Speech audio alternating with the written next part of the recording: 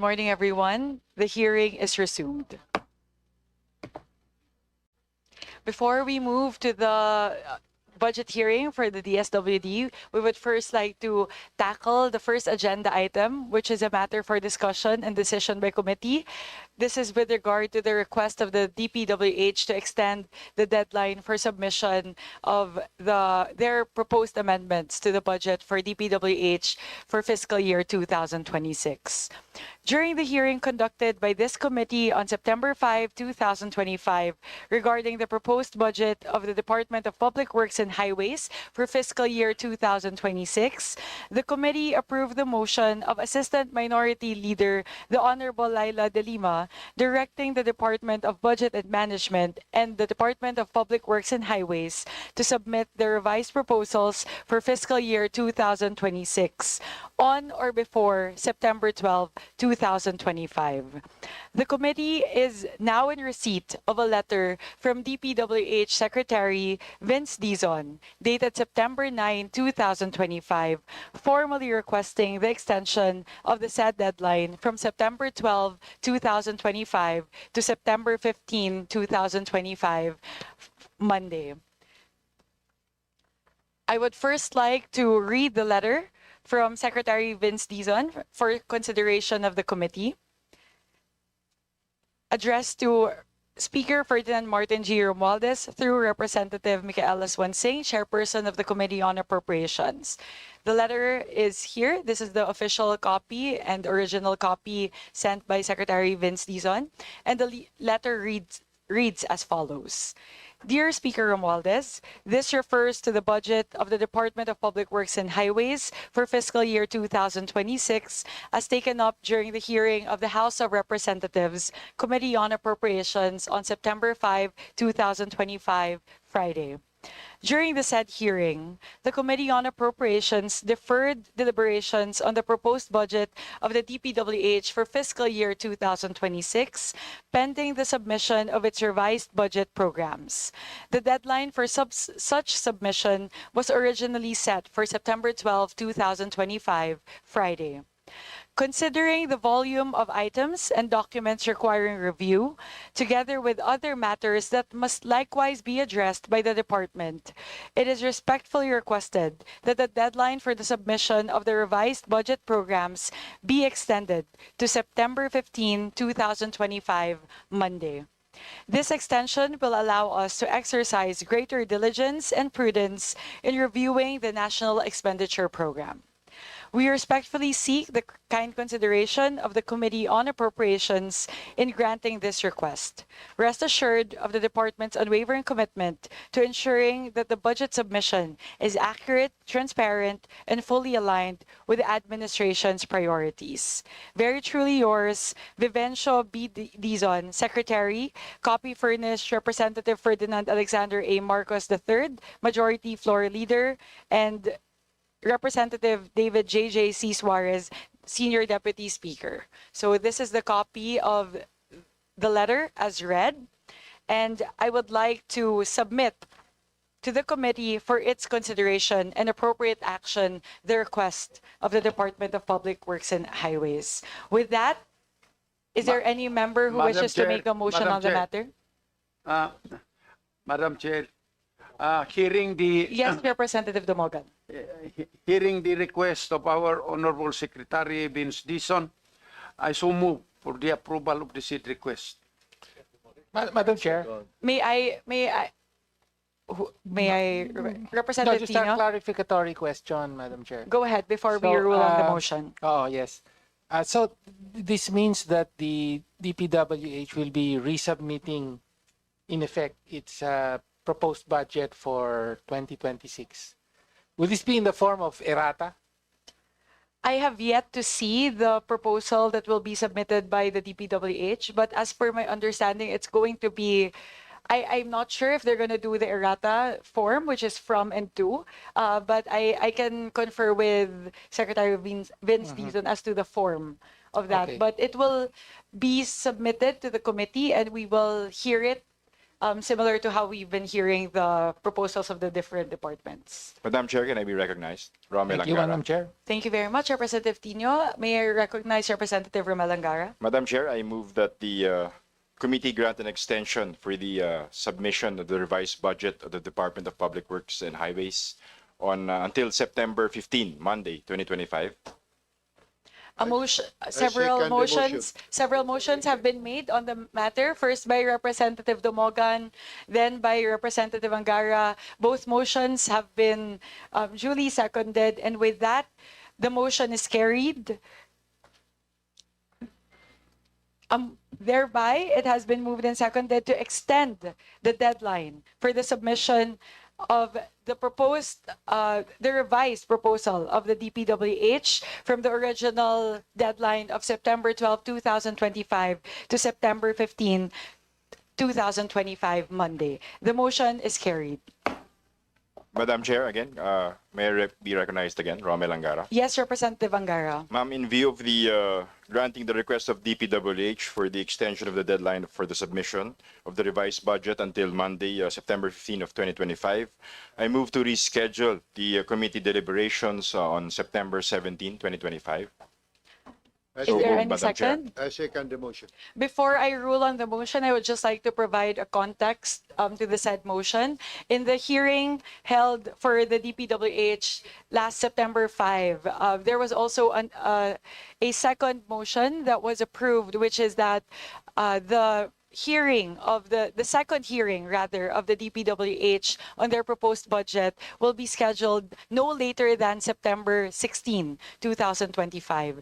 But in light of the approval of the committee on the extension of the deadline of DPWH from September 12 to September 15, it would be too short of a time for the members of the House of Representatives to peruse and review the submission of DPWH that would be submitted on September 15 if we would schedule the hearing one day after, which is September 16, 2025. So to allow the members of the House of Representatives and the members of the Committee on Appropriations to scrutinize the revised proposal of the DPWH with regard to their budget for 2026, it would be more prudent for the committee to add an additional day and thereby move this committee hearing of the second budget deliberations for the DPWH budget from September 16 to September 17, 2025,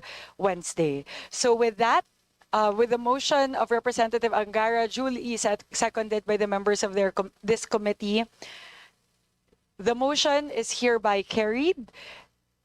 Therefore, the second hearing of the Department of Public Works and Highways budget proposal for fiscal year 2026 is hereby rescheduled from September 16, 2025 to September 17, 2025, Wednesday.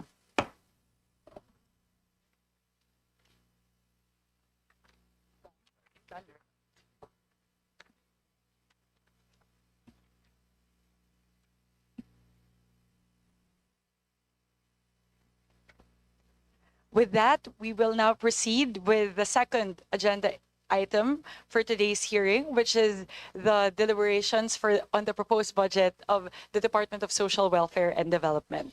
Committee Secretary, please acknowledge the resource persons and House members present here in today's hearing. Good morning, everyone. May we acknowledge the resource person and guests present today from the Department of Social and Welfare and Development, headed by our Secretary Rex Gatchalian, Yusek Evelyn Aribon, Yusek Adonis Sulit from Policy and Planning Group, Yusek Edward Justin Orden from General Administration and Support Services, Yusek Monina Josefina Romualdez, Operations Group, Yusek Diana Jose Cahipe from Disaster Response Management Group, Yusek Denise Florence Bernos Bragas from Regulatory Service Group, Yusek Alan Tanjusay from Peace and Development Group, Yusek Eduardo Punay from Innovation and Program Development Group, Yusek Fatima Aliyah de Maporo from Legislative and Intergovernmental Affairs Group. We also have our regional directors, Director Michael Joseph Lorico, Director Maria Aplaten, Director Maria Angela Gopalan, Director Lucia Alan, Director Venus Ribuldela, Director Barry Chua, Director Leonardo Reynoso, Director Norman Laurio, Director Joselito Stember, Director Arwin Raso, Director Tonison Luderly, Director Clarito Logronio, Director Riduan Hajimudin, Director Ramel Hamen, Director Ruelo Aradanas, Director Loreto Cabaya Jr., Director Marie Flor Libang. We also have our attached agencies head, Executive Director Angelo Tapales from the Council for the Welfare and Children, Executive Director Janela Ejercito Estrada from National Authority for Childcare. We have also Executive Director Glenda Riloba from the National Council on Disability Affairs. You also have Executive Director Tricia Claire Oco, Juvenile Justice and Welfare Council. Chairperson Michelle Ann Gonzalez from Presidential Commission for the Urban Poor. We also have Secretary and Lead Convener Lopez Santos from National Anti-Poverty Commission. We also have our guest from the Department of Budget and Management, Director Benjilit M. Zuniga. We also acknowledge our House members. Attendance.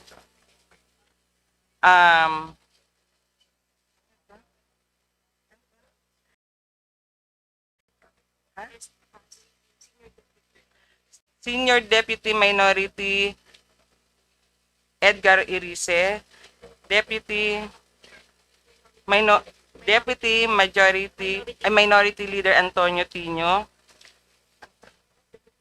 Deputy Speaker Christine Singson Mihan, Deputy Majority Leader Julian Jambaronda, Deputy Speaker Yasser Munto Balindong, Deputy Majority Leader Alisa Micaela Mica Gonzalez. We also have our Vice Chair, Vice Chair Jaysira Manaba, Vice Chair Maria Isabel Tagarbaria, Vice Chair Mercedes Alvarez, Vice Chair Kit Nika Attorney Mike Tan, Vice Chair Roger Gabiola Mercado, Vice Chair Gerardo Jerry Boy Espina Jr., Vice Chair Rodolfo Ordanes, Vice Chair Dale Corvera, Vice Chair Joseph Tan, Vice Chair Romel Rico Angara, Vice Chair Imari Lollipop Juano Dizon, Vice Chair Dante Garcia, Vice Chair Agustina Dominic Ditsetina Pancho. We also have Representative Alexander T. Pimentel, Rep. Wilfredo Mart Inverga, Representative Adrian Michael Amatong, Representative Carlos Andres Loria, Representative Dibo Tuan, Representative Ryan Recto, Representative Mauricio Dumogan, Representative Antolin Oreta III, Representative Rene Luis Co, Representative Elijah Rumboa San Fernando, Representative Gurley and Biloso. We also have Representative Salvador Plato. That's all, Your Honor.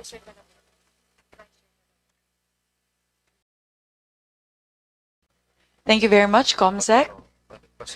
To our DSWT family, of course, headed by our beloved colleague, the Honorable Secretary Rex Gatchalian, to our undersecretaries, assistant secretaries, all the directors, regional directors, thank you so much for being here, the heads of the attached agencies. Of course, to our distinguished colleagues in the Committee on Appropriations and the House of Representatives, and our partners from civil society organizations who are present here today. Magandang umaga po sa ating lahat. Today, we deliberate on the proposed budget and priority programs of the Department of Social Welfare and Development, and we warmly welcome again our beloved colleague and someone I look up to so much in public service, our Honorable Secretary Rex Gatchalian. And today, we will work together to review the department's fiscal performance and strengthen its mandate to uplift the lives of the Filipino people. We commend the DSWD for achieving a 4.3 rating in their recent agency performance review done by the Department of Budget and Management, a reflection of its strong delivery of social protection programs. Among these, the Pantawid Pamilyang Pilipino program, or 4Ps, remains a cornerstone initiative. The World Bank identifies the 4Ps as a contributing factor to an annual reduction in poverty of 1.4 percentage points, benefiting 1.5 million fewer poor Filipinos each year. It has improved school enrollment, reduced stunting, boosted local economic activity, and inspired greater optimism among parents, 87% of whom believe it helps secure a better future for their children. For fiscal year 2026, the proposed budget for DSWD is 223.202 billion pesos. Its major funded programs include: first, Pantawid Pamilyang Pilipino Program, or 4Ps, amounting to 113 billion pesos for 4.4 million marginalized households. Second, protective services for individuals and families in difficult circumstances, amounting to 27 billion pesos for assistance during cases of abuse, calamities, and emergencies. Third, the Food Stamp Program, or Walang Gutom 2027, amounting to 1.9 billion pesos for 50,000 food-poor households with electronic benefit transfer, or EBT cards. Fourth, the social pension for indigent senior citizens, amounting to 49.8 billion pesos for a monthly stipend of 1,000 pesos for 4,085,066 senior citizens. And fifth, the Supplementary Feeding Program, or SFP, amounting to 6.1 billion pesos to provide nutritious meals to daycare children. As we deliberate on this budget, let us ensure that our social welfare programs continue to evolve not as permanent subsidies, but as pathways to independence. Strengthened monitoring, livelihood integration, and graduation strategies must remain at the heart of its reforms, so that support is both targeted and time-bound, and families are empowered to rise on their own. Maraming salamat po. And before I yield the floor to our Honorable Secretary Rex Gatchalian for the presentation of the DSWD's proposed budget for fiscal year 2026, I would first like to recognize the Vice Chairperson of the Committee on Appropriations, who will be sponsoring the budget of DSWD for fiscal year 2026, the Honorable J.C. Raman Nava. You have the floor, sir. Thank you, Madam Chair. And to my colleagues here in the House of Representatives, thank you. Again, we welcome Secretary Rex and DSW family and all our guests, of course. As mentioned by the Honorable Chair, DSWD is generally the department that shall promote and uplift the well-being of the poor, vulnerable, and the disadvantaged sectors of our society. It is primarily tasked to deliver the social protection programs and poverty reduction solutions. Likewise, we expect DSWD to provide the necessary social welfare programs and services to our communities in need. This morning, we are glad to have no less than the Secretary to brief us of how this would be realized, this mandate, and the budgetary requirements for the next fiscal year. So that's all, Madam Chair. Thank you very much, Vice Chair Nava. I would now like to yield the floor to our Honorable Secretary Rex Gatchalian to present the proposed budget of the DSWD for fiscal year 2026. Thank you, Madam Chair. Before I start, I must say it's good to be back, and it's good to see very familiar faces. Always nice to be back where I started. Madam Chair, of course, to our budget sponsor, let me go through the top line data of the DSWD to give everybody a bird's eye view of where we stand and where we want to go. Honorable Chairperson, esteemed members of the Committee on Appropriations, good morning. Thank you for the opportunity to present today the proposed 2026 National Expenditure Program for the Department of Social Welfare and Development and its attached and supervised agencies. Our presentation will cover two main areas. First, the 2026 budget of the department, including its attached and supervised agencies. Second, our financial and physical performance for major programs for the past 2 years. For 2026, the DSWD's total proposed budget amounts to 223.2 billion. The Office of the Secretary accounts for the bulk of this at 221.3 billion. For the attached agencies, the Council for the Welfare of Children, 202.6 million, the National Authority for Child Care, 721.1 million, the National Council for Disability Affairs, 170.9 million. The Juvenile Justice and Welfare Council, 133 million. For our supervised agencies, namely the National Anti-Poverty Commission at 369 million. The Presidential Commission for the Urban Poor at 248.2 million. The proposed 2026 budget for the Office of the Secretary is, as mentioned, it stands at 221.36 billion, higher by 2.57% compared to the 2025 GAA. Personnel services rose significantly by almost 5.24 billion or 49%. We have to thank the Department of Budget and Management for granting additional regular and contractual position to strengthen our personnel complement to deliver mission-critical services. MOE decreased slightly by 1.9 billion. As will be explained later, this is caused by the adjustment in the budget level of programs. Capital outlay increased substantially by 2.2 billion to invest in systems, facilities, and requirements to improve service delivery. Please allow me to highlight our financial performance for 2024 and 2025 as of July of the said years. As of July 2024, our obligation rate stood at 51%, with disbursement at 91% of obligations. By July 2025, we recorded an obligation rate of almost 79% and a disbursement rate of 82%. These figures reflect our improved absorptive capacity founded on timely delivery of assistance and prudent fiscal management despite the scale of our operations. Let me now present the department's major programs, activities, and projects. These include our flagship programs and new innovative interventions which form the core of our social protection mandate. Let me start with the Pantawid Pamilyang Pilipino program. This remains as our flagship human capital investment and poverty reduction initiative. Beyond cash grants, we celebrate stories of empowerment, such as 4-piece graduates who are now professionals, teachers, and even top-notchers in national examinations. Through partnerships with private and government institutions, we have also strengthened employment opportunities for 4-piece households in line with the Trabaho sa Bagong Pilipinas Trust. For 2026, the NEP amount is 113 billion, of which 98.4 billion is for cash grants, including the first 1,000 days support for pregnant and lactating women.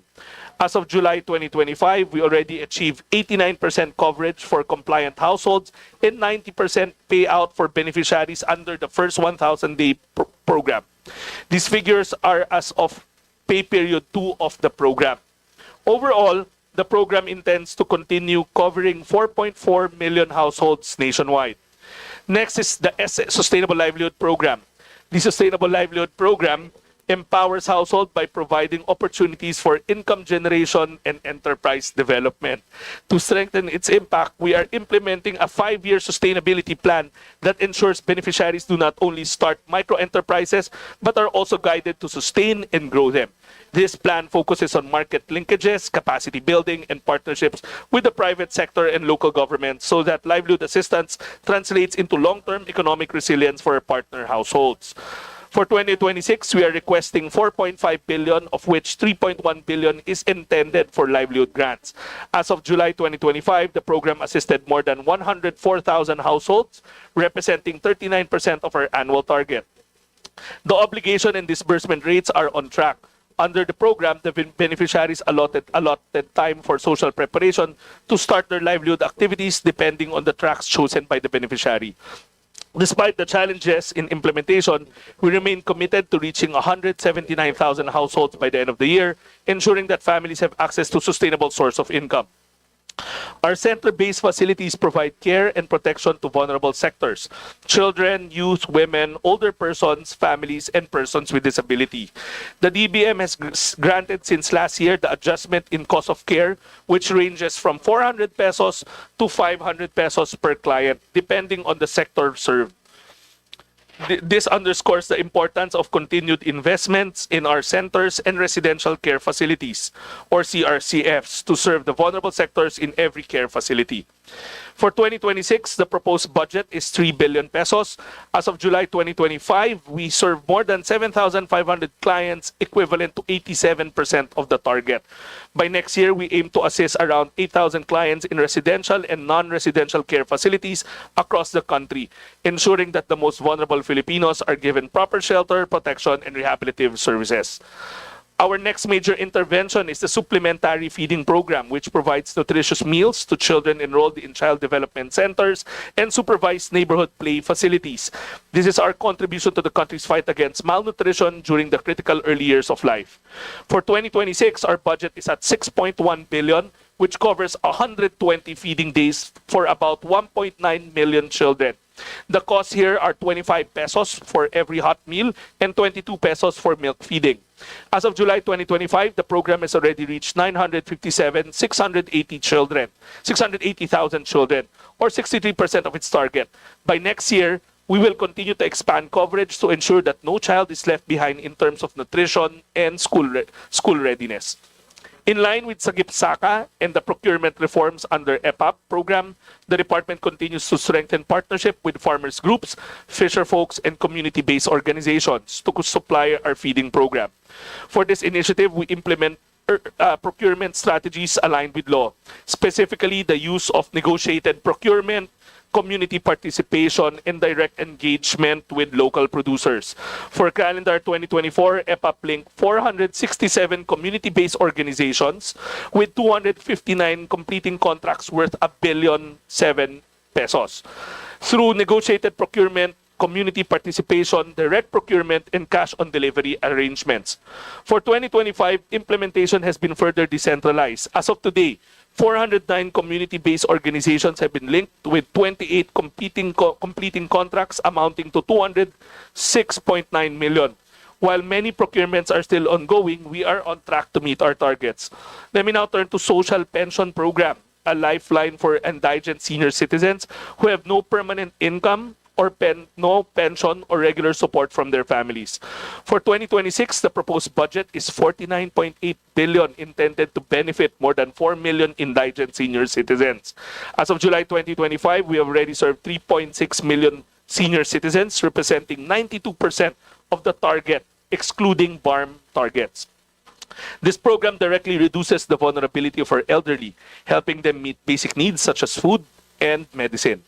Another important program is the protective services to individuals and families in difficult situations. This includes the assistance to individuals in crisis situation, or AICS, which provides immediate support such as medical, burial, transportation, and cash relief assistance.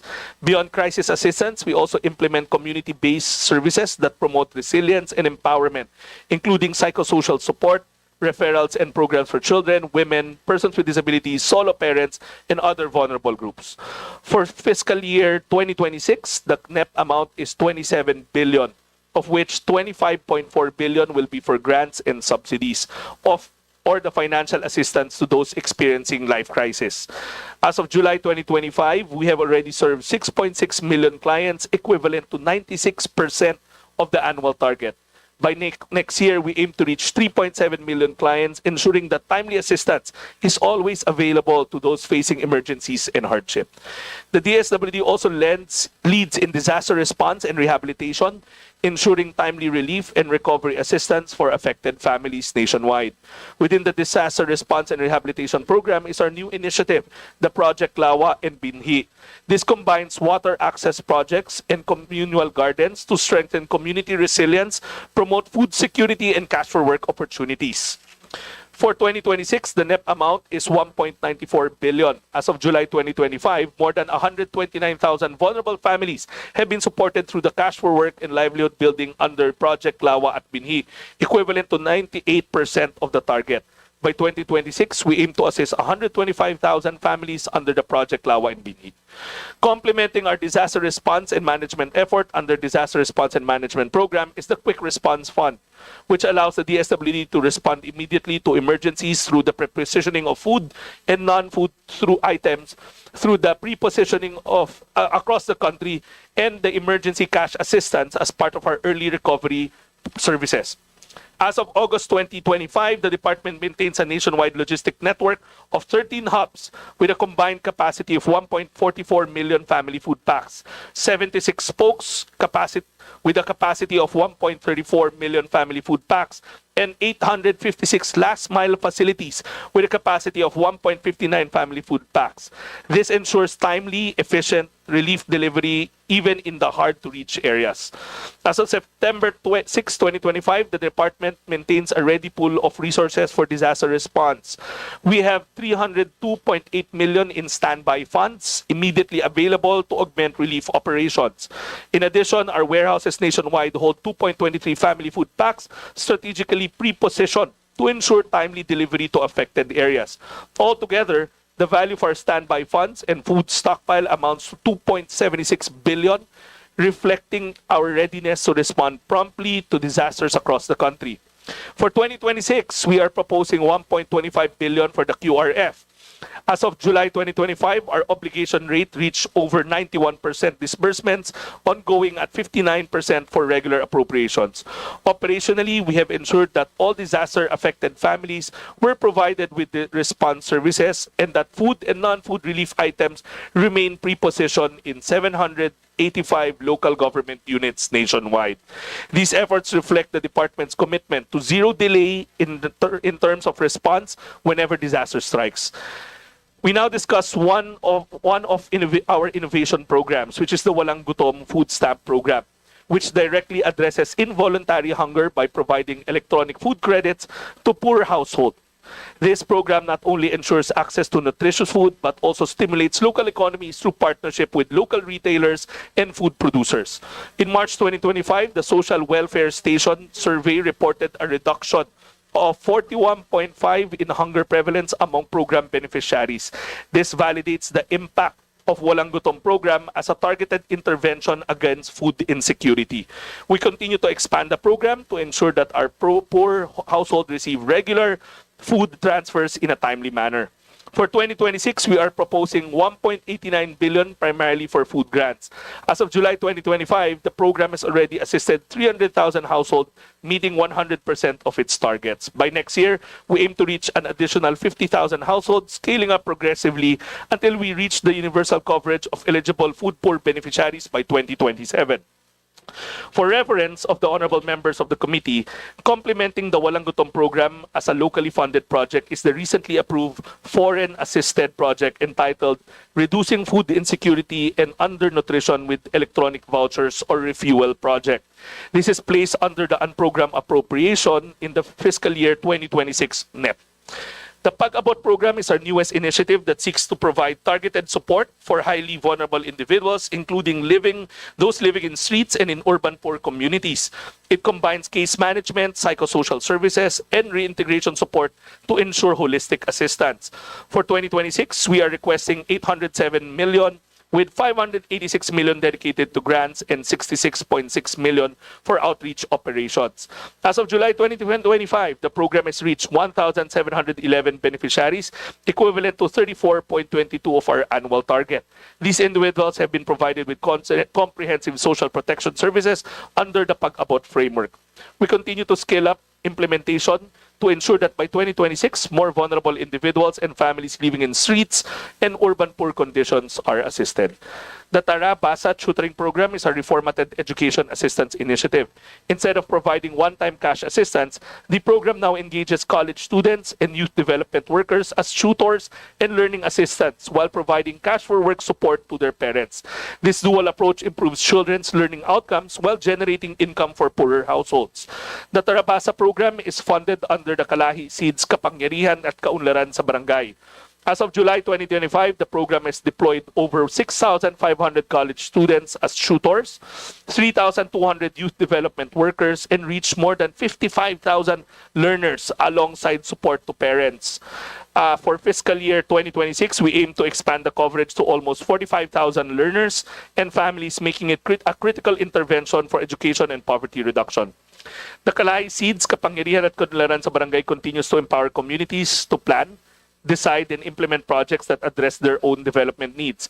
The KCKKB also implements cash for work for persons with disabilities and college student graduates from poor households. For fiscal year 2026, the program is allotted 1.78 billion, composed of 880 million for Kalahi Seeds KKB and 900 million for the Tara Basa Tutoring Program. In terms of financial performance, for fiscal year 2024, we had an allotment of 2.18 billion with 2.14 billion obligated, that's a 98% rate, and 1.97 disbursed, 92%. For 2025, the allotment was 2.11 billion with 1.71 billion obligated and 1.19 billion disbursed. Our physical accomplishments. In 2024, we completed 176 sub-projects, reaching 52,426 families with persons with disabilities and 25,440 families with college graduates for students through cash for work. In 2025, we completed 44 sub-projects supporting 25,440 PWD families and 25,440 college graduates students' families. For 2026, we target 224 sub-projects to benefit around 98,000 families with PWDs, 7,270 families with college graduates or students alongside tutors, parents, and learners engaged in Tara Basa. These accomplishments reflect the continuing role of KCKKB in community-driven development, empowering families and communities through implementation of solutions to their most urgent needs. In closing, the department's proposed 2026 budget of 223.2 billion reflects our continuing commitment to protect the poor, empower communities, and build resilience against risk and vulnerabilities. We thank Congress for the support given to DSWD over the years. We again seek your support to approve our budget proposal and other requests so that together we can uphold the welfare of every Filipino family consistent with the thrust under this administration of Bawat Buhay Malaga. With that, Madam Chair, I yield back the floor. Thank you for the opportunity to give you a top-line, a bird's-eye view of the SWD. Thank you very much, Secretary Gatchalian. Just wanted to, before I yield the floor to Vice Chair Nava to facilitate the interpellations from the members, I just wanted to ask a few questions, po, Sec Rex, with regard to the BURs. I have the time series data of the BURs of the department for FY 2020 to 2025. So I'm just looking at the second to the last category, which is the obligation and disbursement rate for FY 2024 allotments as of July 31, 2025. So, a few lang po, Sec. But before I'll contextualize my questions kasi the 4.3 rating of the DSWD with regard to the annual performance review is actually really, really good. So, actually, if you look at the different programs across the board, mataas po yung utilization rate nung most of the programs. So, actually, that's why there are certain programs that kind of catch my attention kasi medyo ano siya, exception siya, because the utilization rates are a little bit low for some of the programs. I'm also seeing some programs wherein the obligation rate is almost at 100%, but the disbursement rate is quite low. So I just wanted to understand perhaps the reasons behind these. So I just wanted to zero one by one lang po, Sec. It's just a few items naman po. The first would be the SLP, yung Sustainable Livelihood Program po. The obligation rate is already 100%, but the disbursement rate is only at 64.05%. So may I ask po for an explanation with regard to the roughly 35% shortfall, ano ba, gap between the obligation and the disbursement rates? Madam Chairman, the SLP is one of our flagship programs to make sure that the sustainability of pulling people out of poverty is achieved. Actually, one of your Vice Chairman, Congresswoman Alvarez, is a big fan of the SLP, and I think that's why she's here. Madam Chair, the program entails a big chunk of time for social preparation, meaning once they submit the requirements, we obligate, but that doesn't necessarily mean we disburse immediately. They have to hurdle a lot of prerequisites, such as submitting a business plan, making sure that the bank account is in place. We have to make sure that everything is ripe for a proper entrepreneurial environment before they actually get the cash. So we did streamline it, making sure that the steps aren't as steep. I just wanted to, kasi po, di ba 2 years din yung lifespan nung allotment under the SLP, di ba? So, since it's about, just looking at the gap, it's about 2.8 billion. Just wanted to get the assurance na po Yes. that will be disbursed before the funding expires in December. Madam Chair, I assure the good committee that we will be able to disburse that. The social preparation normally happens first half to third quarter of the year. So when everything's in place by the third quarter of the year, we start the disbursement. That's the assurance. I think if you look at the records, this was also raised by the prior hearing last year na medyo mabagal yung disbursement compared to obligation. But our records will show that we do 100% disbursement. Like last year, come end of the year, naubos ko yung buong pondo. Marami pang pending na application. Okay, sounds good. Happy to hear that, Sec. Yun lang naman po yung gusto kong ma-catch tungkol sa SLP. Because again, it's a very popular program. So we just want to make sure that all the funds are disbursed before they expire. The next one po, similar to that, would be the Pamana DSWD LGU-led livelihood. It has a similar trend. 97.5% obligation, 61.44% disbursement. So similar po ba yung reason as to why there's a It's a there's a gap? combination. But I'm sure this is one of the programs that had a FISARO provision or for later release, conditional release, pending the crafting of a joint guideline with OPA-PRU. So it took us some time to craft that. Second, the targets are also from OPA-PRU. So because there were revisions in the guidelines, the targets moved. So if I'm not mistaken, we got off the ground by May or June already. So we had to do the compliance to the conditional release provision, which is a joint memo circular with OPA-PRU for the guidelines. After which we had to OPA-PRU had to revise the targets before they could send it to us. And then third, the social preparation will take place. But Madam Chair, I want to point out that while all of those were happening, we were also fine-tuning our rollout plan for the social protection. So now that we have the targets, we are moving along smoothly. And we assure the committee that we will make sure that no money goes expired come end of the year or 2 years later. Thank you, Sec. Another one that's a little bit interesting to me, sorry po, hinihimay ko kasi kanina, yung provision of capability training programs, the obligation is at 99.6%, but the disbursement is at 0%.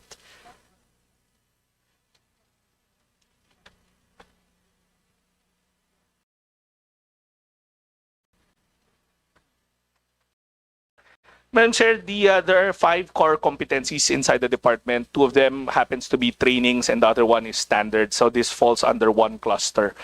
We we were revising and still in the process of revising the capacity building side of the department. Actually, we are reintroducing the DSWD Academy.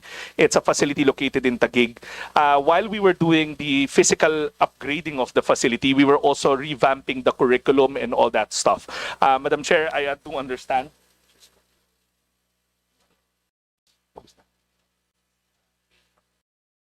So, Madam Chair, so while we were doing all of that, inabutan ho kami ng election ban. So now that the election ban's over, the guidelines are in place, the new curriculum's in place, we will start paying all those obligations that we've already obligated. You know, because it's a standout for me. It's 100%. Sorry, it's almost 100% obligated, but 0% dispersed. So, it's roughly ano po sec? It's roughly 42.6 million. Correct. So, just wanted to check in. Yes, Madam Chair. I know it's an anomaly given that we have a high obligation and disbursement rate. But again,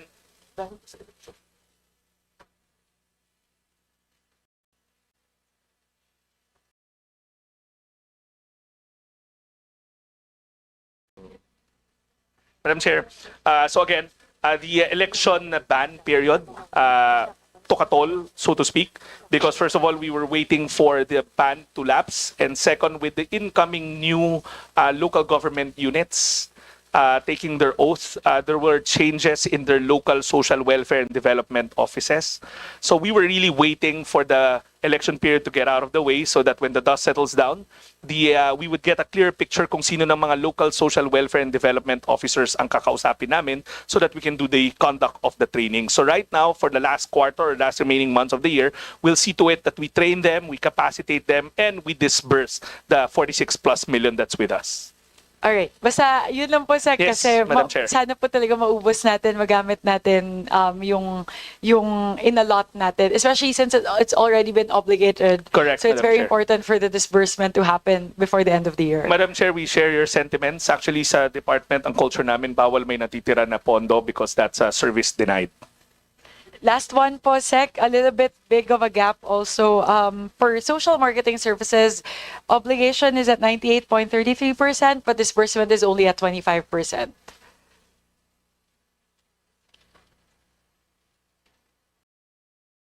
Madam Chair, again, the procurement for the social marketing took some time, but now it's already online, and we'll see to it that the disbursements takes place in the next couple of months. We'll make sure that the information campaign for the programs, especially to combat fake news, is all taken care of. Kasi Sec, it's roughly around 90 million that's still left to be disbursed from the obligation. So, yun na po, if we may ask the assurance as well of the good secretary that this will be. Madam Chair, I just want to point out, I'm not sure if we're in the same point of reference. I think the data is December 2024. Oh, because the header here says fiscal year 2024 as of July 31, 2025. But we were if we will we'll submit to the department the current status, which is already, we've touched a lot of this. A lot of disbursements have already taken place.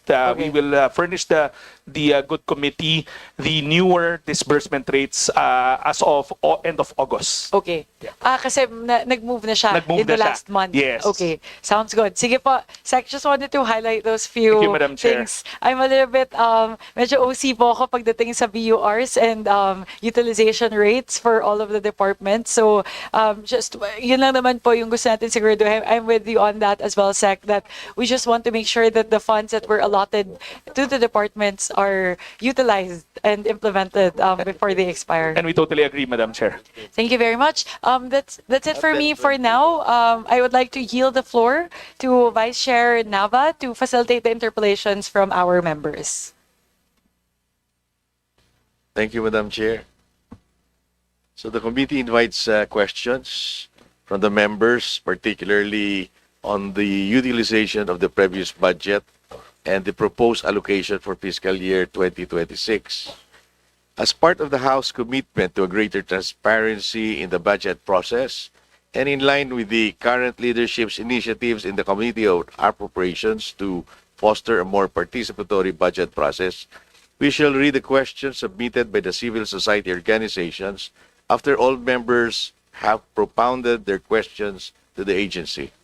Secretary Rex Gatchalian and his team are requested to provide the necessary clarifications and to respond directly to the issues at hand to ensure that this committee and the public following this proceeding are fully informed of the participated impact of the proposed budget of DSWD and its attached agencies.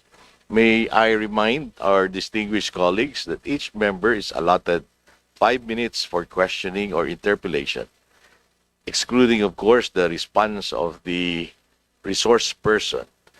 When you hear the first bell, it indicates that you have 30 seconds left to conclude your questions. The second bell means it's end of time.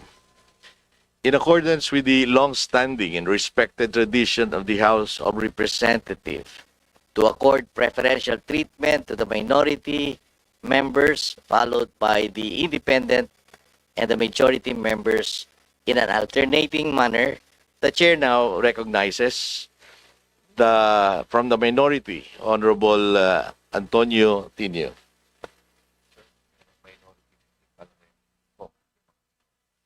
So we'll have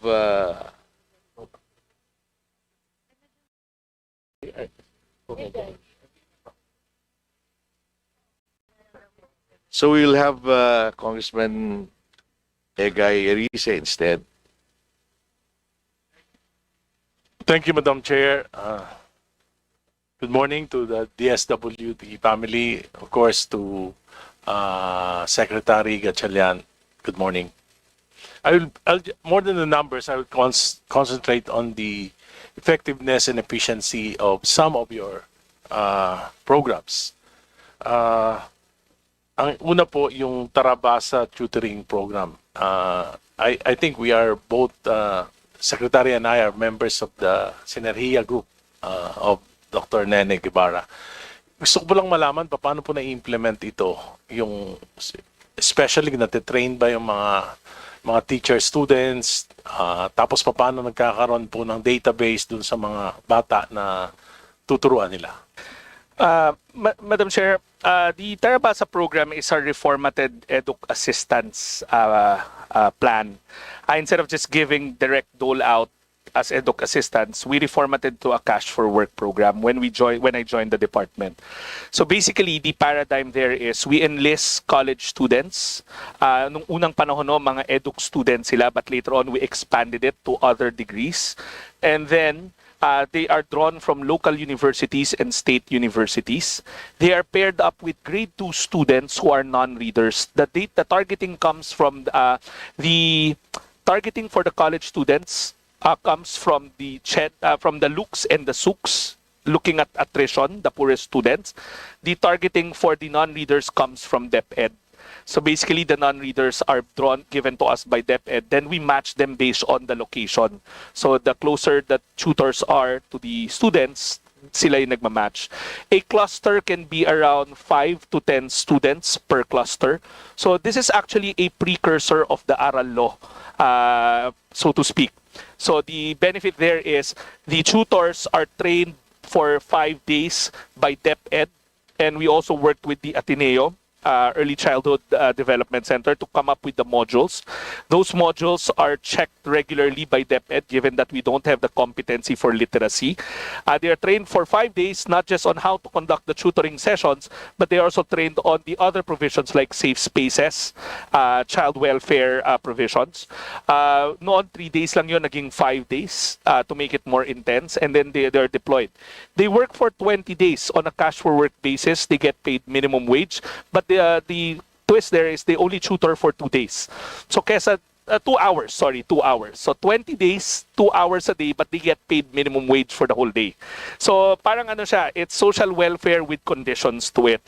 Further to that, we believe in DSWD about parent effectiveness, making sure that our parents know that their responsibility to be the first tutors at home.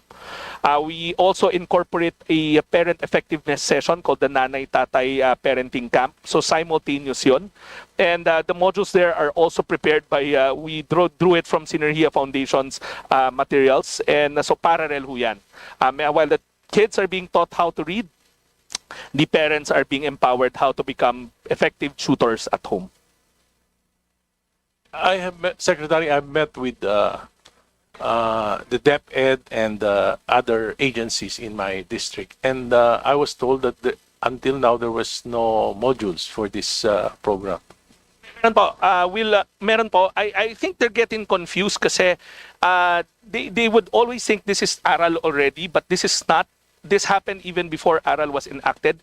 We will gladly furnish the committee together with your office the modules for parent effectiveness and as for the ARAL Tarabasa program, as well as the modules, the loose sheets that we use during the conduct of the trainings of the tutoring program. Which agency funds the printing of these modules? The department takes care of everything. The content we came from Ateneo together with DepEd. They check it regularly before we roll it out.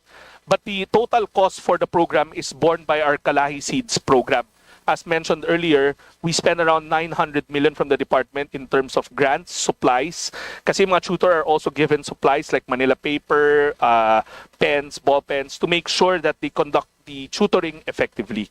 We will furnish the committee all the materials that we have, all the modules that we're using, as well as your good office, Mr. Chair.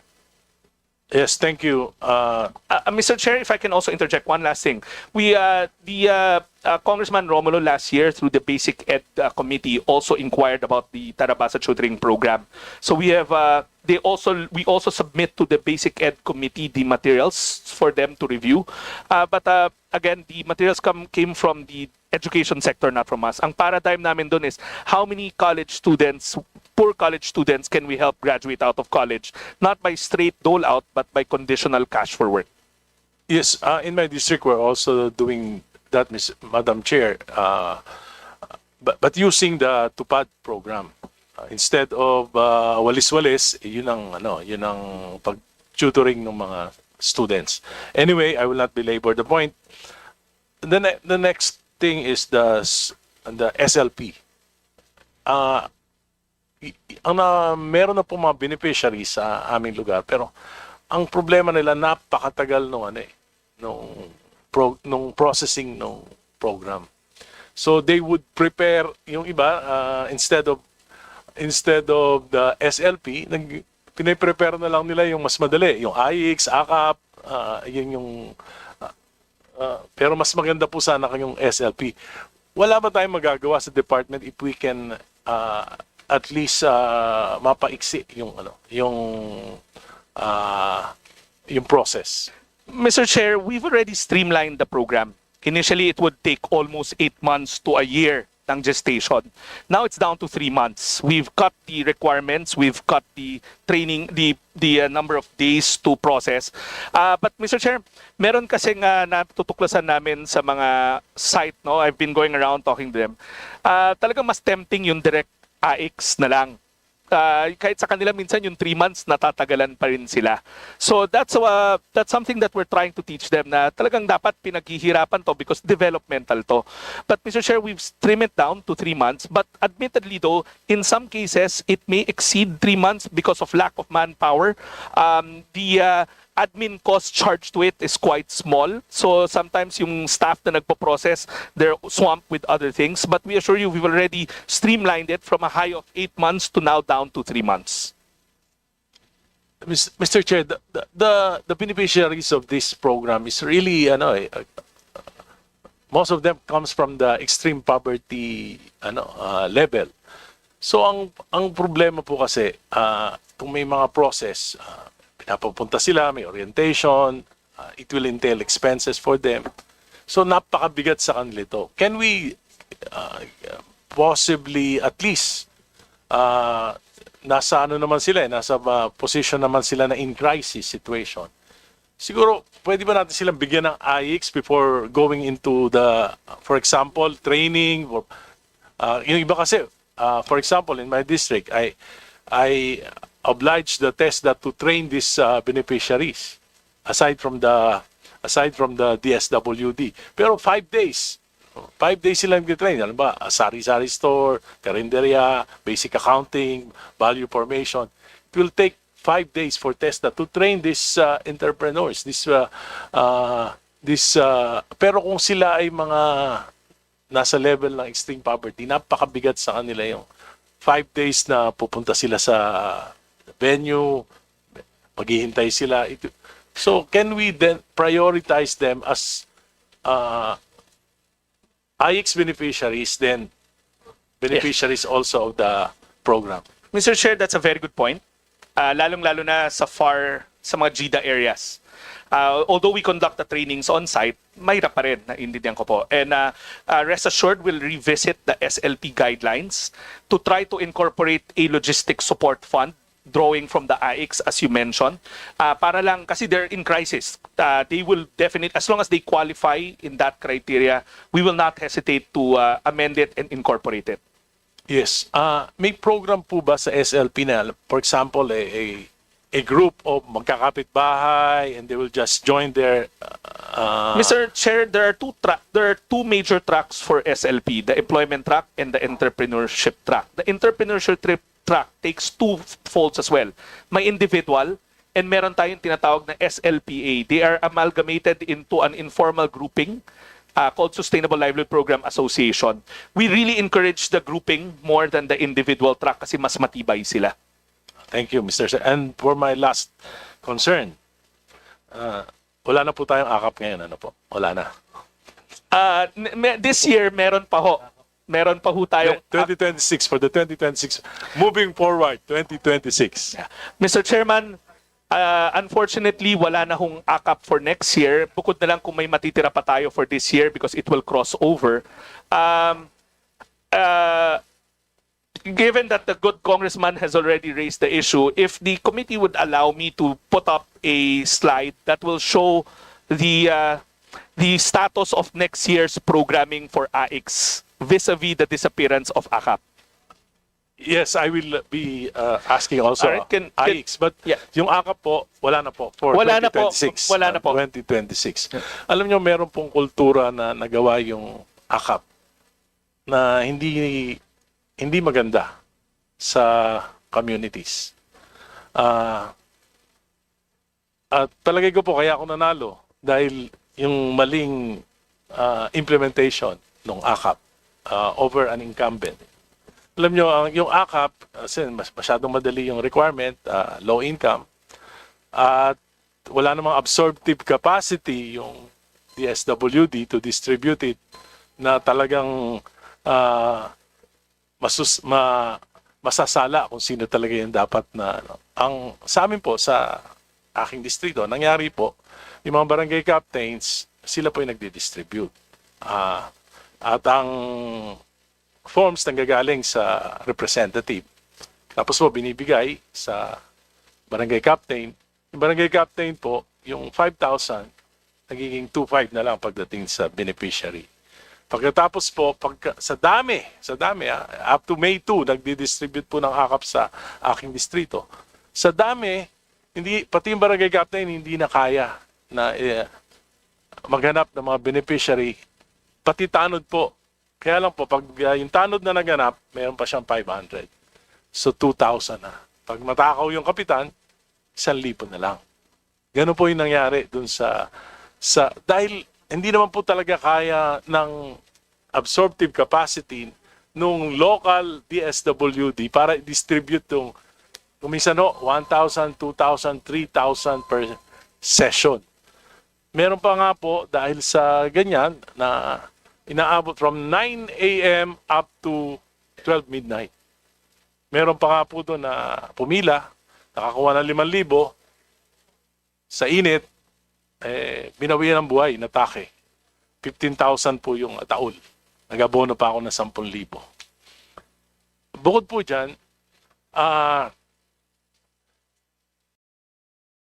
sa halip na mangarap, na magtrabaho, magsimula na isang maliit na negosyo, sa dalas at sa dami ng pinamimigay, ang nangyari po, ang pangarap na nila hindi na maghanap buhay, ang pangarap na nila makakuha ng AKAP.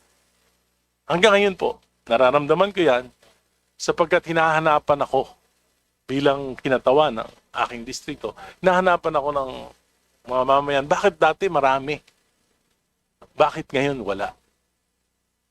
So, may nabuo pong kultura, especially sa mga barangay officials, they would prepare na meron silang, I would give them AKA forms para may ma-distribute sila sa kanilang mga, lalo na mag-election ng barangay. Yan po yung, palagay ko meron dapat na intervention gawin ang DSWD para ma-realign yung pag-iisip ng ating mga mamayan pagdating po dito. Nangyari po pati IX, ganun din po nangyari nung nakaraang eleksyon. At mali na rin po yung, maski po yung wala naman sa crisis situation, talaga po naghahanap ng AIX. Nararamdaman ko po ngayon yan. Pero ako po, sinasabi ko, ay yung mga programs na yan, dapat talaga, mas maganda pa yata, bigay ko na lang as students assistance rather than mga ganyang sistema. So, I don't think that the DSWD has enough social welfare workers to determine the eligibility of beneficiaries. Ang nangyayari po, ito po ay naging dole-outs. Dole-outs naming mga politiko. Gusto namin makatulong dun sa mga talaga nangangailangan, talagang deserving. Pero, siyempre, pagka kami nagde-determine, may political color. So, ako po, matagal na, I would prepare that the social welfare will interview the person in crisis, determine the amount that he or she needs, and the SW personnel giving the money directly to the persons in crisis. Isa pa po, alam ko rin na yung inyong mga personnel, disbursing officers na pinapadala sa aming mga distrito, sa LGUs, marami sila, they are contractuals. Last time they were tempted. Kasi nga, contractuals, hindi naman sigurado yung employment. Pagkatapos po, kung sino yung dumating, sa halip na tingnan nila kung tama yan o hindi, pinababayaan na lang nila. At alam ko po na naging source of corruption. Kasi po lahat ng mga binibigyan, hindi na nila chine-check. At wala pong amount. Walang amount. So 5,000, hindi na nila makikita kung 5,000 o 3,000 o 2,000 yung pinirmahan nilang na-receive ng mga beneficiaries. Moving forward, siguro po iwasan na natin itong sistema na ito at kailangan po may intervention yung departamento nyo para hindi ito yung maging kaisipan ng mga contractual workers nyo and ng mga beneficiaries sa aming mga distrito. Salamat po. Thank you, Congressman Erice. I'd just like to inform you that you fully consumed. In fact, Yes, we I'm extended finished. it. I'm finished. Yeah, okay. So Thank you po. may we listen to the response of Secretary Mr. Chair, we appreciate the observations. Clearly, there are guidelines to the effect of what the good congressman mentioned. We will work with his office to isolate these cases, and definitely we will deal with them accordingly if proven. So we will get in touch with the office of the good congressman to look at these cases. But rest assured that the guidelines for AIX and ACAP are there. In fact, the ACAP guidelines is already a joint memo circular by 3 departments. But if there are such cases, there are rotten eggs or there are wrong implementation, we will reach out to the office of the good congressman to get the details of such matters so we can deal with it accordingly. Thank you. Thank you, Mr. Chair. Thank you, Secretary, and thank you, the SWD family. Thank you. With no independent from the independent that would be questioning, we move to the majority. We recognize Vice Chair Rodolfo Ordonez.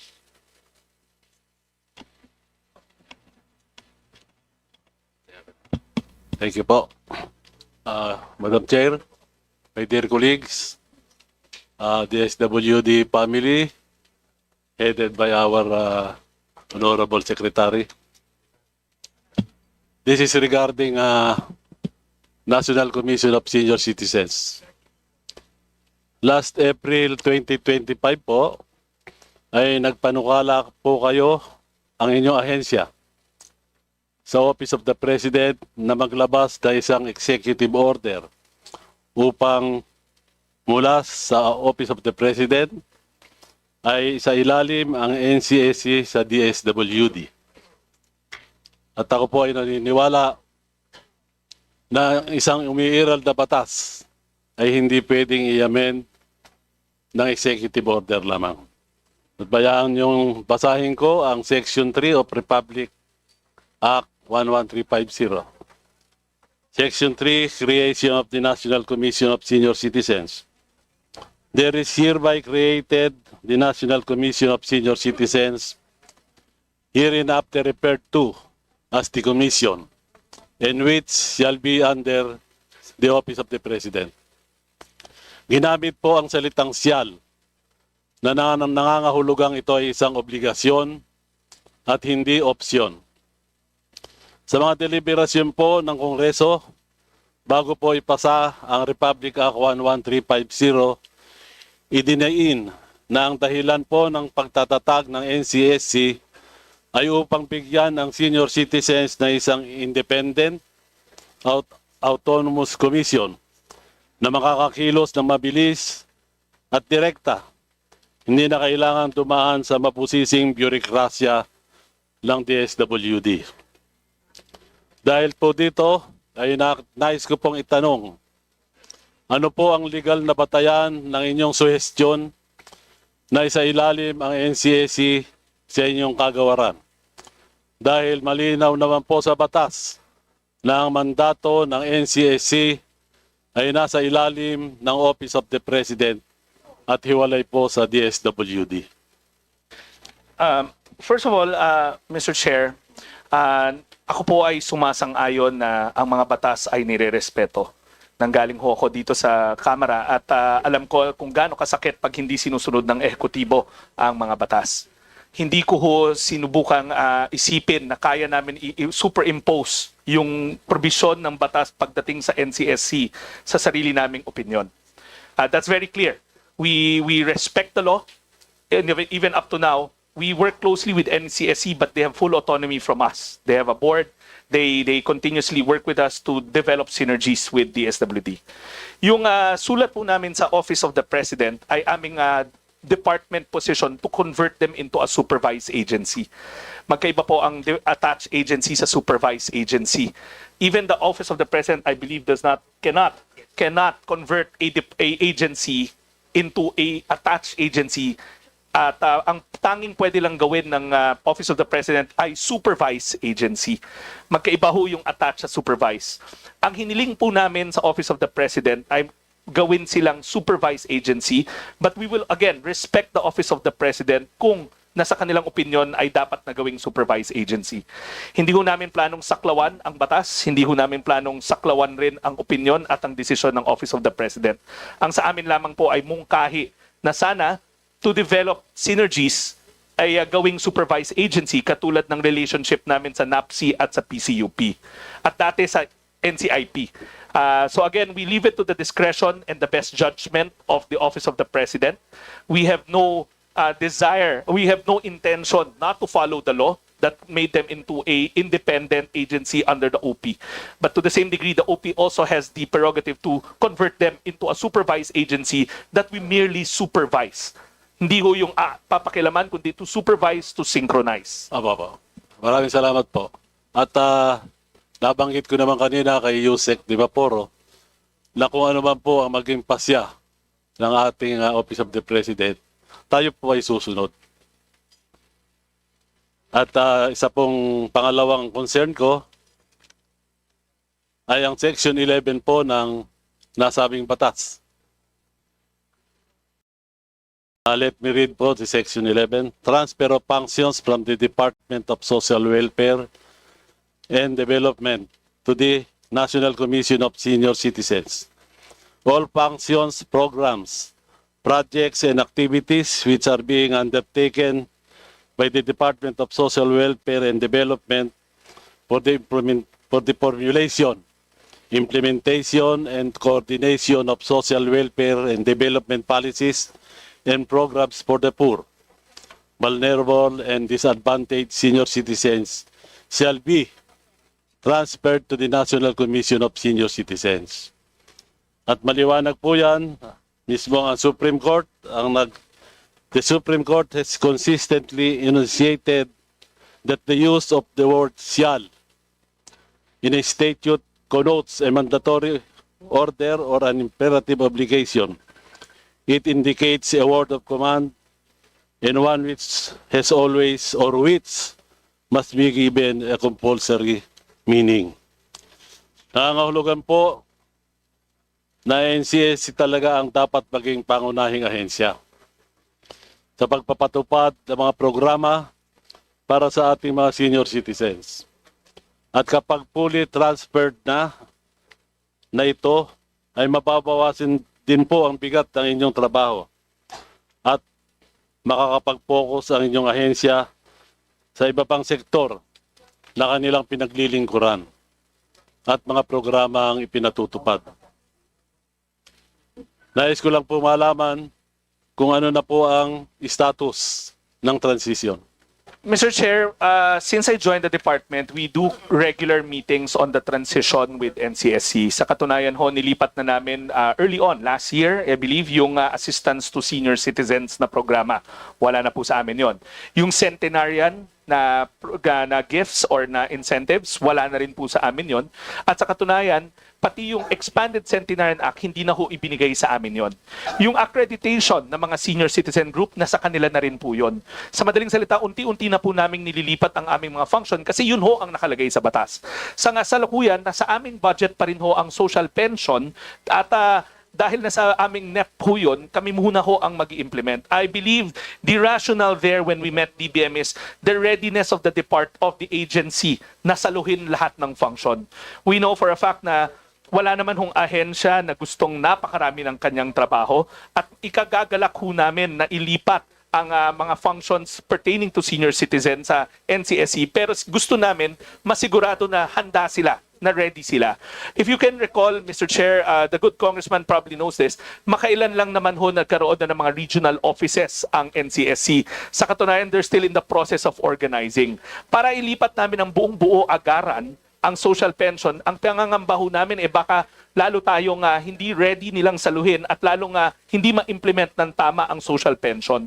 The wisdom there is the readiness of the NCSC to assume the full responsibility of the social pension. And we're talking about a very big population here. We're talking about close to 50 billion pesos with around 4.5 to 5 million senior citizens. So kami naman ho, handang-handa kaming ilipat yon. Ngunit sinisigurado rin ho namin na handa silang saluhin ang responsibilidad na yon. Okay po. Kasi po kaya po natanong ko yan. Ang NCSC ay 6 na taon nang nag-exist. At nakakadalawang chairman na rin. So, ako po ay naiinip nga dahil hindi pa natin na itatransfer ang yung social pension. Well, kung yan po ang inyong opinion, ako po ay sumasang-ayon at naniniwala po ako na ang senior citizens, ako'y nagpapasalamat sa inyo. Ang inyong pagmamalasakit at pagmamahal sa amin ay ganoon na lamang. Maraming salamat po, Mr. Secretary. Just, if you'll allow me to just put it on record again, na at any given time that the NCSC will be ready to implement the social pension, and it's already deemed by DBM and the DS na ready na ho sila, lalong-lalo na sa implementors on the ground, we will gladly give up that function. Mamimiss ho namin kayo, pero yun ang nakaakda sa batas. Maraming salamat po. Madam Chair, follow-up question, please. May suggest the members, I'm very sorry, but we have a list of those who want to question right now. And I think we have to move on with the list. And this would go with the minority now. I beg the indulgence of all our members in accordance with the procedure that the committee adopts. So may I call Thank you, Mr. Chair. Congressman Rene Luis Co, of the minority. Okay. So the next, in the absence of the minority, we now call Representative Alexander T. Pimentel.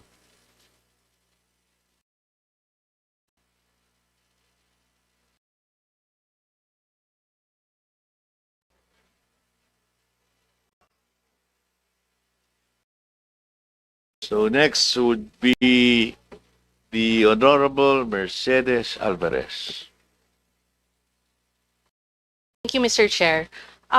Very quickly, Mr. Chair, is it right that there has been a reduction in the funds for the program on protective services for individuals and families? That's correct, Mr. Chair. The good congressman rightfully pointed out dahil mawawala ho yung AKAP, dati nandun sa protective services yon, malaking kawalan ho yun. And then, the budget for AICS also, or the assistance to individuals in crisis situation, nabawasan din ho. So put together, we're looking at close to around 50 billion worth of reductions. I don't want to put the cart before the horse, but to be able to better explain it, if the good committee will allow me to flash the card that I wanted to show a while ago. Yes, please, Yes, Secretary. Can you put that up? Can we? And maybe if the good secretary can also explain what will be the effect of this reduction, and as well as the alternative if ever there are families or individuals who have a need of this program. Thank you, Mr. Chair. Can we flash the slide? So if you can see, Mr. Chair, we put together the slide that shows AICS and its sister program, AKAP. For 2026, because of the reduced AICS budget, the target has been reduced from around 6 million to 3.6 million. So ang underserved natin for next year, projected if the NEP is to be followed, for AICS alone, 2.978,543 individuals is endangered of losing their AICS social welfare. So pag may kailangan sila, hindi itong numero na to yung madi-displace. Now, because AKAP has been deleted from the NEP, we're looking at another 4 million clients na sa kasalukuyan natutulungan ng programa, pero mawawala na rin ho. So if you look at the right-hand most slide, and if I can direct you to the projected service gap, that's 2.9 or 3 million for AICS, and then another 4 million for AKAP. So we're looking at around 7 million individuals who may not be able to help receive social welfare in their crisis situation. Now, that's the first part of it, and it's a bit alarming, and I'm very thankful for the committee for asking us about this. Now, the alternative thereof, I leave it to our policymakers. But again, there is a notion in the department that we merge the program, consolidate it into the AICS to make sure that people do not lose their service, their social welfare. But again, I put it on the table for our policymakers that even AICS itself has been reduced. So sana ho ma-reconsider ng ating mababang kapulungan yung dilema ng departamento na may mahigit 7 million tayong Pilipino, pamilyang Pilipino na maaaring hindi matulungan kung hindi natin i-restore o dagdagan ang provision para sa AICS.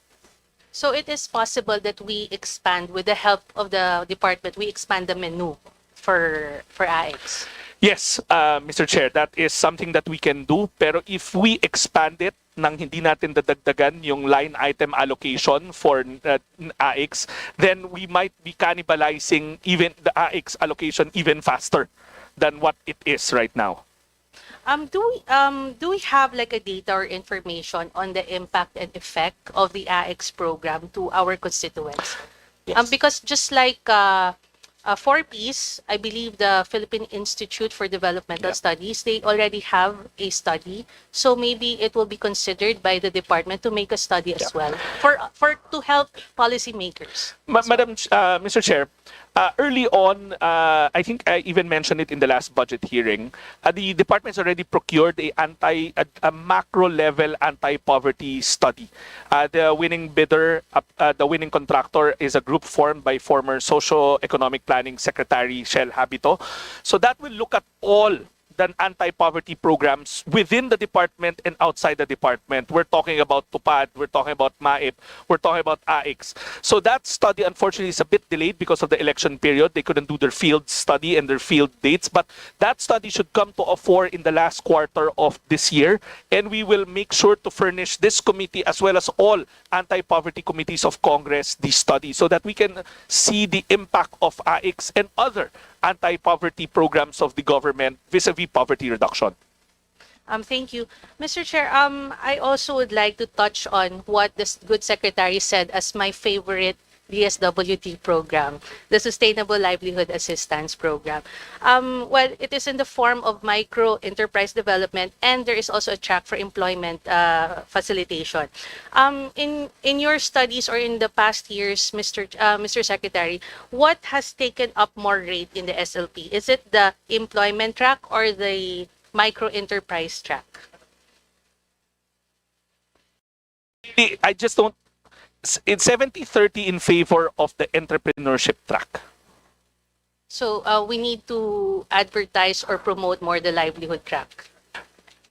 What we have done, as mentioned in the last budget hearing, is to form linkages with other agencies that can capacitate them. Yes. For instance, DTI has a very strong entrepreneurship program. The OST has the same. For the employment track, there are also DOLE and DOT.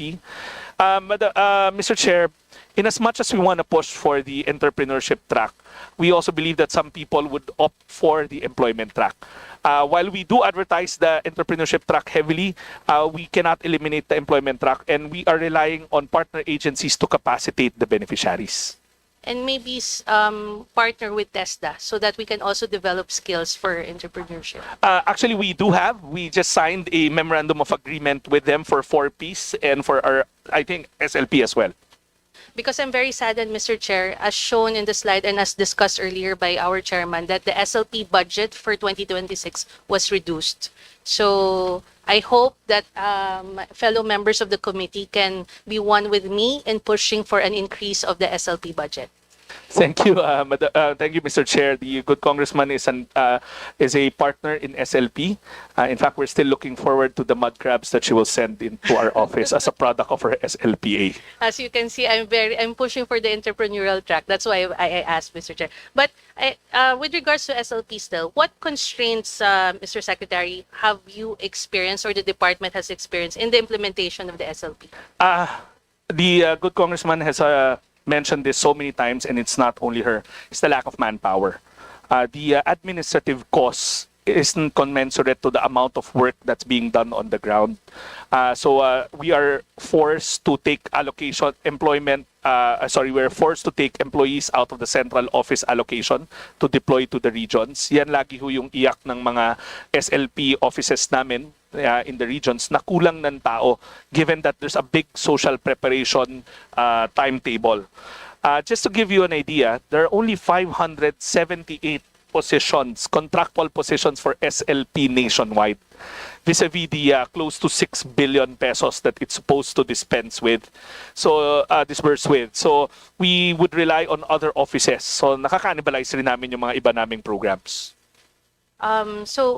Maybe, but of course, with our experience in the district, Mr. Chair, Mr. Secretary, we have linkages, we have a good working relationship with our local government units so that we will be able to implement the SLP better on the ground.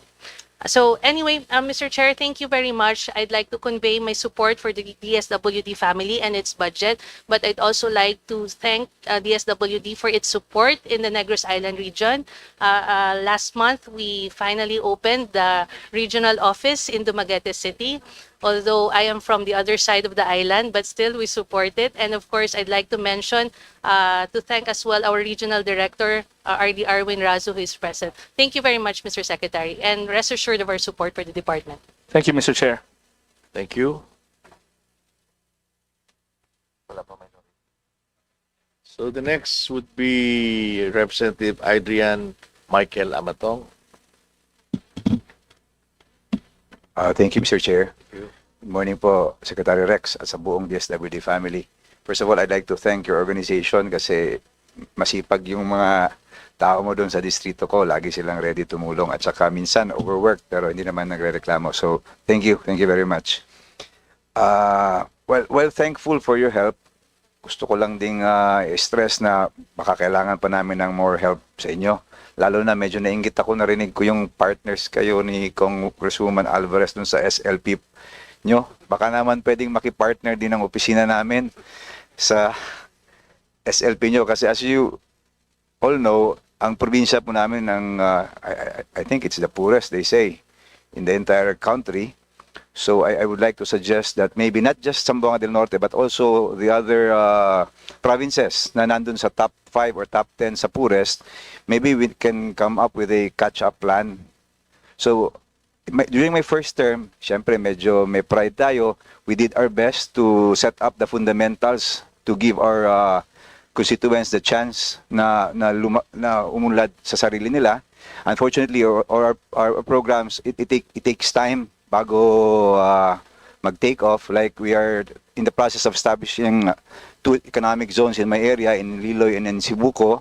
We are in the process of expanding our port in Lamao, Liloy. Tapos meron din tayong establish ng mga facilities so that in the future we'll be exporting products, coconut products, abaca products, dragon fruit, fish, and rubber products. Unfortunately, it's taking time. Baka po pwedeng matulungan nyo kami sa SLP program nyo, SL program nyo. We would very much appreciate to be included in your partners. Mr. Chair, I had the chance to visit the district of Congressman Amatong, and we're going to deploy our regional director who's with us now, not just for the regular SLP, but because your area has former conflict areas na kung saan tayo nakita sa Siriway, the 3S, Siriway, Siocon and Cebuco. Yes, as you pointed out, that these are not just areas of high poverty incidents, but they Yes. used to be former conflict zones. Yes. So we will also deploy the Undersecretary for Sustainable Peace because there's another SLP track for former conflict areas. Yun yung kaninang tinatanong sa akin na pamana. So we will employ both so that we can use both in your home district. Yes. If you can check with your people dun sa ground, makikita nyo na contrary dun sa sinabi ni Kong Egay kanina, hindi namin ginamit yung DSWD funds para sa pamumulitika. In fact, most of my AIX and TUPAD funds were not used during the campaign period because hindi tayo naniniwala na dapat dole out yung gamitin natin. It should be our programs that will keep us in our current position. So baka na po pwedeng hindi talaga namin kaya as much as we'd like to do it on our own. In the meantime, while hindi pa nagmamaterialize yung mga plans namin, talagang nakakayaman, talagang I will plead for your help for my constituents. So I know you have the heart for them. In fact, I really appreciate you going to Cebuco. This one of the, yun yung isa sa mga lugar na ayaw puntahan ng mga government officials and employees. So I really appreciate that you and together with Secretary Galvez pumunta talaga kayo doon and you saw for yourself how difficult life has been for my constituents. So I would I will coordinate with your office, Secretary. Sana magtulungan tayo. Hopefully in the few years time, from 56% poverty incidence in my district, maybe we could reduce it to a more manageable level. Actually, I have an ambitious goal of less than 20%. Hindi ko alam kailan namin ma-attain yun, but with your help and other national agencies, maybe we can do that in the next 5 or 6 years. Will do, Mr. Chairman. We'll make sure to get in touch with the good congressman's office. Thank you very much. Hindi ko na po pahabain kasi alam ko naman tutulungan nyo naman kami. Mamaya na lang tayo mag-usap. Thank you, Mr. Chair. Thank you very much for the time.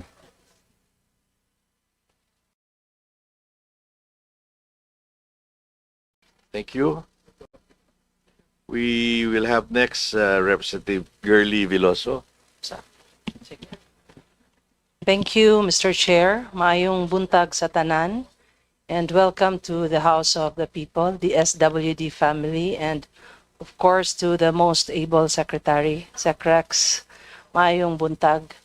Mr. Chair, please allow me to thank you Mr. Secretary, for doing a very excellent job in carrying out your mandate to help the most vulnerable Filipinos. I would like to also to mention that an excellent job also that you're doing through the Malasakit Center Act or the Republic Act 11463 by deploying the SWD representatives inside the centers. You have helped realize, sir, the vision of the true one-stop shop, where patients no longer need to run to other offices, but can already access your help right inside the Malasakit Center or the hospital. I can personally attest to this, Mr. Secretary, in my visits in the Malasakit Center. First-hand ko pong nakausap yung mga pasyente and of course the DSWD, kung ano yung mga naibigay na mga services, yung financial assistance ng DSWD inside the Malasakit Center. I've seen it right before my eyes, sir. My prayer, Mr. Secretary, is that we may fully implement the vision of our President for the zero balance billing and the full implementation of the universal health care. But we also know the reality in the ground that zero balance billing na nga yung pasyente, but despite of that, may kulang pa or yung patients natin sometimes have no fare, walang pamasahe po to go home, no food to eat, or minsan, sadly, in cases of death, wala silang pambili ng mga kabaong or coffins. This is where DSWD's role becomes truly vital. That is why I humbly pray that the department may consider setting aside funds so that patients need not go outside the hospital or return after several days just to receive assistance.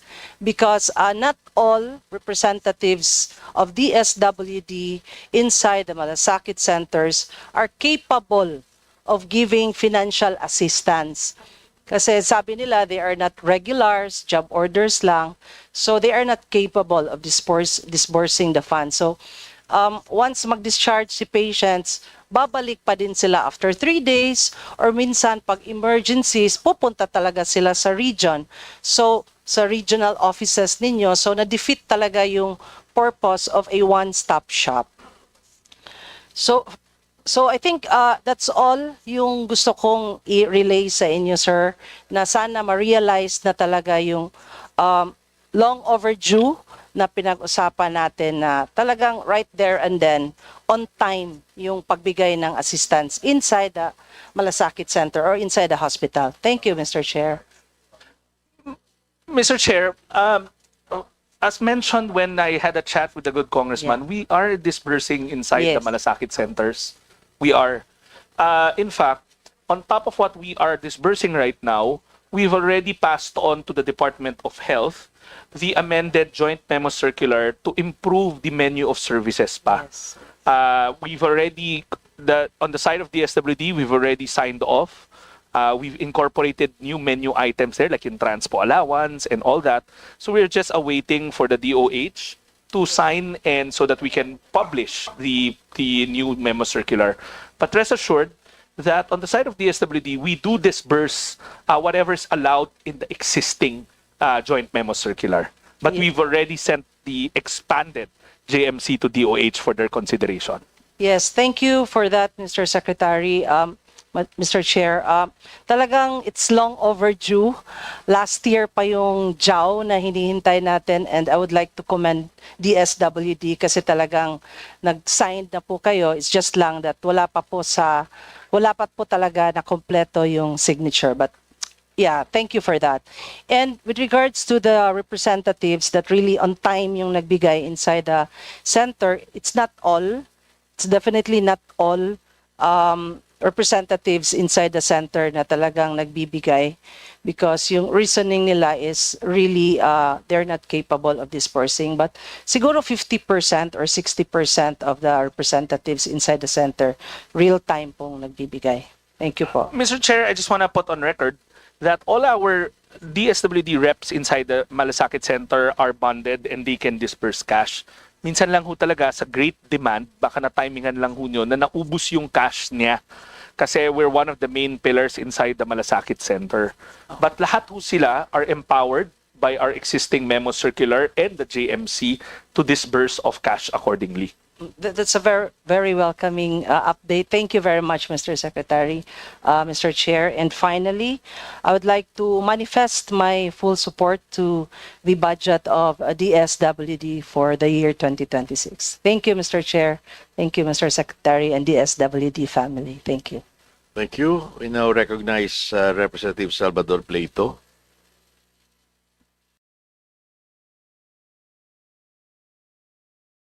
Okay, next, Vice Chair Brian Po. Wala rin.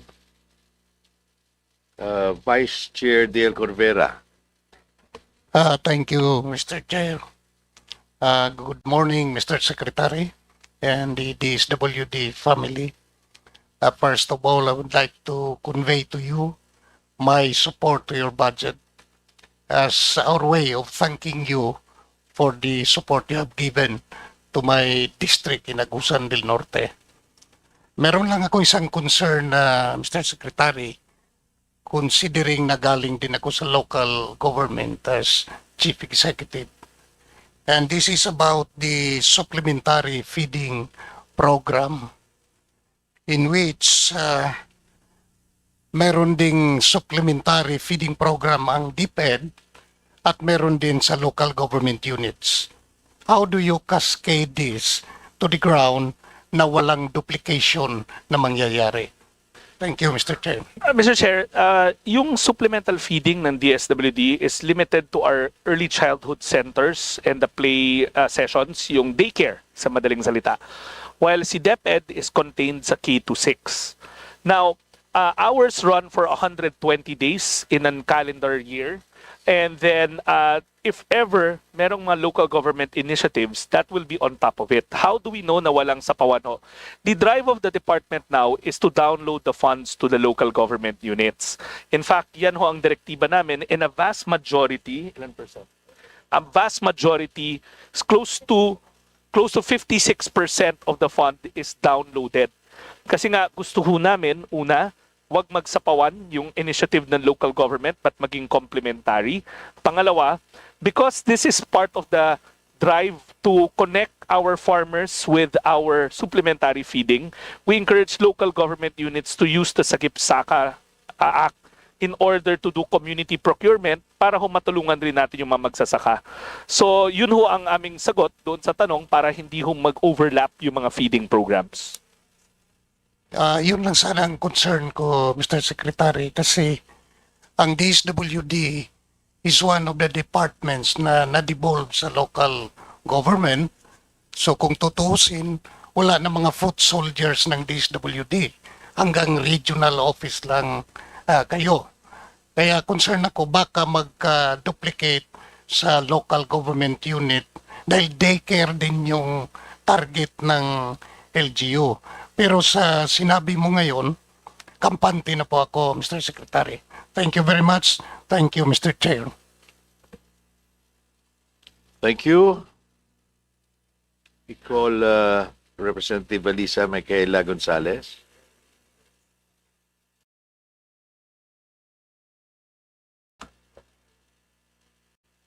Next, Vice Chair Uging Mercado. Thank you very much, Mr. Chair. My colleagues, my classmate in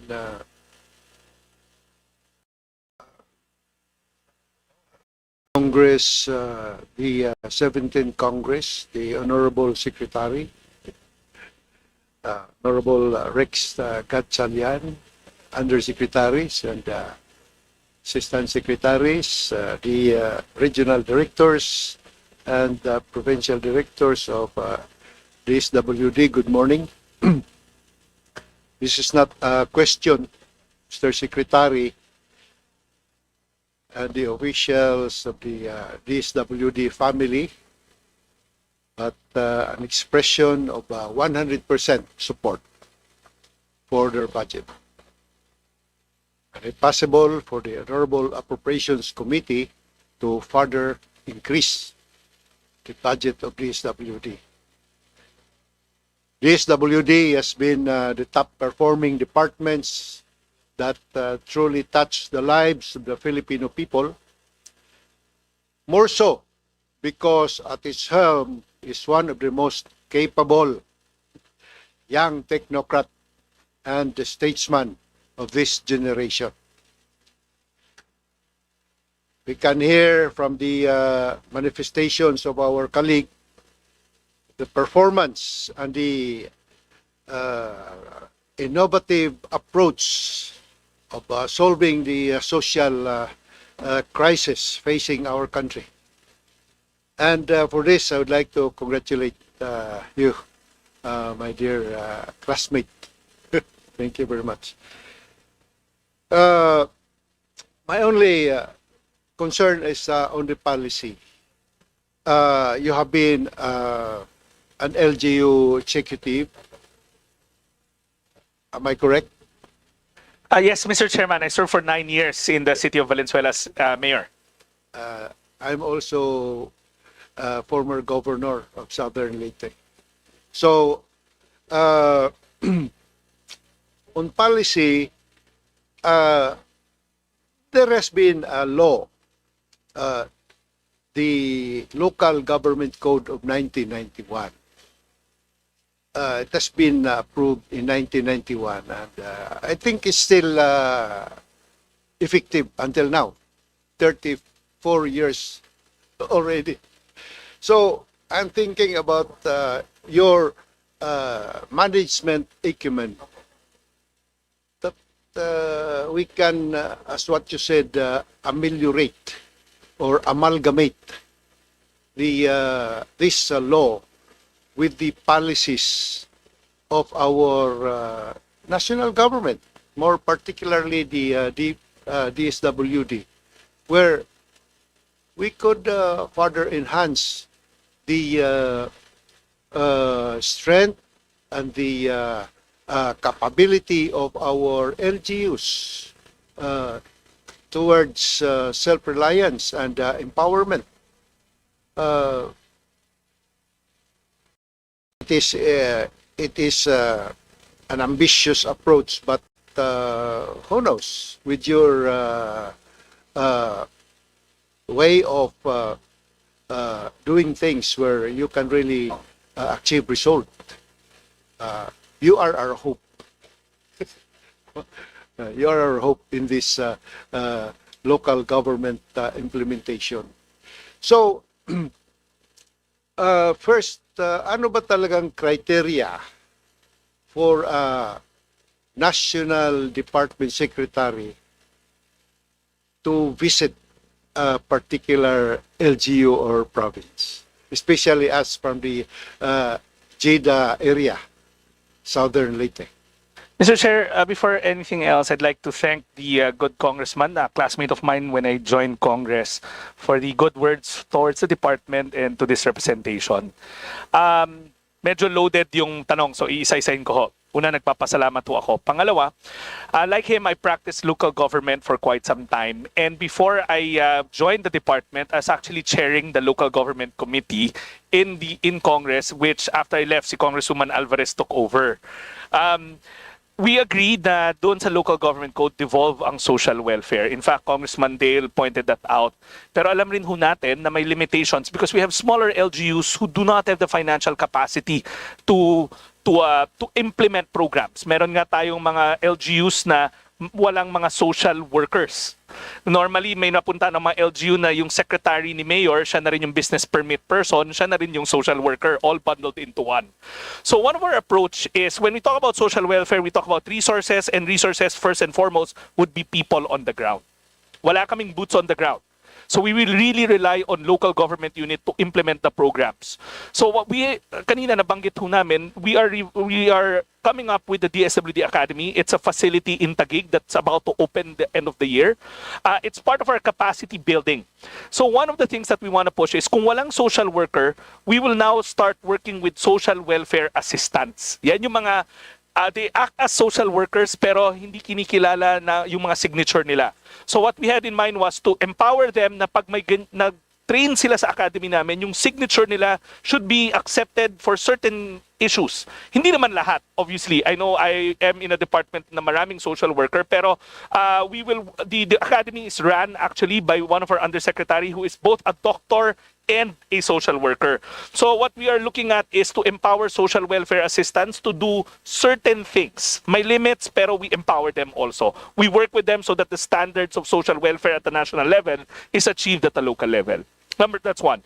Number two, in terms of resources, magkapatid ho talaga yung problema ng social welfare and the NTA, yung allotments natin. And when I was a chair of the local government code, we wanted to look into the NTA, the cytos of taxes to make sure na poorer LGUs get more so that they can do their own social welfare. Pero habang wala pa ho yan, our Social Technology Bureau, which is headed by our Innovations Undersecretary, continues to develop programs para ho sa mga LGUs natin, more particularly those that are the farthest from the city centers, the GIDA areas, the poorest, the farthest, the most underdeveloped.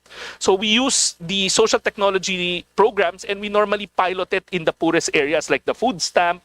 And then we transplant the programs to them. So now I've addressed the manpower resource and how we want to empower social welfare assistants.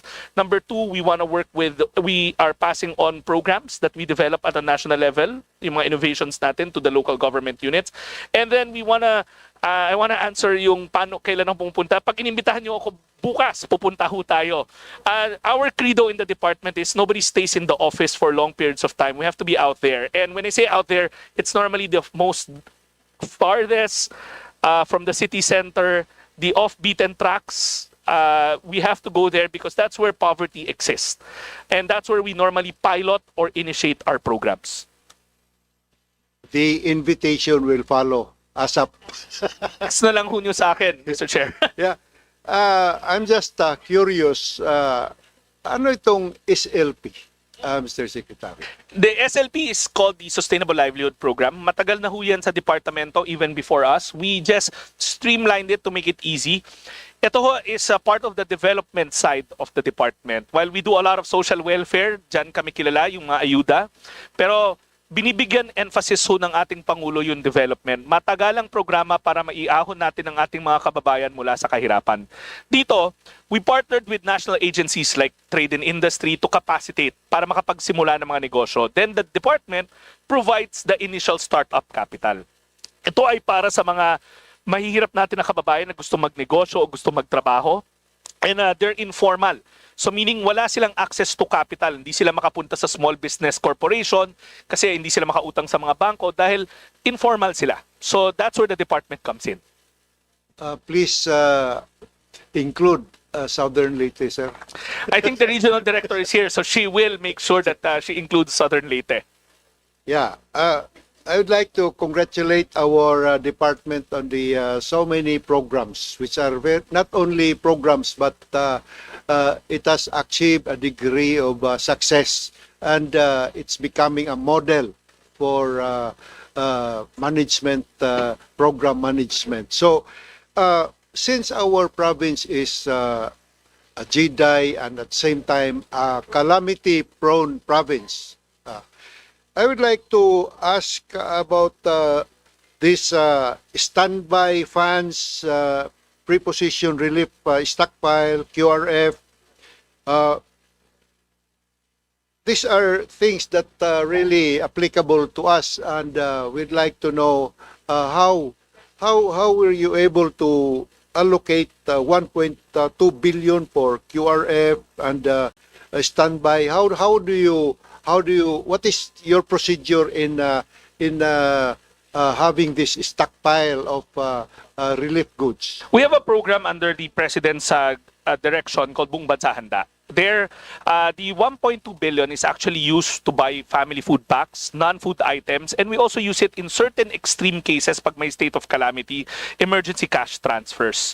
Pero primarily napupunta yan sa food stocks and non-food items. Ngayon, the President wanted, Mr. Chair, to make sure na omnipresent ang DSWD. Hindi pa ho tumatama yung kalamidad, dapat nandun na ho kami. And we can only do that if we have warehouses nationwide. Clearly, renting warehouses is going to be very expensive. So we would talk to local government units to borrow their existing warehouses to pre-position goods. There are 3 types of warehouses. Hubs are big ones in city centers like Pasay, Cebu. Diyan kami nagpre-prepack. Spokes are mid-sized ones. Yan yung mga nasa provincial level. And then last mile nasa mga GIDA. Actually, I had the opportunity to speak with the brother of the good congressman about pre-positioning in Southern Leyte. And I believe we have pre-positioned goods in Southern Leyte. We will furnish the good congressman the locations of our pre-positioned goods or stockpile in Southern Leyte. Thank you. As of today, Mr. Chair, just to put it on record, we have 11,945 family food packs stockpiled in various warehouses in Southern Leyte. And if the good congressman will lend us more warehouses, we will gladly add more. Thank you very much, my friend, Mr. Secretary Rick Gatchalian, and our chairman. Thank you very much for the very informative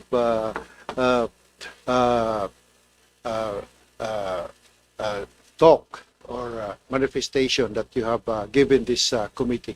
Maraming salamat po. Thank you, very much. Kong. Thank you very much. We recognize Representative Salvador Plato. Thank you, Mr. Chair, at our colleagues and our esteemed guests, Secretary Gatchalian at the DSWD family. Magandang umaga po sa inyo lahat. Gusto ko din i-congratulate Secretary Rex Gatchalian sa kanilang maagap na pag-preposition ng mga DSWD relief goods sa mga areas na nadadaanan ng bagyo. At maayos at mechanized na ang kanilang repacking. Tunay po na kahangahang ito, Secretary, mabilis at napagtugon ng ating pamahalaan. Kaya congratulations po sa inyong lahat. Gusto ko lang itanong, Secretary, Mr. Chair, paano po ang coordination ng DSWD sa ibang government agencies gaya ng Department of Health tungkol sa health grants at ang Department of Education para sa educational grants to ensure a seamless delivery of services? Thank you, Mr. Chair. I think the good congressman, before anything else, thank you, Congressman Plato, for the kind words to the department. I think the good congressman is referring to the 4Ps compliance. Yeah. Remember, bago ho natin i-pay out sila, bago sila mag-qualify, kailangan uma-attend yung mga kabataan sa paaralan at yung early childhood interventions, health interventions nangyayari. Right now, it's DepEd that provides us the compliance kung yung mga bata pumapasok sa paaralan. At yung health centers naman ang nagbibigay ng information card sa amin hinggil sa health interventions. Admittedly, medyo tedious siya. Kaya ngayon, nag-streamline ho tayo kung saan sisiguraduhin natin by next year, mas mabilis yung turnaround para hindi na namin masyadong ginagambala ho ang DOH at ang DepEd pagdating sa compliance ng 4Ps. Thank you, Secretary, for that response. Dito po naman po, ayoko na itanong na kanina, sa Quick Response Fund po, what are the protocols for its release? Meron po ba kayong close coordination with local government units para mapagbigyan talaga yung mga karapat-dapat? Thank you, Mr. Chair. Mr. Chair, the protocol with the QRF lies between the memo circular ng DBM at saka ng OCD, wherein the built-in of the DSWD is around 1.2 billion. Pag naging kalahati na po yan, we can apply for reimbursement. The DBM director, si Director Bench is here. She can confirm it that ganun ho ang proseso. Pero pagdating ho sa coordination sa local government units, yung iba't ibang mga programa na pwede namin i-charge sa QRF, normally yan naka-coordinate sa LGU na meron silang state of calamity bago namin ma-access yung emergency cash transfer, or the source document on releases for family food packs for augmentation is the DROMIC report, which is the disaster report that emanates from the local government unit.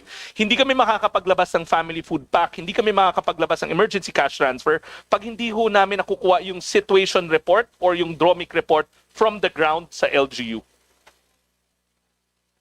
Thank you, Secretary, for that response. Sa mga nakikita po namin na mga sistema po ng DSWD, ano po ang mga plano ng DSWD para lalo pong ma-modernize ang inyong systems, such as implementing digital payments for beneficiaries and how this will improve service delivery and reduce fraud. Thank you, Mr. Chair. Not only, Mr. Chair, we've embarked based on the instructions of the President, we have to make sure that we do things efficiently.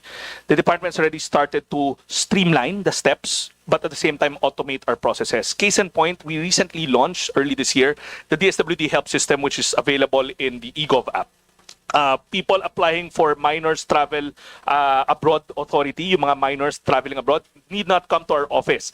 They can apply everything online, pati na rin ho yung interview process ng social worker nandun. Pangalawa, for our social welfare and development agencies, mga foundations, NGOs, they also need not come to the office to get their permits. So we fully digitalize our permitting system. Second, new programs like Walang Gutom is no longer manual. They have electronic benefit cards where the food credits are loaded. So at the top of those cards in our retail accredited retailers, they can get their food supply already for the food poor families. Now, Mr. Chair, we've also embarked on using e-wallets for our 4-piece beneficiaries through the ePanalo program. Working with GCash and Globe, we are hoping to migrate majority of our 4-piece beneficiaries from basic deposit accounts to e-wallets. And last, Mr. Chairman, we are already embarking on automating AIC, especially the guarantee letter side of it. We already have a working prototype, which hopefully we can roll out in the coming months. We just want to make sure that it's foolproof before we do so. Maraming salamat, Secretary, at sa inyong mga tugon. Sa kadahilanan, yung mga magagandang programa at nararamdaman po talaga ng ating mga kababayan sa 6th District ng Bulacan, sa inyong mga ginagawa, sa inyong mga staff, kay Director Benos. Ako po ay sumusuporta sa proposed 2026 budget. Thank you po, Mr. Chair. Thank you. We recognize now Representative Nathaniel Uducado. Madamo, salamat, Mr. Chair. Good morning to the very proactive Secretary and to the highly efficient public servants of the department. Ngayon ko lang po nakita na napaka data-driven and digitally integrated ang programs natin sa DSWD. So I'm very happy po. My question po, I was scanning through the programs and one of the innovations that I saw with the department was yung Therapy program. Actually, it's one of the programs na I saw po that recognized unpaid care work sa Philippines. And can I ask lang po, how much budget do we have for it? And do we have programs of similar nature sa pipeline ng department?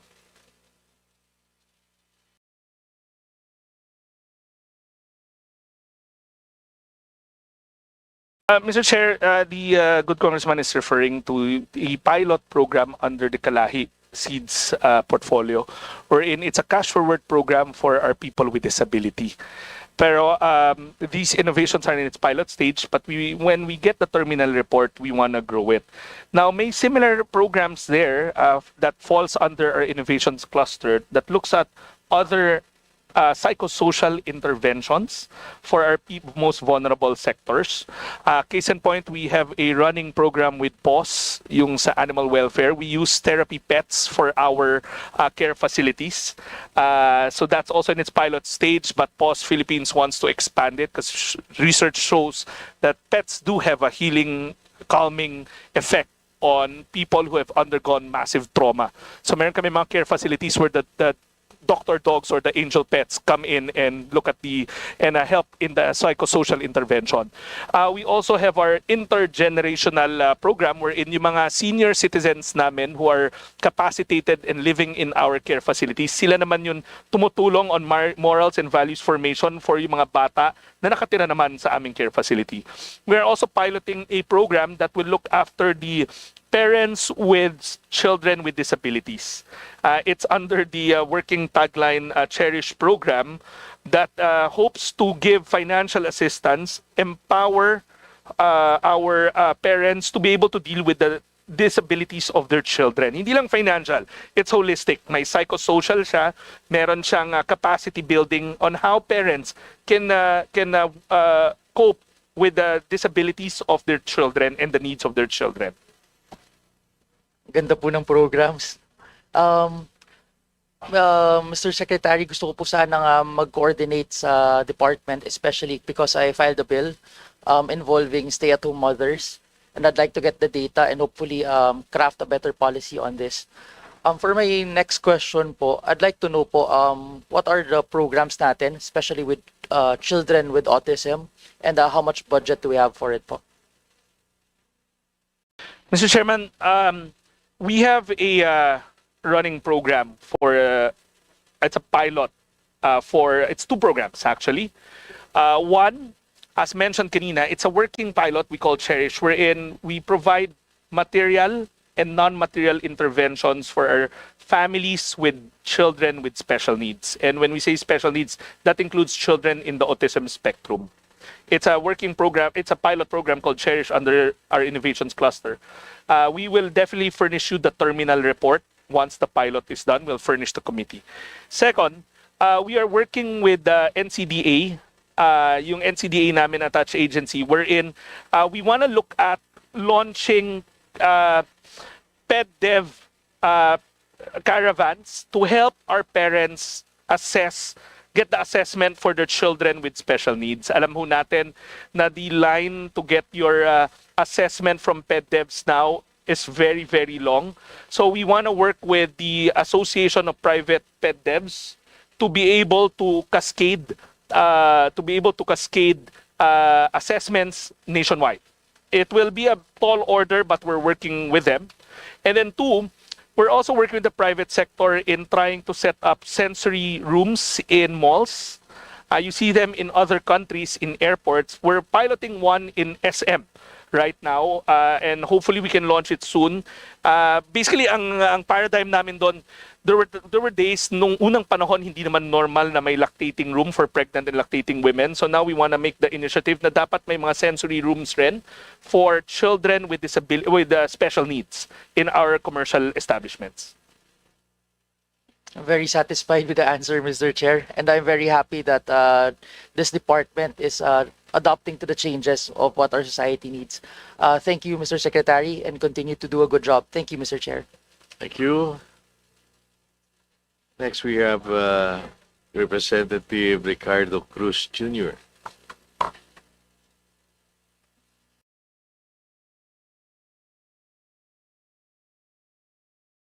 Thank you, Mr. Chair. Actually, hindi man ako magtatanong na eh. Susuporta na lang po ako sa ating pong magaling, masipag na Secretary ng DSWD, sa ating kasama, Rex Gatchalian. Nais ko lang po magpasalamat sa inyong patuloy na pagsuporta sa mga programa sa ating distrito sa Taguig at Pateros. At maraming salamat din po kay RD, Attorney MJ Lorico. Shout out.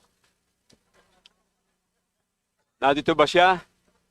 Sa palagiang pagtugon sa aking tanggapan para sa ating mga kababayan. Actually po, Mr. Secretary, salamat po kahit may bagyo, kahit walang pasok, walang sweldo, napapakiusapan ko po sila na pumunta sa Taguig at tumulong sa aking mga kababayan. Maraming salamat po at ang inyong lingkod po ay sumusuporta po sa DSWD.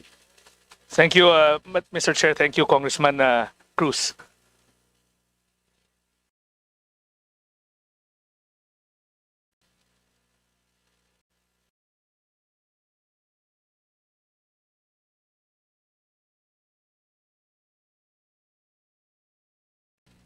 Thank you. We now recognize Representative Milagros Aquino Magsaysay. Wala. Okay. Moving forward, we recognize Vice Chair Ditsitina Pancho. Morning po, Mr. Chair. First, we support and respect the parochial concerns of our colleagues, especially our Honorable Erice. Pero siguro po, meron lang konting problema po dun sa regional area po, dun po sa kanilang distribution regarding sa AIX and ACAP. Pero in our district, in Region 3, under the supervision of Ma'am Venus, ay very effective ang naging AIX and ACAP sa amin pong district. Kasi napakalaking tulong po na yung full supervision po ng ating pong region sa distribution po natin at napakalaking tulong po ang AIX, especially po dun sa mga pasyente po natin na kinikimo, dinadialysis, sinetherapy, at ganun din po yung ACAP. Yung ACAP po kasi ang tinutulungan po niya yung mga kababayan po natin na kinakapos ang kita. So, nandiyan po yung tricycle driver, nandiyan po yung market vendor po natin, nandiyan po yung ating mga jeepney driver po natin. So, kinakapos sila, hindi sila tamad, kundi kinakapos po sa kita. So, if there is any problem with the system of AIX and ACAP, may I suggest, Mr. Chair, that let us not stop the lifelines, AIX and ACAP, but this is an invitation to our Secretary Rex Gatchalian. Let us work together. Let us improve, strengthen the system, and let's work together to support the continued security these programs deliver to our people. Kasi napakalaking tulong po nito sa ating pong mga kababayan. So, if I may ask yung ating pong secretary, do you have any suggestion po how can we strengthen the system? Thank you po. Mr. Chair, the notion of the good congressman is much appreciated. We definitely know that there's no perfect program.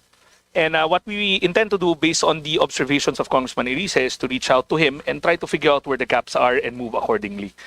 Siguro, mas maganda tanungin ho namin si Congressman Erice kung ano yung mga observations niya para ma-plug namin yung mga butas ho ng programa. Thank you po, Mr. Chair. Is there any more? Thank you po. Ayos na po. Thank you. We recognize Vice Chair Joseph Tan. Thank you, po Chair. At siyempre kay Secretary, no, pares naman ang pananaw namin ni Apo Congresswoman Pancho sa amin sa distrito namin. Naging okay naman dahil magaling si Director Alan Lucy. Kaya lang aalis na yata.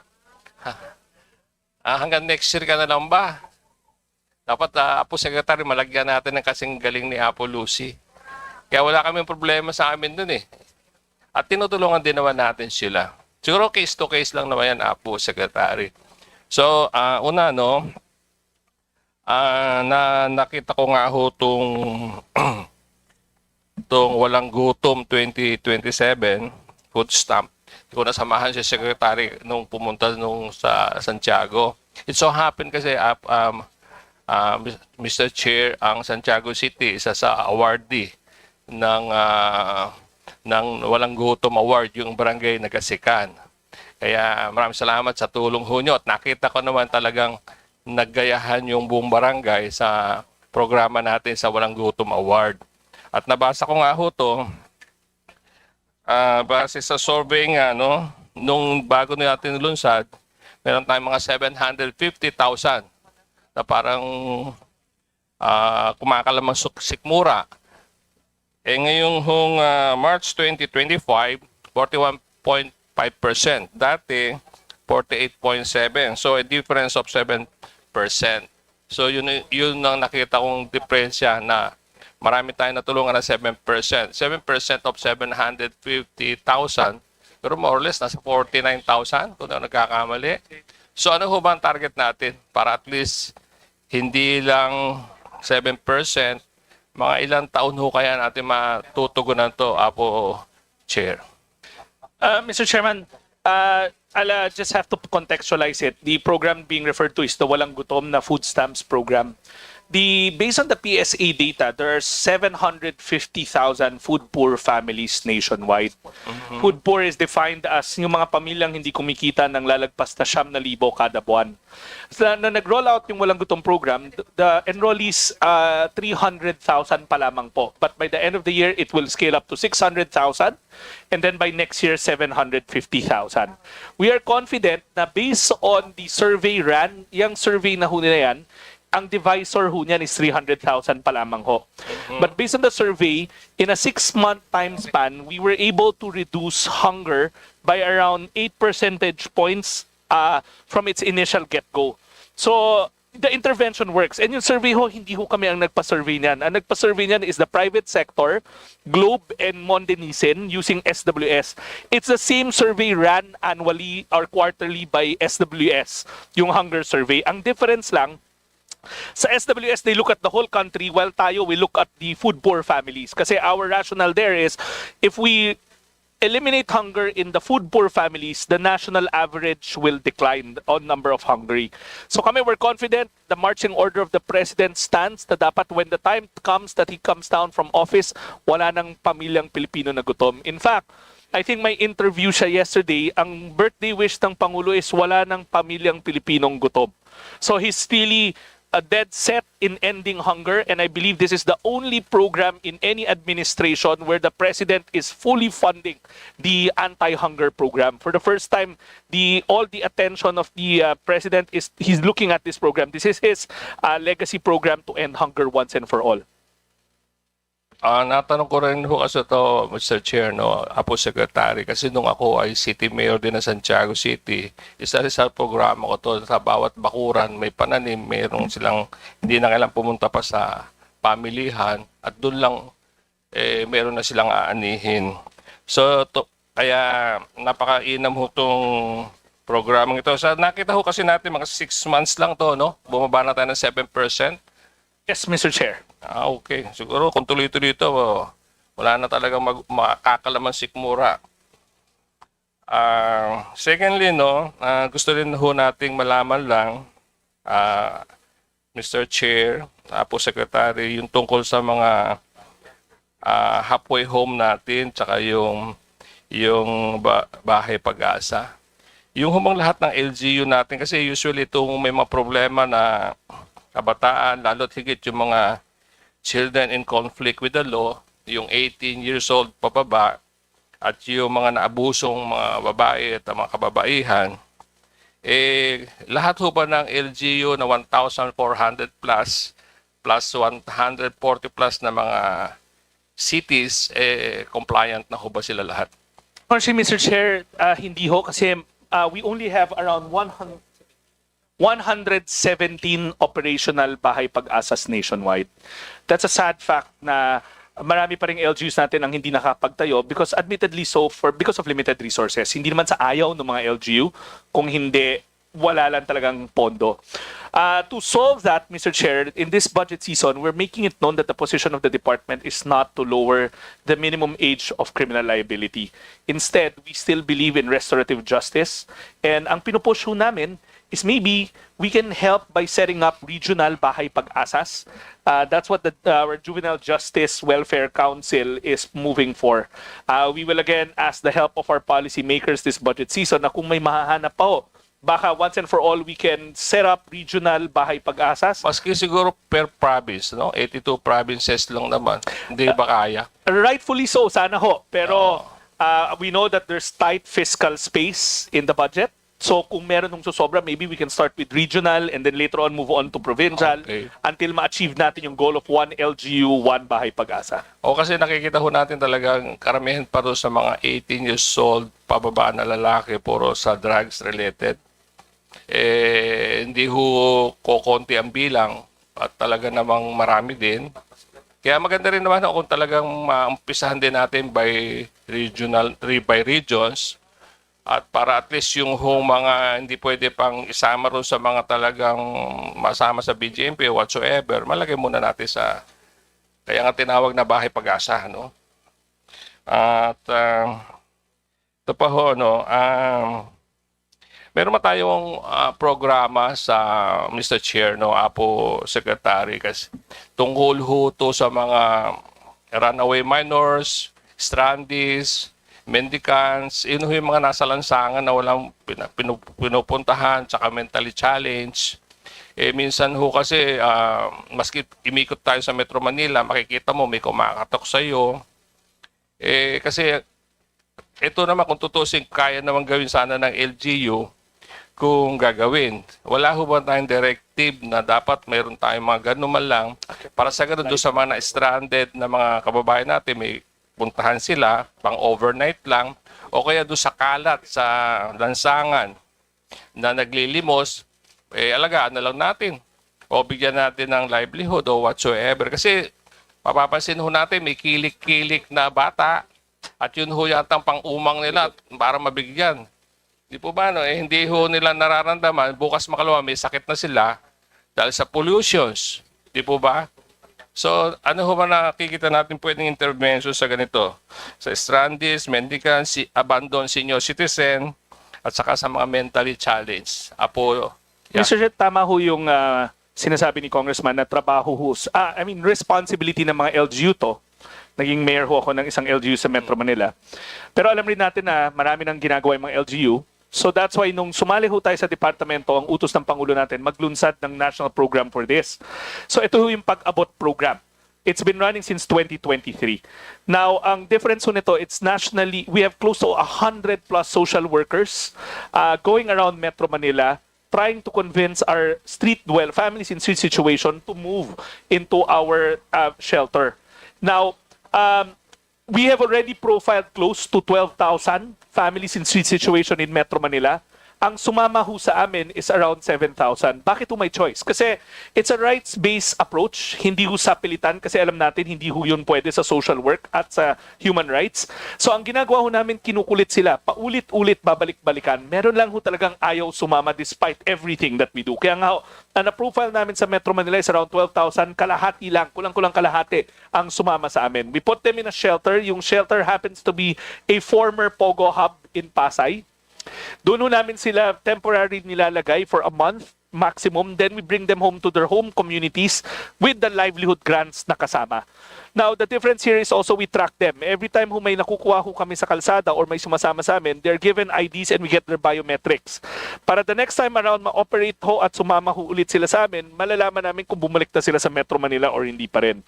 It's a challenge but the department is up to it and we're continuously working with local government units in Metro Manila to make sure na we expand social protection to our families in street situation.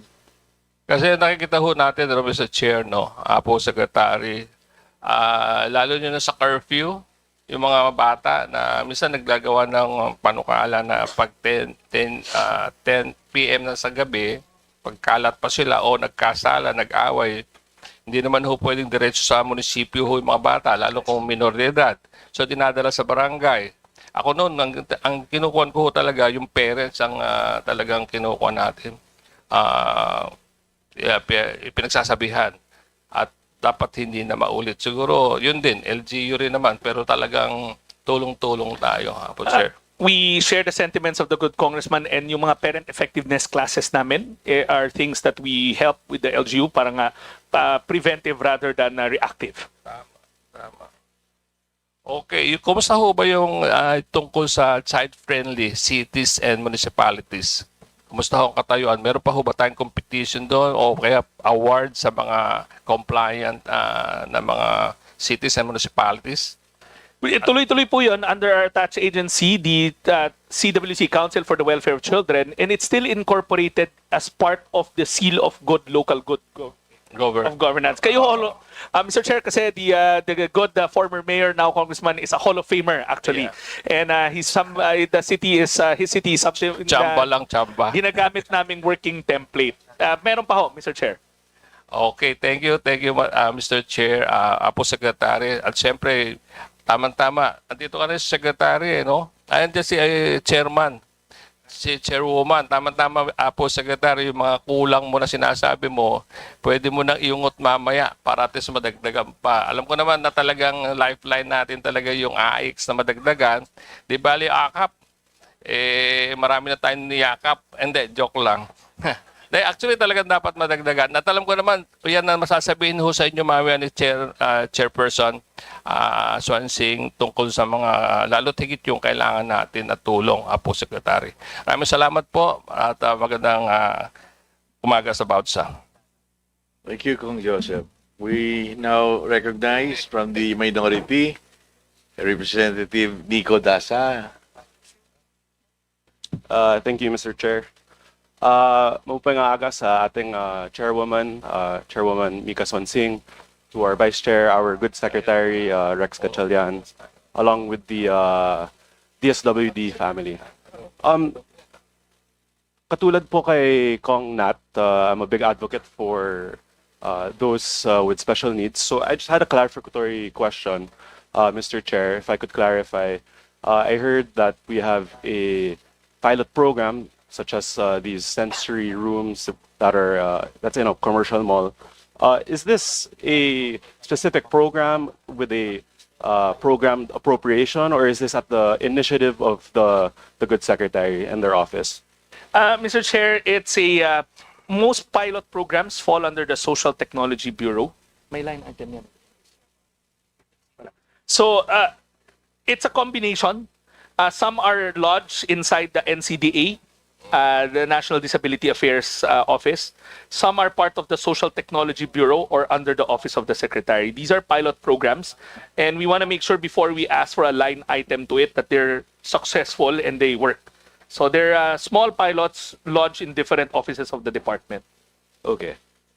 So perhaps, Mr. Chair, is this something that legislation could address if the Secretary would recommend? Is there potentially legislation that could perhaps further solidify such programs? Most definitely, Mr. Chairman, and we'll welcome it.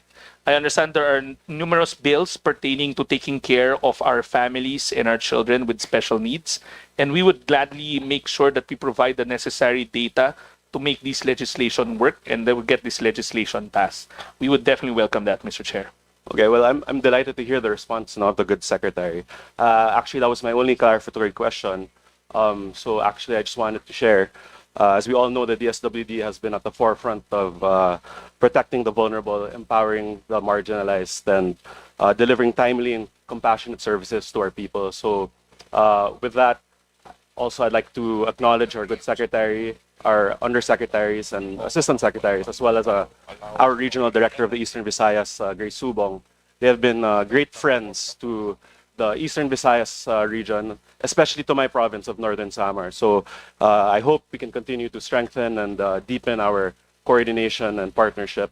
And I would like to manifest my full support for the budget of the DSWD to the committee. And in fact, if we can provide even more funding so we can assist with more of their services and programs, that would make this representation very happy. Thank you. Thank you, Mr. Chair.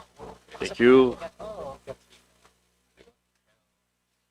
So we move on to the majority. We have Representative Chino Miguel Almario. Thank you, Mr. Chair, and good morning to Secretary Rex, to his undersecretaries, assistant secretaries, and also, of course, the entire DSWD family. First of all, I'd like to thank the good secretary for answering all the questions in utmost speed, efficiency, and precision as usual. This is why I think Congress loves to work with Secretary Rex, because he gives the right answers in the most efficient way possible. And if there's anyone who can expedite and to optimize any system, I'm sure it's Sec Rex and his team. I was just looking at the Quick Response Fund, because our region was also affected by this.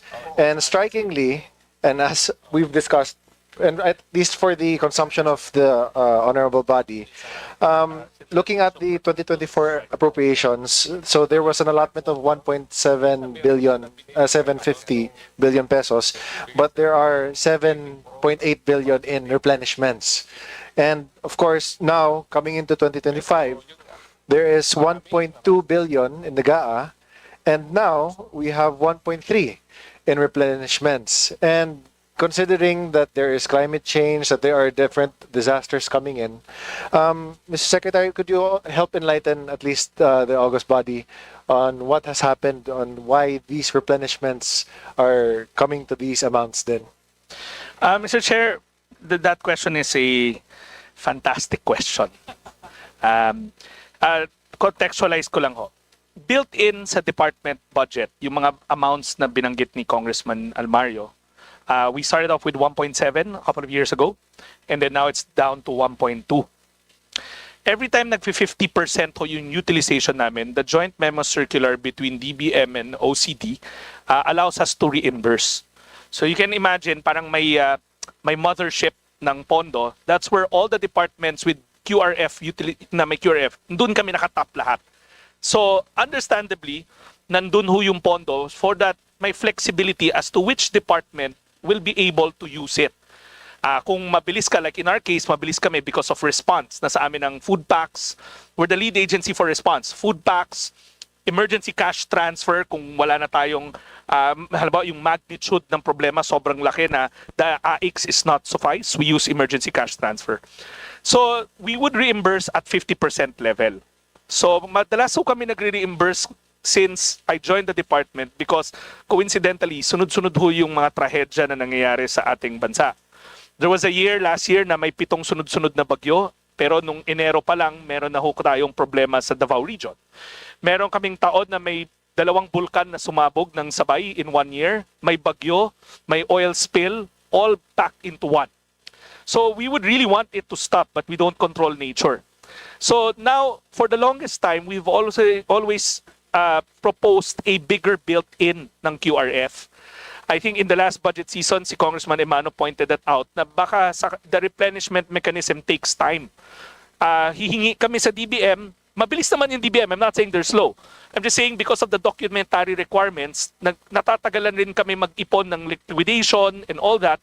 Pagbigay namin sa DBM, the crisis is ongoing. So I think before I even joined the department, the notion was to move it at 3 billion built in for the department para while we reimburse, meron pa rin kaming nagagamit na 50%. So again, I want to put it on record that the DBM has been very cooperative and very responsive to our needs. Pero we're dealt with the cards given to us in the NEP. So for the kind consideration of the committee, the recommendation of the department always has to increase the built-in. Sa start ng taon, kumbaga the seed money given to us, sana mas malaki. So that the 50% is something na matagal maubos. Kasi at 1.2, that means 600 million we can reimburse. But 600 million for a region-wide disaster is actually very limited, as the good congressman has seen in the whole Davao region. So thank you for bringing that to the attention of the committee. So ang tanging hiling lang ho namin sana is kung pwedeng lakihan, and it will not entail any additional appropriation because the quick response is there already. It's statutory and mandated by law. It's just giving us more at the start of the year so that may legroom kami maka-respond in a faster manner. Thank you, Secretary. So with that, I guess it is on record that it will greatly help the department and the nation also since, after all, as what the good Secretary has said, sunod-sunod yung mga bagyo. And recently, we've seen that as well. And just to also put on record na rin that Davao Region has benefited greatly with the ECT, Emergency Cash Transfer, because admittedly, ang dami na rin mga households na completely destroyed yung mga bahay. No? And I'm sure na si Yusek Dayan Kahipe has also seen that din. Special mention na rin. And through that calamity, there have been 3 changes na rin in our regional director. Pero because nga na that program has always been very, kumbaga, very strong in and of itself, na even with the change of leadership pa rin on the regional level, continuous pa rin yung implementation ng emergency cash transfer. And with that, again, Mr. Chair, I'd like to strongly recommend to the committee for the increase of the budget of the SWD, especially pertaining to the Quick Response Fund, for it to be at least 3 billion pesos. I think, as what the Secretary said, hindi naman, it will not really move mountains. It will not really disturb anything else. It's already there. It's just more of allowing DSWD to tap in to a bigger pot while a disaster is happening, for them to be able to utilize and to mobilize more quicker response than for those families in need. So with that, I'd like to also thank na rin our Regional Director of Region 11, si Regional Director Ruelo Aradanas, who is also here. And again, Secrex, thank you so much for all your help and for everything that you do also for the country. Thank you. Sir, I'd like to thank Congressman Chino, our chairman for the Social Services Committee. Again, I use the word reimburse. Actually, it's replenish. So we replenish once we hit 50%. Again, the notion is it will not entail additional appropriation from anybody. We're not going to take from anybody. It's in the QRF general fund na matadagdagan yung startup capital namin. I want to call it startup capital kasi yun yung embedded sa budget namin at the start of the year. So there's always been that recommendation year on year from the department to move it to 3 billion. So we're not taking anything from anyone kasi as the congressman pointed out, ganun din magre-replenish rin kami, and sometimes the replenishment is always greater than the seed money given to us. So if move up yun to 3 billion, we can respond faster. Thank you very much. We'll take note of that recommendation.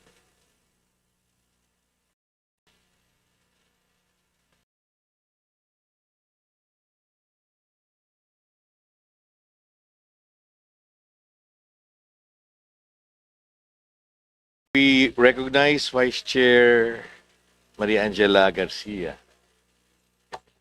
Thank you very much, Chair. Magandang umaga po sa ating lahat. To the DSWD family, Secretary Rex, of course, special mention to our regional director, Director Venus. Hello po sa lahat.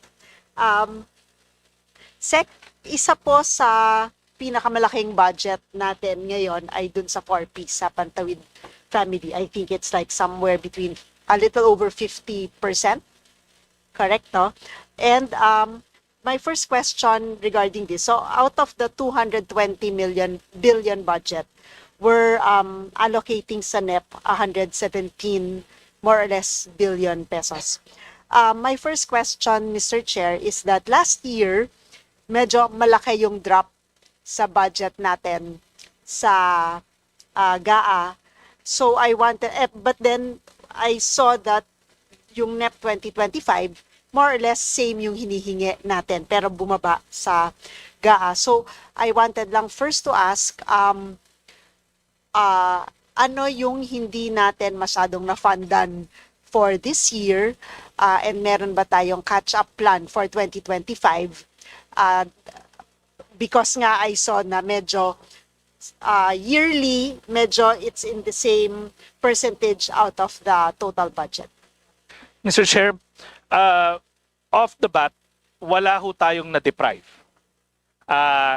All grants at this point in time have been paid.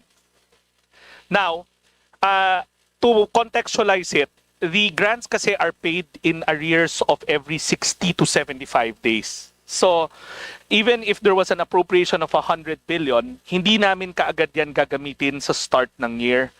So, at this point in time, tsaka lang namin yan magagamit.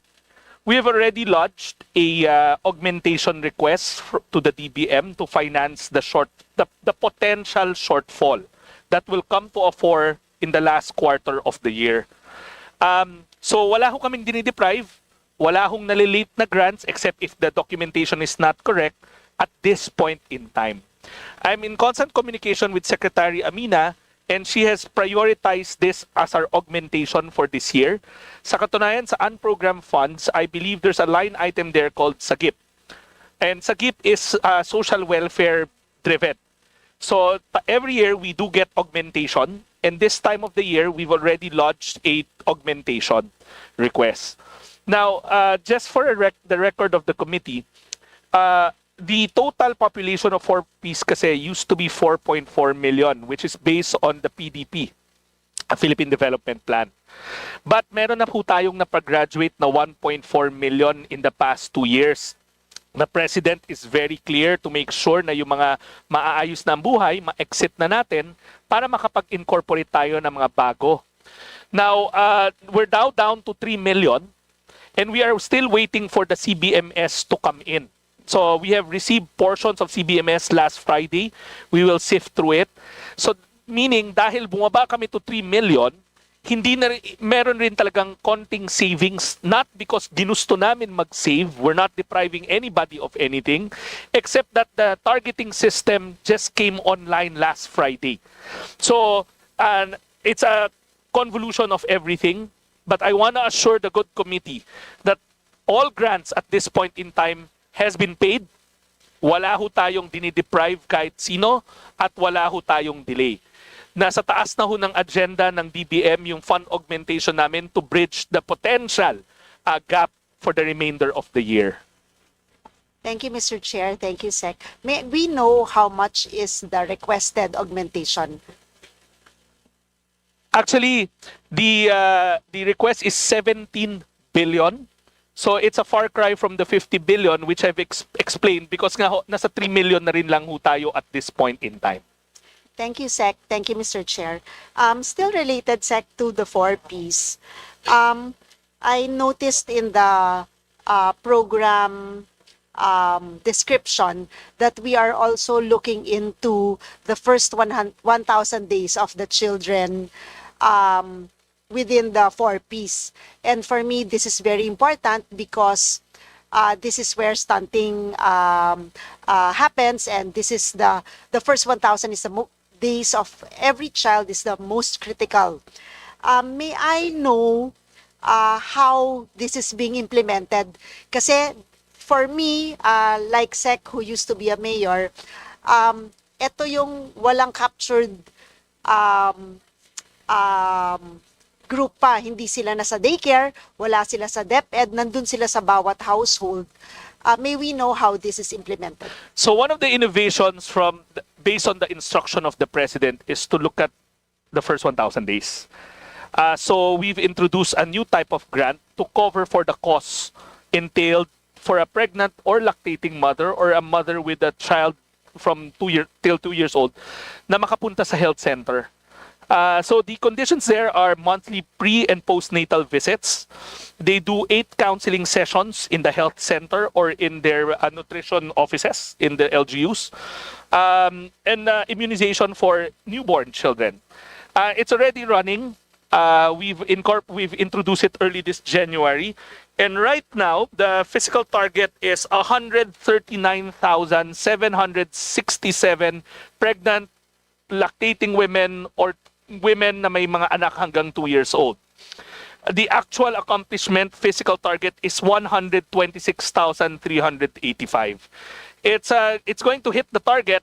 It's a bit challenging for us because may attrition to eh. Pag yung anak nyo lumagpas ng 2, tanggal ka kagad dun sa grant na yon.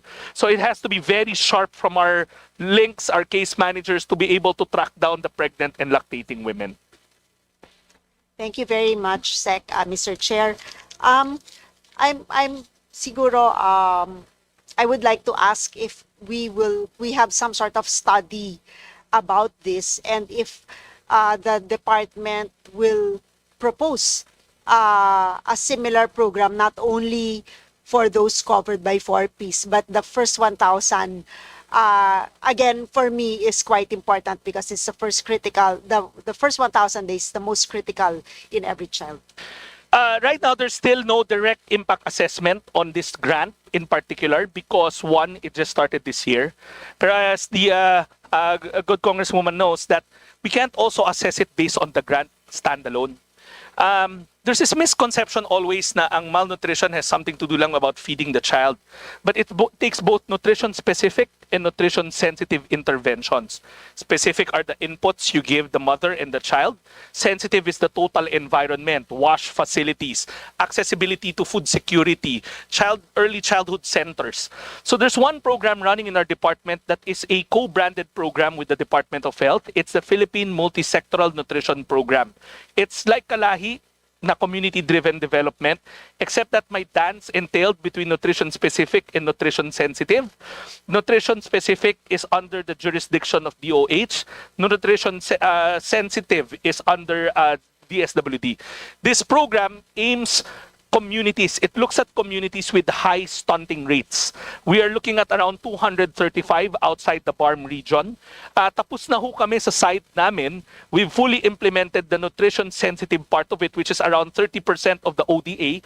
The 70% is with DOH, and I do have an eyeball in what they're doing, but I think the DOH will be in a better position to discuss their 70%. So on top of the 4Ps, we're also looking at the community level wherein the stunting prevalence is quite high. But the president has made this, again, on top of ending hunger, this is a variant of the problem. He's made it agenda number 1 for DSWD and DOH. Thank you very much, Sec. Thank you, Mr. Chair. The Secretary mentioned CBMS being just released, and we're also quite anxious to see how the CBMS, which is survey from 2024, is merged and harmonized with all the data sets that we have across the agencies. Sec, still with 4Ps, we mentioned that around 2.3 million families are graduating this year. Mr. Chairman, it's a total of nakagraduate na. Mr. Chairman, I just want to contextualize. When we say graduate, their lives have improved. They're level 3 or self-sustaining na sila. 1.5, since up until 2024 in the administration of Marcos Jr., of President Marcos Jr., ano na ho tayo? 1.5, diba? 1.4. 1.4 million families have graduated because their lives have improved. Now, I'm not sure if you're pertaining to the forced exit. The 1.4 includes this year's graduates, cumulatively. But next year, we're looking at a forced exit, a mandatory exit of 1.8 million. Ito ho yung mga tumama na ng 7 years, and the law prescribes that they are exited from the program because they've reached the maximum cap. Thank you, Sec. During the TESDA DOLE hearing, this was brought up. The number I remember was 2.3. Maybe we will just check the accuracy of the numbers. But one program that ties into TESDA is all the either forced exit or graduating this year should have a catch with the TESDA program so that the additional skills training, etc., or scaling up of skills so that they are able to get out of the poverty level is handled. So one question is this budget going to be from DSWD or from TESDA? Mr. Chair, the whole concept of post-program aftercare is something that we've been pushing for. The reason being, we don't want them to slip back into poverty. Kasi very susceptible to shock sila eh. One crisis, balik na, spiral down to poverty. So we've been pushing for skills build-up through TESDA, a graduate in every family through the free higher ed law, entrepreneurship through DTI, and we form linkages with all of them. They've been very cooperative. Pero admittedly, they also have their own priority sets. So sometimes we would, as I told the chairman, we would endorse over the years, and this came out in one of the hearings here in Congress, to CHED, but our graduates or the kids of our family, 4Ps families, are not given the priority that they deserve. So one of the ideas that we've been studying is a voucher system, wherein hopefully we get, not in this budget season, we're still fine-tuning it, you won't see it in our budget, is to come up with a stronger aftercare, after program support for the families, whether you force exit or you graduate. Wala pa ho ngayon yon, we're still fine-tuning it. Kasi nga ho, we know that TESDA, no matter how hard they want to help us, or CHED, limited rin ho yung kapasidad nila. So we were thinking of getting more funding, hopefully for 4Ps, to continue the investment in human capital and a voucher system that they will accept para talagang siguradong nasushoot. I just don't have the data, but we'll furnish the committee. Over the years, doon, for instance, sa CHED, the rate of acceptance in state use or looks for 4Ps families has gone down significantly. I think the new chairman of CHED verbalize that kasi we gave her the data, and she would also promise to address that. Thank you, Sec. Thank you, Mr. Chair. Yeah. Mr. Chair, last two questions, please. We already had the bell. Okay, last one question, Okay, Mr. just Chair, one and I will question, just please. ask in the second round. Sec RQRF is 1.2 billion, and I listened to the other queries about it. May I know how much of this is the food component, the family food packs, and of that, do we have a value and volume of the rice component? The reason why I'm asking, because I have to wind up, is that is the rice with the rice component, is it possible to purchase this from the farmers? Thank you, Mr. Chair. Mr. Chair, just briefly, I forgot to answer the CBMS question. The CBMS was portions of it. 2 million, 2.5 accounts have been given to us, poor and near poor. We have to cross-match that, and hopefully, like you said, tugma siya. Dapat yung mga pamilya na nasa 4-piece namin, sana nandun sila. We will get back to the committee once we do the cross-matching. It's quite tedious. We probably need a month to do that. But rest assured, we're working closely with PSA to get the balance kasi meron pa siyang 1.7, 1.9 na hindi pa nalilipat sa amin yung mga names. So that's with the CBMS. Now, for QRF, wala hong fixed na percentage.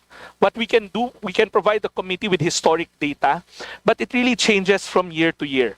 The food packs is a mainstay, but the emergency cash transfer or the cash for work component of the QRF is there as long as the requirements are met. For instance, if there's a declaration of state of calamity, we can use the ECT. Pero pag wala siya, hindi namin nagagamit.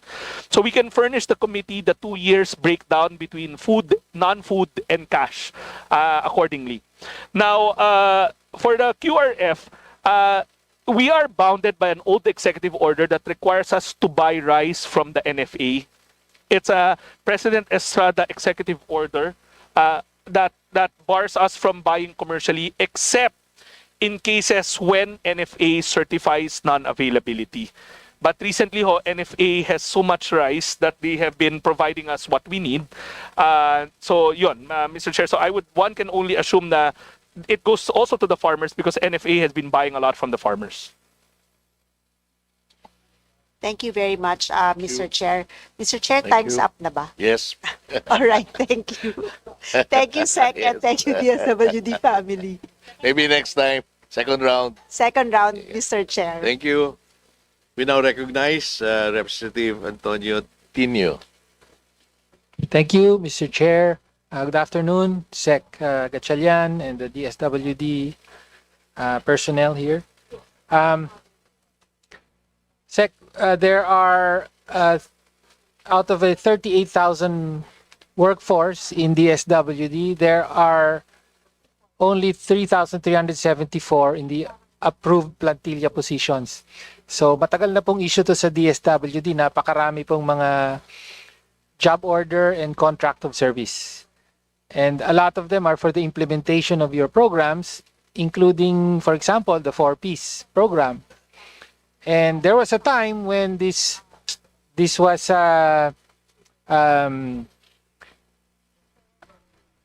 was still not necessarily a permanent program of the department early on, pero naging batas na po ito. So ibig sabihin, practically it's like a permanent program of your department. So ang concern po is job security of your implementing officers, no? So what is the DSWD plan to increase the number of regular workers? How are you going to address the question of regularization of your workforce? Kasi syempre po, habang JO or contract of service, walang employer-employee relationship. Alam na po natin yan. Tapos yung sweldo benepisyo hindi necessarily the same. Mr. Chair, this is I share the sentiments of the good congressman na dapat our workforce are given plantilla positions. Since we joined the department, we have been asking for DBM to give it to us regularly. We are barraging them. lalong-lalo na for workers who have been in the department, who have institutional knowledge. Mahirap mawala ho yung mga yun eh. They know the programs very well. The good news though is to zero in on the 4Ps. The DBM has recently approved close to 5,000 plantilla positions. So we're now in the process of regularizing our case managers, our links. And with the promise that DBM said, once we finish the 5,000, they will give another 5,000. So the first 5,000 loaded na ho yun. And just to give you the context of 4Ps, there are around 14,000, 12 to 14,000 links or municipal or city links. So a quarter of that is already being regularized as we speak. We got the green light last month. Requirements are being submitted. Pag natapos namin yun, DBM said they will process another quarter of it. So we're on our way to getting more regular positions for our case managers. Okay. So yung 5,000 po, this is for 2025. Yes, we're working on it right now. We got the green light last month, Mr. Chair. In the 2010, your proposed 2026 budget, meron po ba diyang provision for a set number of new positions?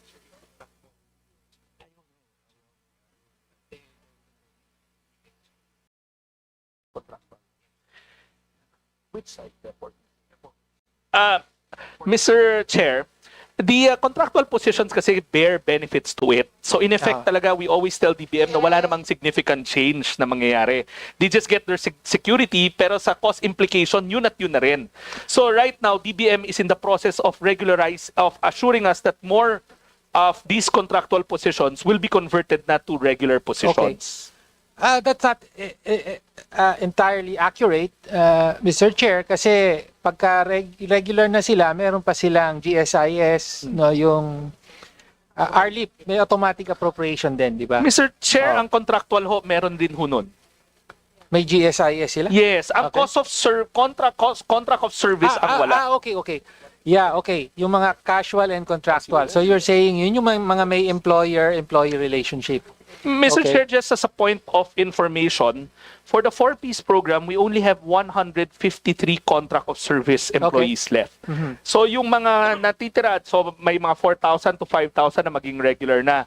Yung maraming chunk nun are contractual. That's why we were telling DBM na i-convert nyo na sila to regular dahil yung cost implication the same. Yeah, okay. All right, that's a good clarification. Hindi na pa sila job order. Karamihan hindi na job order and contract of service. But sa 4Ps po. Contractuals with sa 4Ps.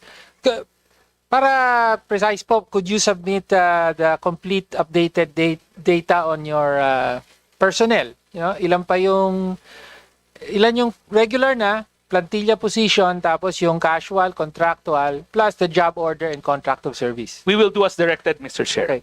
Thank you, Chair. Ngayon, doon naman sa may concerns na nakarating sa amin na sabi nyo nga, you are in the process of regularizing. However, apparently may mga kaso na matagal na sila na project officer or whatever, but they are not prioritized and their years of experience are not weighted accordingly. Kaya minsan mas naunahan pa sila ng mga bago. So, is there consideration for yung experience nung mga matagal na dun sa sa position, even though casual or contractual? Mr. Chair, share the sentiments of Congressman Tino that with the tenure dapat comes great wisdom, so we keep them. Unfortunately, we are also bounded by eligibility requirements that's beyond the SWD. We would really love to convert all of them into regular plantilla positions, pero we would like to ask the committee to help us intercede with CSC to look into their governing guidelines on who gets to be regularized first based on the eligibility. Well, ako naman, for as long as eligible, then between a relatively new applicant, kumbaga, for a position and a more experienced one, yung matagal na, dapat meron namang weight yung may position. Hindi po ba ganun ang guidelines ngayon? Mr. Chairman, the guidelines aren't from us. Okay. These are prescribed by the CSC. But we share your sentiments and we have been talking to everybody to look into putting more weight into tenure kasi stock knowledge yan and we would be sad if they go. So again, but it's not for us to tinker with those eligibility Okay. requirements. If I may just share, even though kakain to sa oras ko ng pagtatanong, sa DepEd po naging usapin yan. Mga 10 years ago, marami pong mga teacher na job order contract of service ng LGU. No, tapos pag may plantilla position sa DepEd, naunahan sila ng mga new applicant.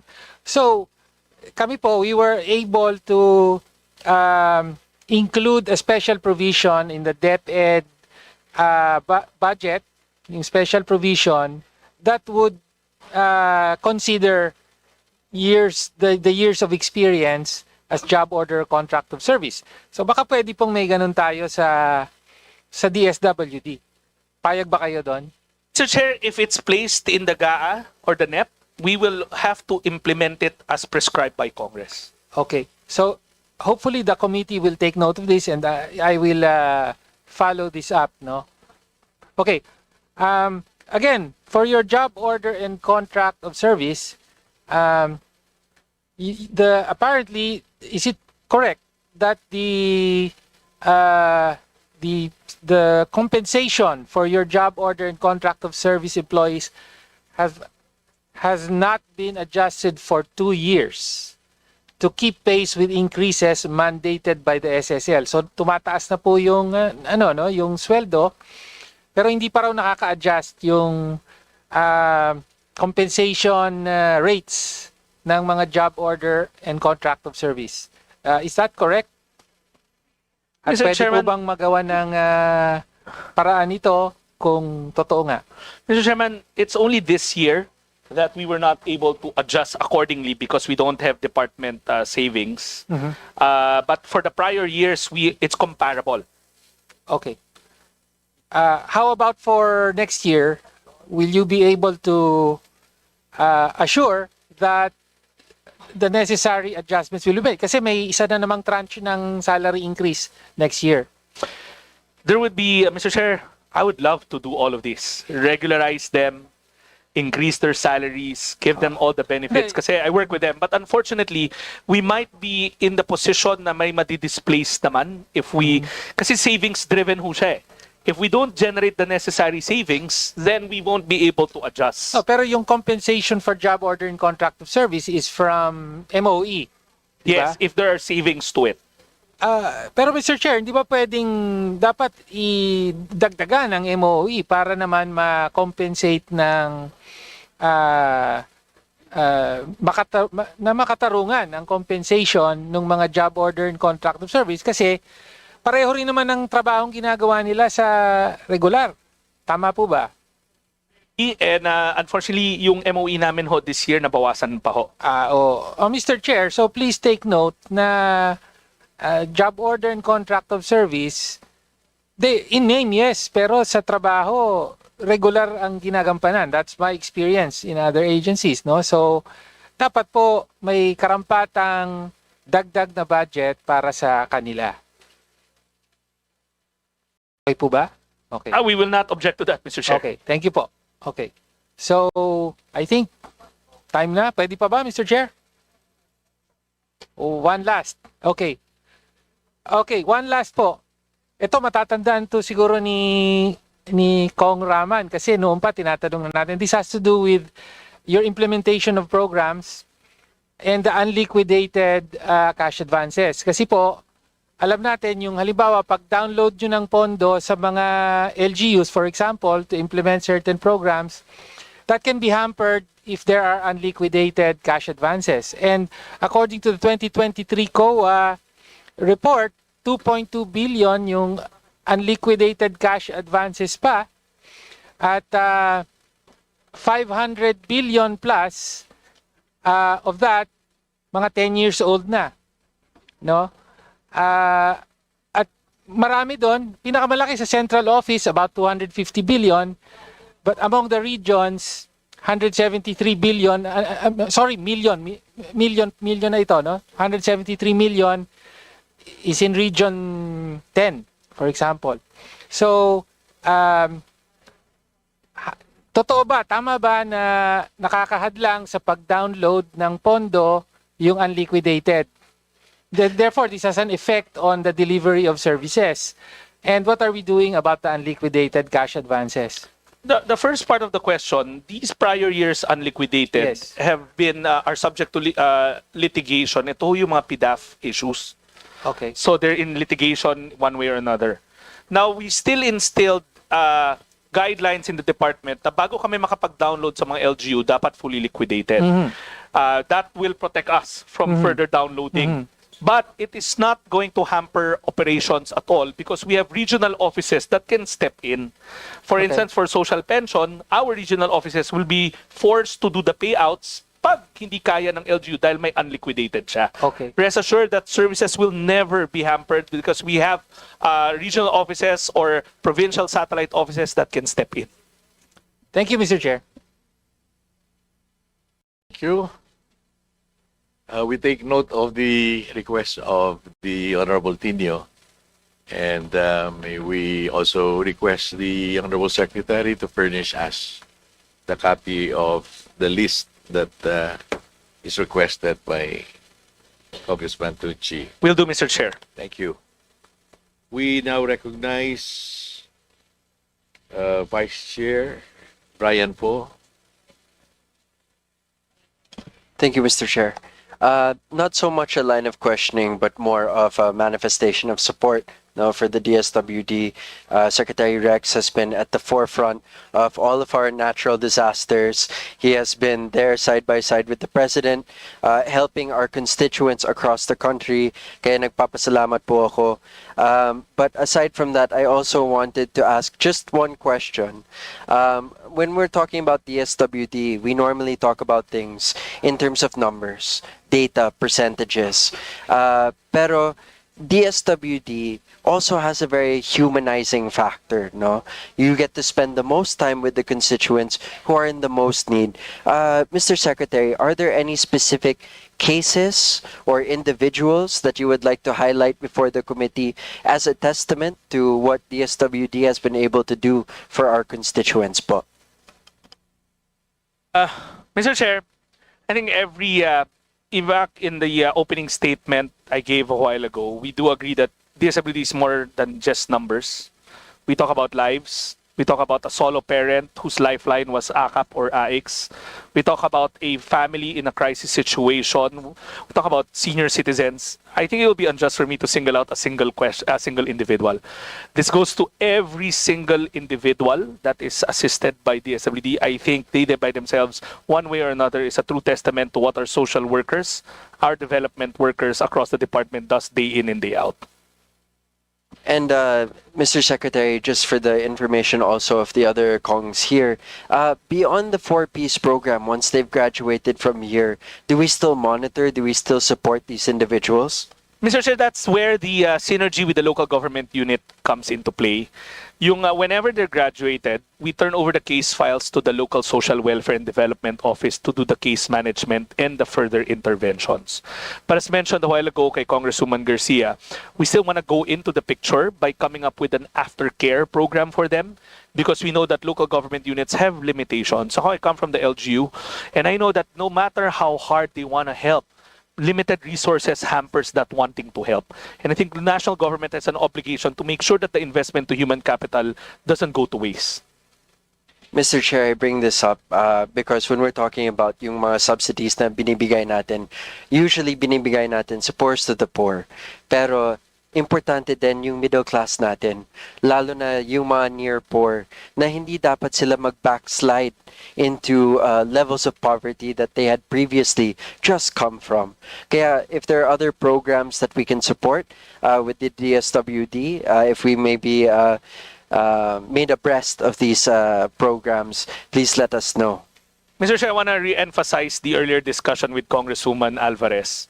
The AIX program doesn't look at the class level or the economic status of a person. It looks at the level of crisis. So, kanina we discussed how the lower NEP amount for AIX can be detrimental to our constituents as a whole, not just the poor constituents. I was talking about a potential displacement of around 7 million heads, individuals who used to benefit from a bigger AIX or a bigger AKAP account. So that's why I'm very appreciative with the line of questioning, because it gives me time to highlight again the urgency of revisiting for this August body to revisit the NEP in terms of AIX and AKAP. Furthermore, the Sustainable Livelihood Program, which we discussed a while ago, also had cuts to it. Sana ho mas mapalaki yun, because again, SLP isn't just for the poor. SLP can look into the near poor or those that are in danger of slipping back to poverty. Kasi the level of crisis is what we look at, not just the economic status of a person. All right. Thank you, Mr. Secretary. Thank you, Mr. Chair. I yield the floor. Thank you. We now recognize Deputy Minority Leader Jesus Manuel Suntay.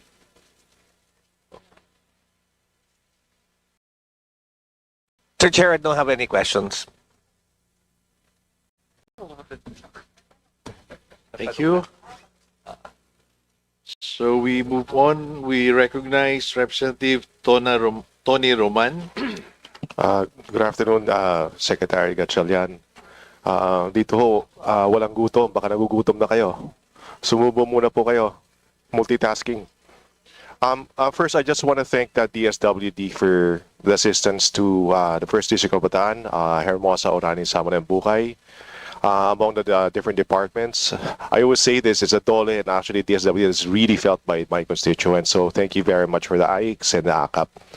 And also the timely response to typhoon, the food packs that you deliver.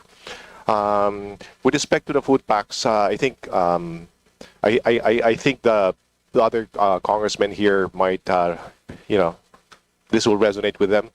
Yung ano ho, yung hubs, is there yung hubs kung saan ho kinukuha yung mga food packs, like from Bataan, we get it from San Simon, Pampanga. Is there a plan to actually include, to establish more hubs that's closer to our province? Mr. Chair, as discussed earlier, we have 3 types of storage facility that we employ. Hubs are the bigger ones. And then the mid-sized ones are the spokes. And then we have last mile hubs, last mile area facilities for GIDA areas. Renting will consume our MOE and our QRF. So what we're doing right now is asking local government units to lend us their facilities. Lagi ko nga sinasabi, the more you lend us facilities that qualify the storage standards, kami na ho maglalagay nung laman. Okay. So that will be implemented for this budget year, 2026. It's always been there, and the good congressman can refer to us LGUs in his area that might have spare space, so that we don't have to use our MOE in rentals, or we don't have a whole lot of capex to build. So we sign partnership agreements, pre-positioning agreements with the LGUs, so that we can use their facilities. That's good to know. And then concerning the Walang Gutom program, first I laud the DSWD for launching this program, Walang Gutom. The budget, as I see it, has not increased. It has stayed the same for Walang Gutom. This program was launched in Metro Manila, right? Was piloted in Metro Manila? It was piloted in 5 areas across the country to look at the implementation across different terrains. We did it in Caraga for disaster areas. We did it in Bicol for GIDA. We did it in Tondo for highly urbanized. We have one in Isabela and one more, Siargao. So the pilot's done. We're now in the scale up. 300,000, the first 300,000, and we were showing the figures a while ago. We're in a private sector group commissioned a survey that clearly it's working. Mr. Chair, as mentioned in the opening statement, the line item is stagnant. It's 1.89 billion. But there is a sister mechanism inside the GAA in the unprogrammed. It's an ODA entitled Refuel. That is where the gas for this program for the scale-up will come in. Magkano po yun?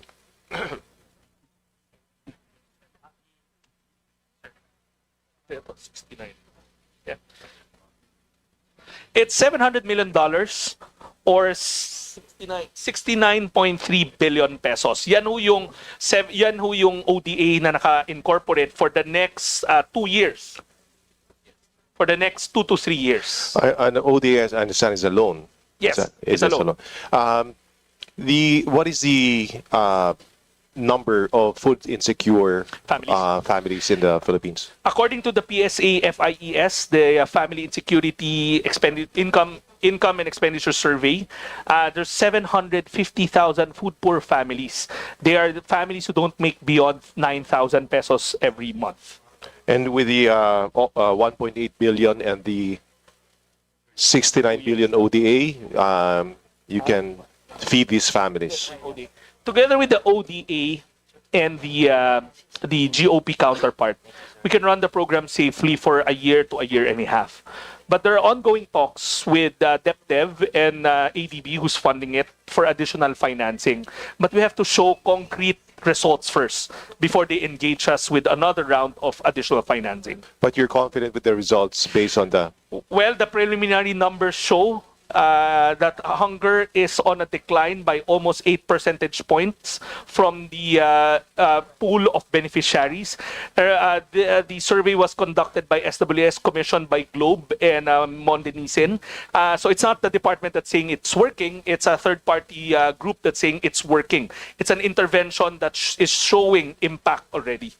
Would you support legislation to institutionalize the Walang Gutom program? Yes, Mr. Chairman, we are very thankful for that notion because it has to be a mainstay into the department's budget so that long when we're all gone, it's something that is there to address the modern scourge of hunger.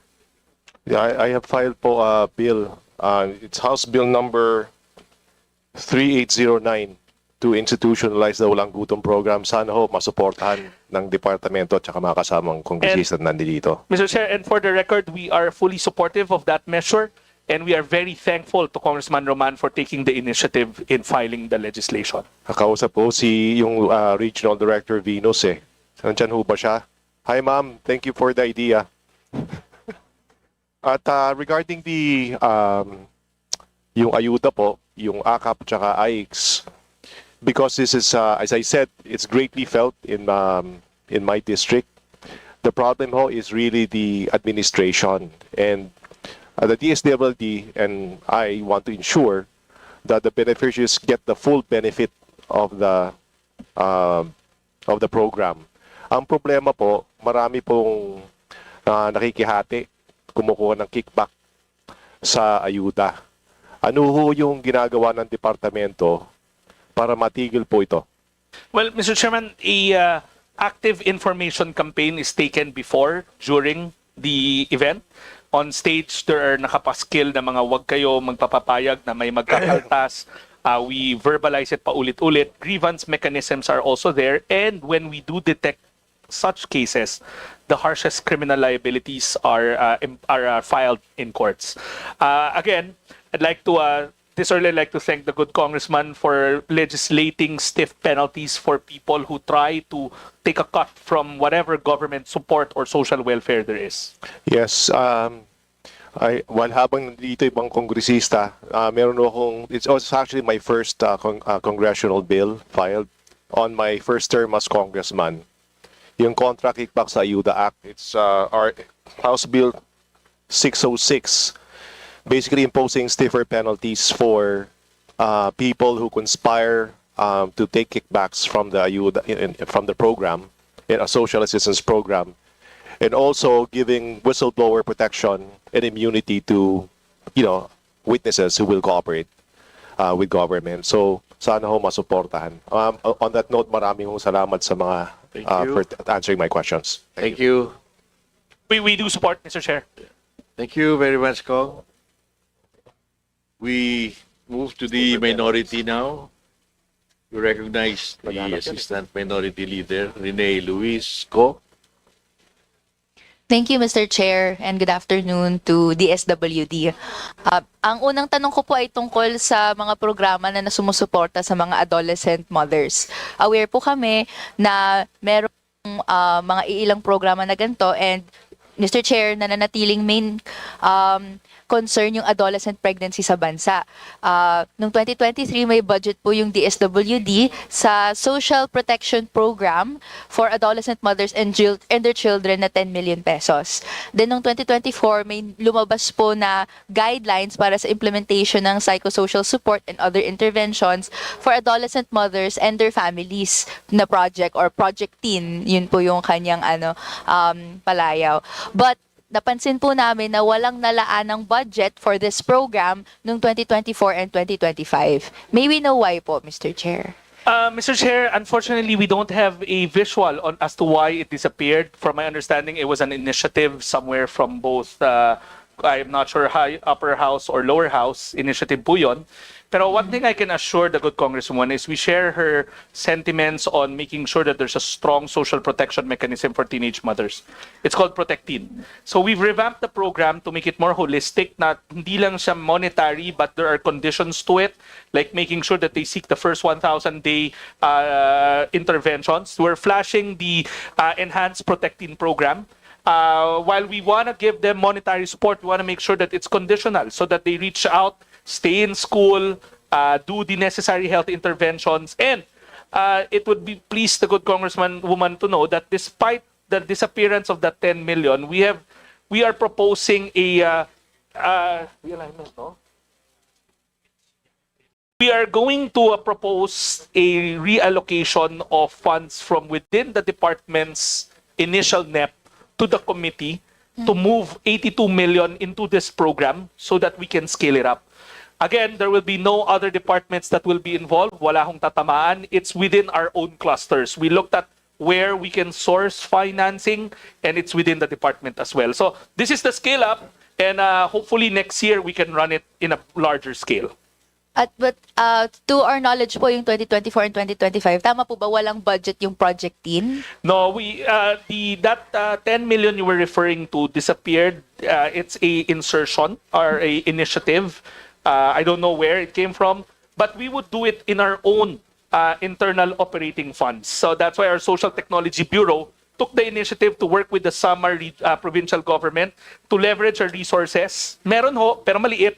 Pero because of that pilot, we want to scale it up for next year. We'd like a report po sana on the implementation of Project Teen. I'm happy to hear na may na-allocate naman na resources kahit papaano doon sa Project Teen. We would like to also support at in due time pagpopondo po nito sa DSWD, given na tumataas po yung adolescent pregnancy rates. Gusto natin ng support. Of course, extending it to, addressing it to the roots of the problem. Yes. Mr. Chair, we would gladly furnish the committee the terminal report, the partnership program we ran with the provincial government. It's a small pilot. But again, looking for the support of the committee to allow us to move funds within the department into this program. So it's really not asking for more. It's not augmenting it. It's just us finding where to finance this program. Okay. We'd also like to clarify po, Project Teen, has it been implemented other than its pilot in 2024 and 2025 po? The original amount was meant to do the pilot. Yan yung social technology na tinatawag ho ng aming departamento. Inaantay na lang namin yung terminal report, and then we will do the scale up already. Okay. We'd like to request a copy po na the committee, may Mr. Chair furnish the committee, the terminal report, and maybe yung slide and other reports po para paano po isi-scale up ito. Yes, we will gladly do so, Mr. Chair. Thank you very much po. My next question naman po is in relation to solo parents naman po. Under RA 11861 or the expanded Solo Parents Welfare Act, each solo parent earning minimum wage and below is entitled to an additional benefit of 1,000 pesos cash subsidy per month. May report po kaming natatanggap from Gabriela Women's Party na hindi po lahat ng LGUs ay nai-implement ito. Pwede po bang makahirinig ng paliwanag po from DSWD, Mr. Chair? The legislation on the solo parent, and I've had multiple discussions with the proponents, states that the LGUs implement it based on fund availability.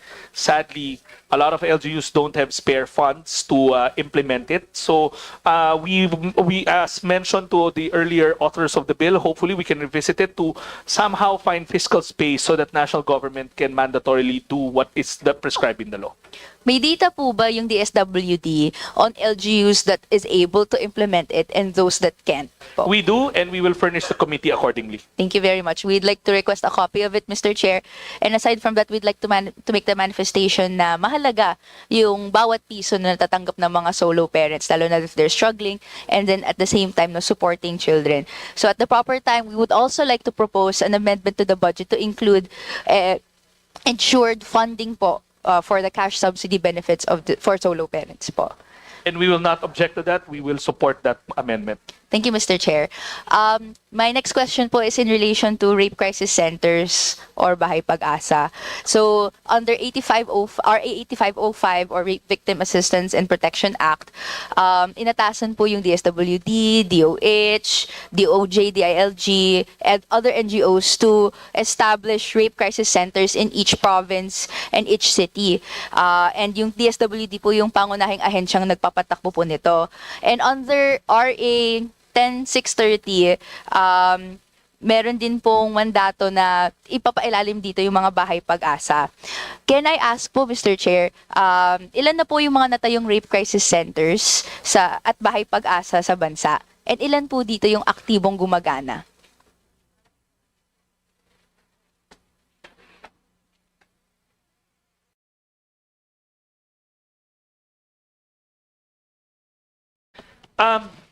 Mr. Chair, the name has been converted, hindi na ho siya Rape Crisis Center because the word rape is quite traumatic to repeat again and again.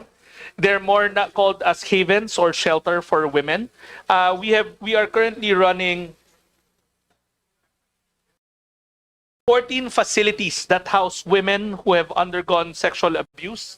And then this is separate to the Bahay Pag-asa as we have discussed earlier on with Congressman Joseph Tan, na meron tayong 117 Bahay Pag-asa for CICL. So magkahiwalay ho yan na clientele. Ano pong kasalukuyan ang status and yung functioning nitong mga shelters po? Well, first is to provide immediate relief by removing them from the communities where the hostilities took place.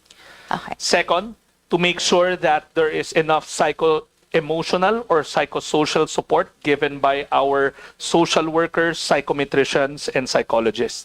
To make sure that they are rehabilitated and with the ultimate goal of helping them reintegrate back to another community that will make them go back mainstream. Mr. Chair, to clarify, ang tanong ko po is, kamusta na po yung kalagayan itong 14? May plans pa ba to add more? Ilan po yung mga biktima na sineservisyohan po nitong mga 14 shelters po as of the moment? Mr. Chair, I don't have the disaggregated data right now. I have the complete data of all shelters. We will gladly submit to the committee the disaggregated data pertaining to shelters. One thing for sure though, I've been to these shelters. They are in good condition, but obviously we require more repairs and rehabilitation. A while ago, we discussed the increase in cost of care that we provide our clients. So additional funding for these crisis centers is always much appreciated. Lalong-lalo na may mga rehabilitation na ng facilities na kailangan gawin. This year, all our shelters, a majority of our shelters, we found internally generated savings or not savings, but funds na pwede namin i-allocate to keep them up to speed. Okay, thank you. We'd look forward to that report, Mr. Chair. But I'd like to ask din, magkano po yung nakalaan na budget sa kanila ngayon? Ano po yung kailangan para yung rollout nila and maintenance ay maayos po? Magkano pa ang kailangan rather?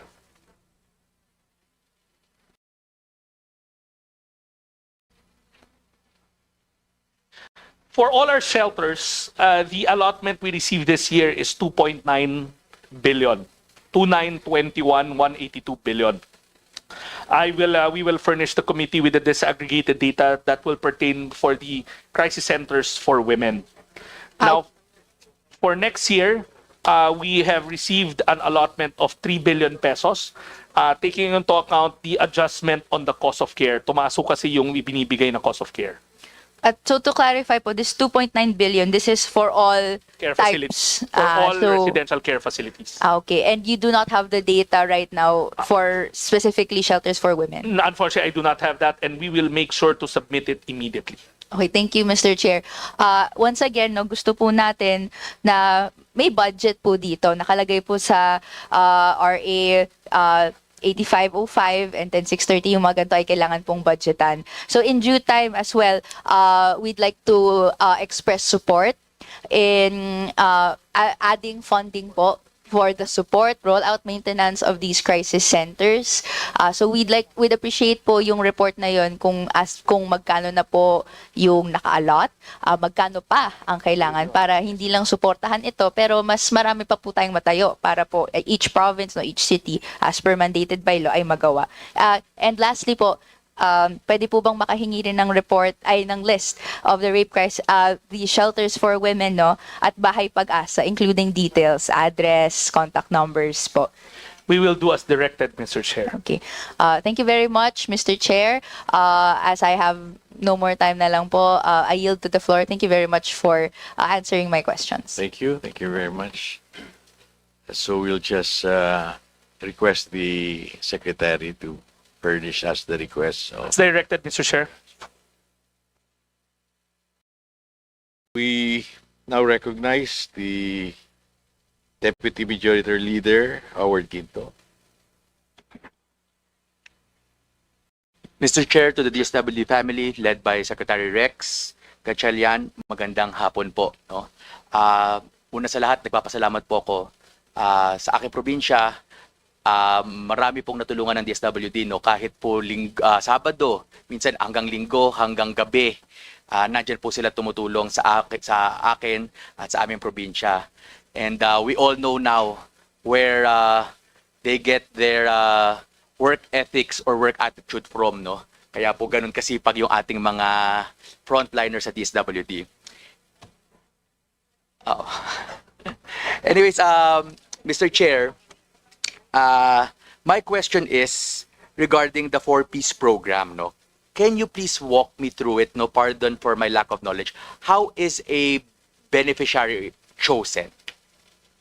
Mr. Chair, thank you for the good words from the good congressman. Pero sinimulan ho niya yung work-life balance. Sa amin ho, work lang.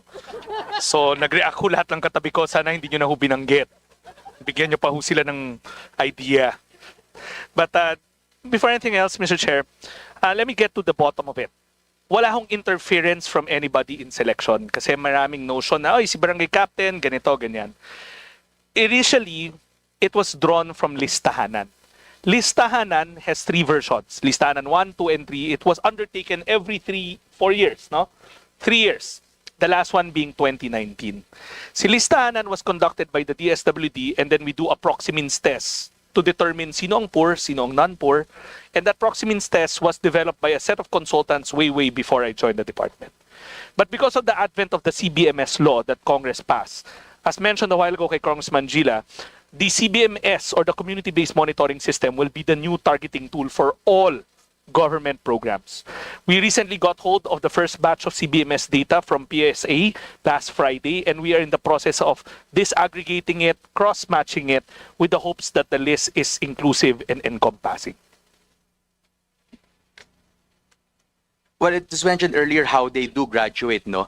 Mr. Chair, you mentioned there are notions na meron pong mga interference with the local government, no, or local chief executives, and there are instances.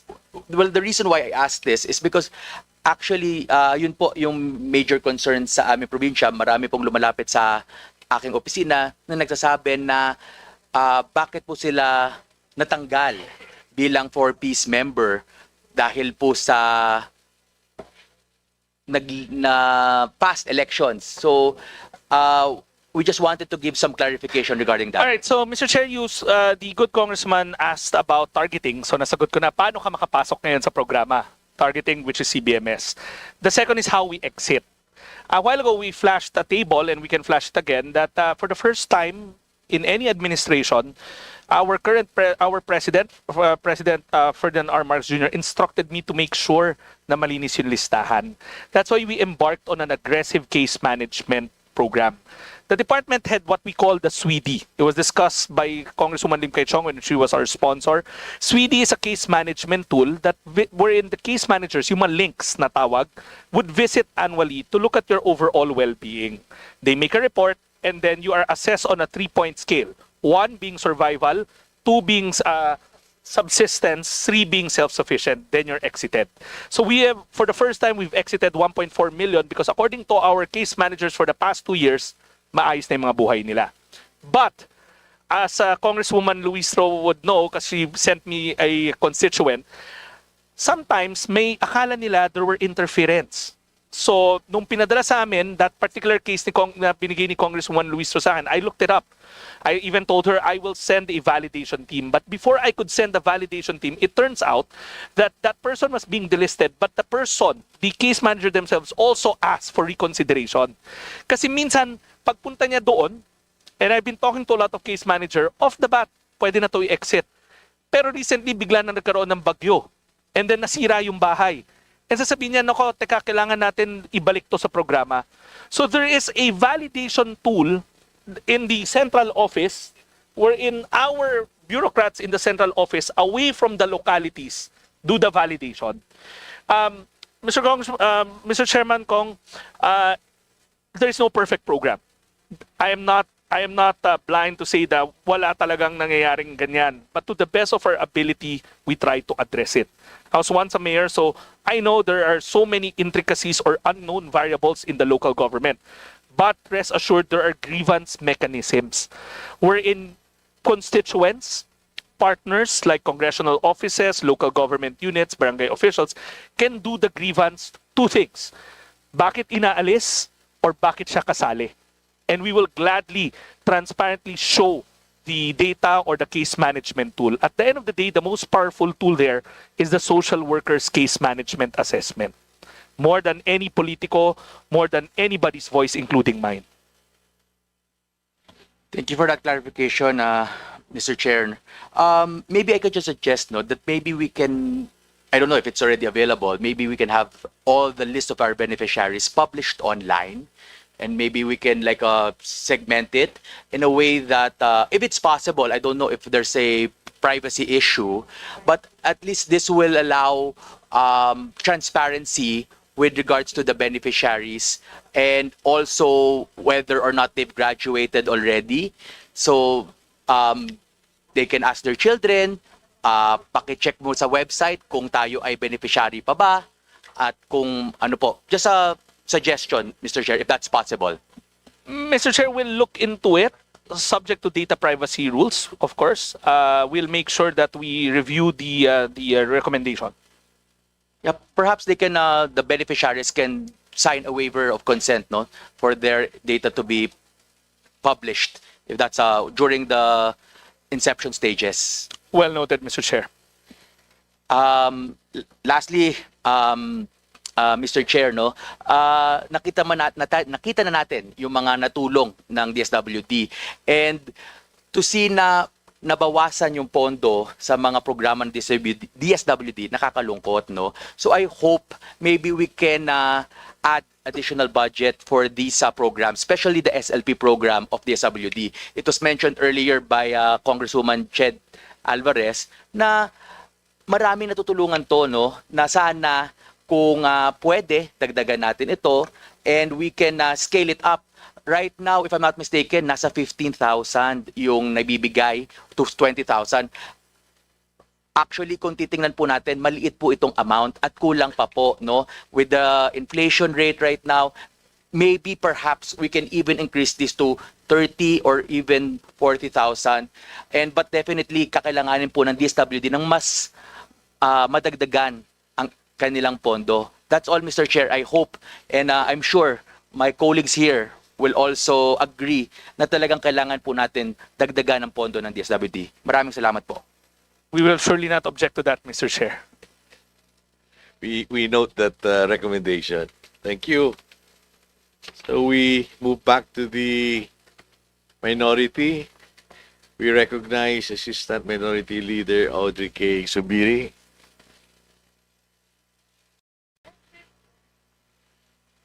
Thank you very much, Mr. Chair. Good afternoon to everyone, to my esteemed colleagues, and of course to our dear friends from the Department of Social Welfare and Development, headed by no less than our very hardworking and tireless Secretary Rex Gatchalian. I will not say who my favorite Gatchalian brother is. But anyway, I know all of you are very hardworking. Talagang trademark yan ng mga Gatchalian brothers. So I'm very happy every time I see any of you three. So, Mr. Chair, if I may ask a few questions to our good secretary.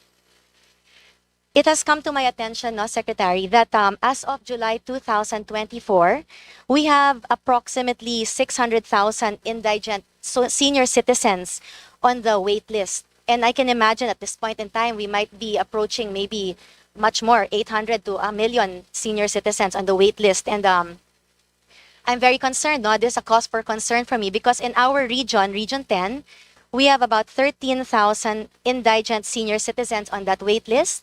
And in Bukidnon, 4,760. And in our third district of Bukidnon, we have 1,057 indigent senior citizens on the wait list. So I would like to clarify a few things. First of all, if I may ask for the exact number or an approximate number of how many are now on this wait list nationwide.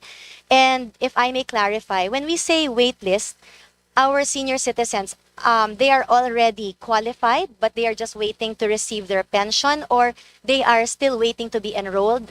If I may ask for a clarification, please. Mr. Chair, first of all, Congresswoman Zubiri can whisper to me which Gatchalian she likes the most. I know it starts with the letter R. But more than anything, Mr. Chair, kidding aside, for the longest time, the department has been pushing, together with Congresswoman Magsaysay, the notion of a universal senior social pension.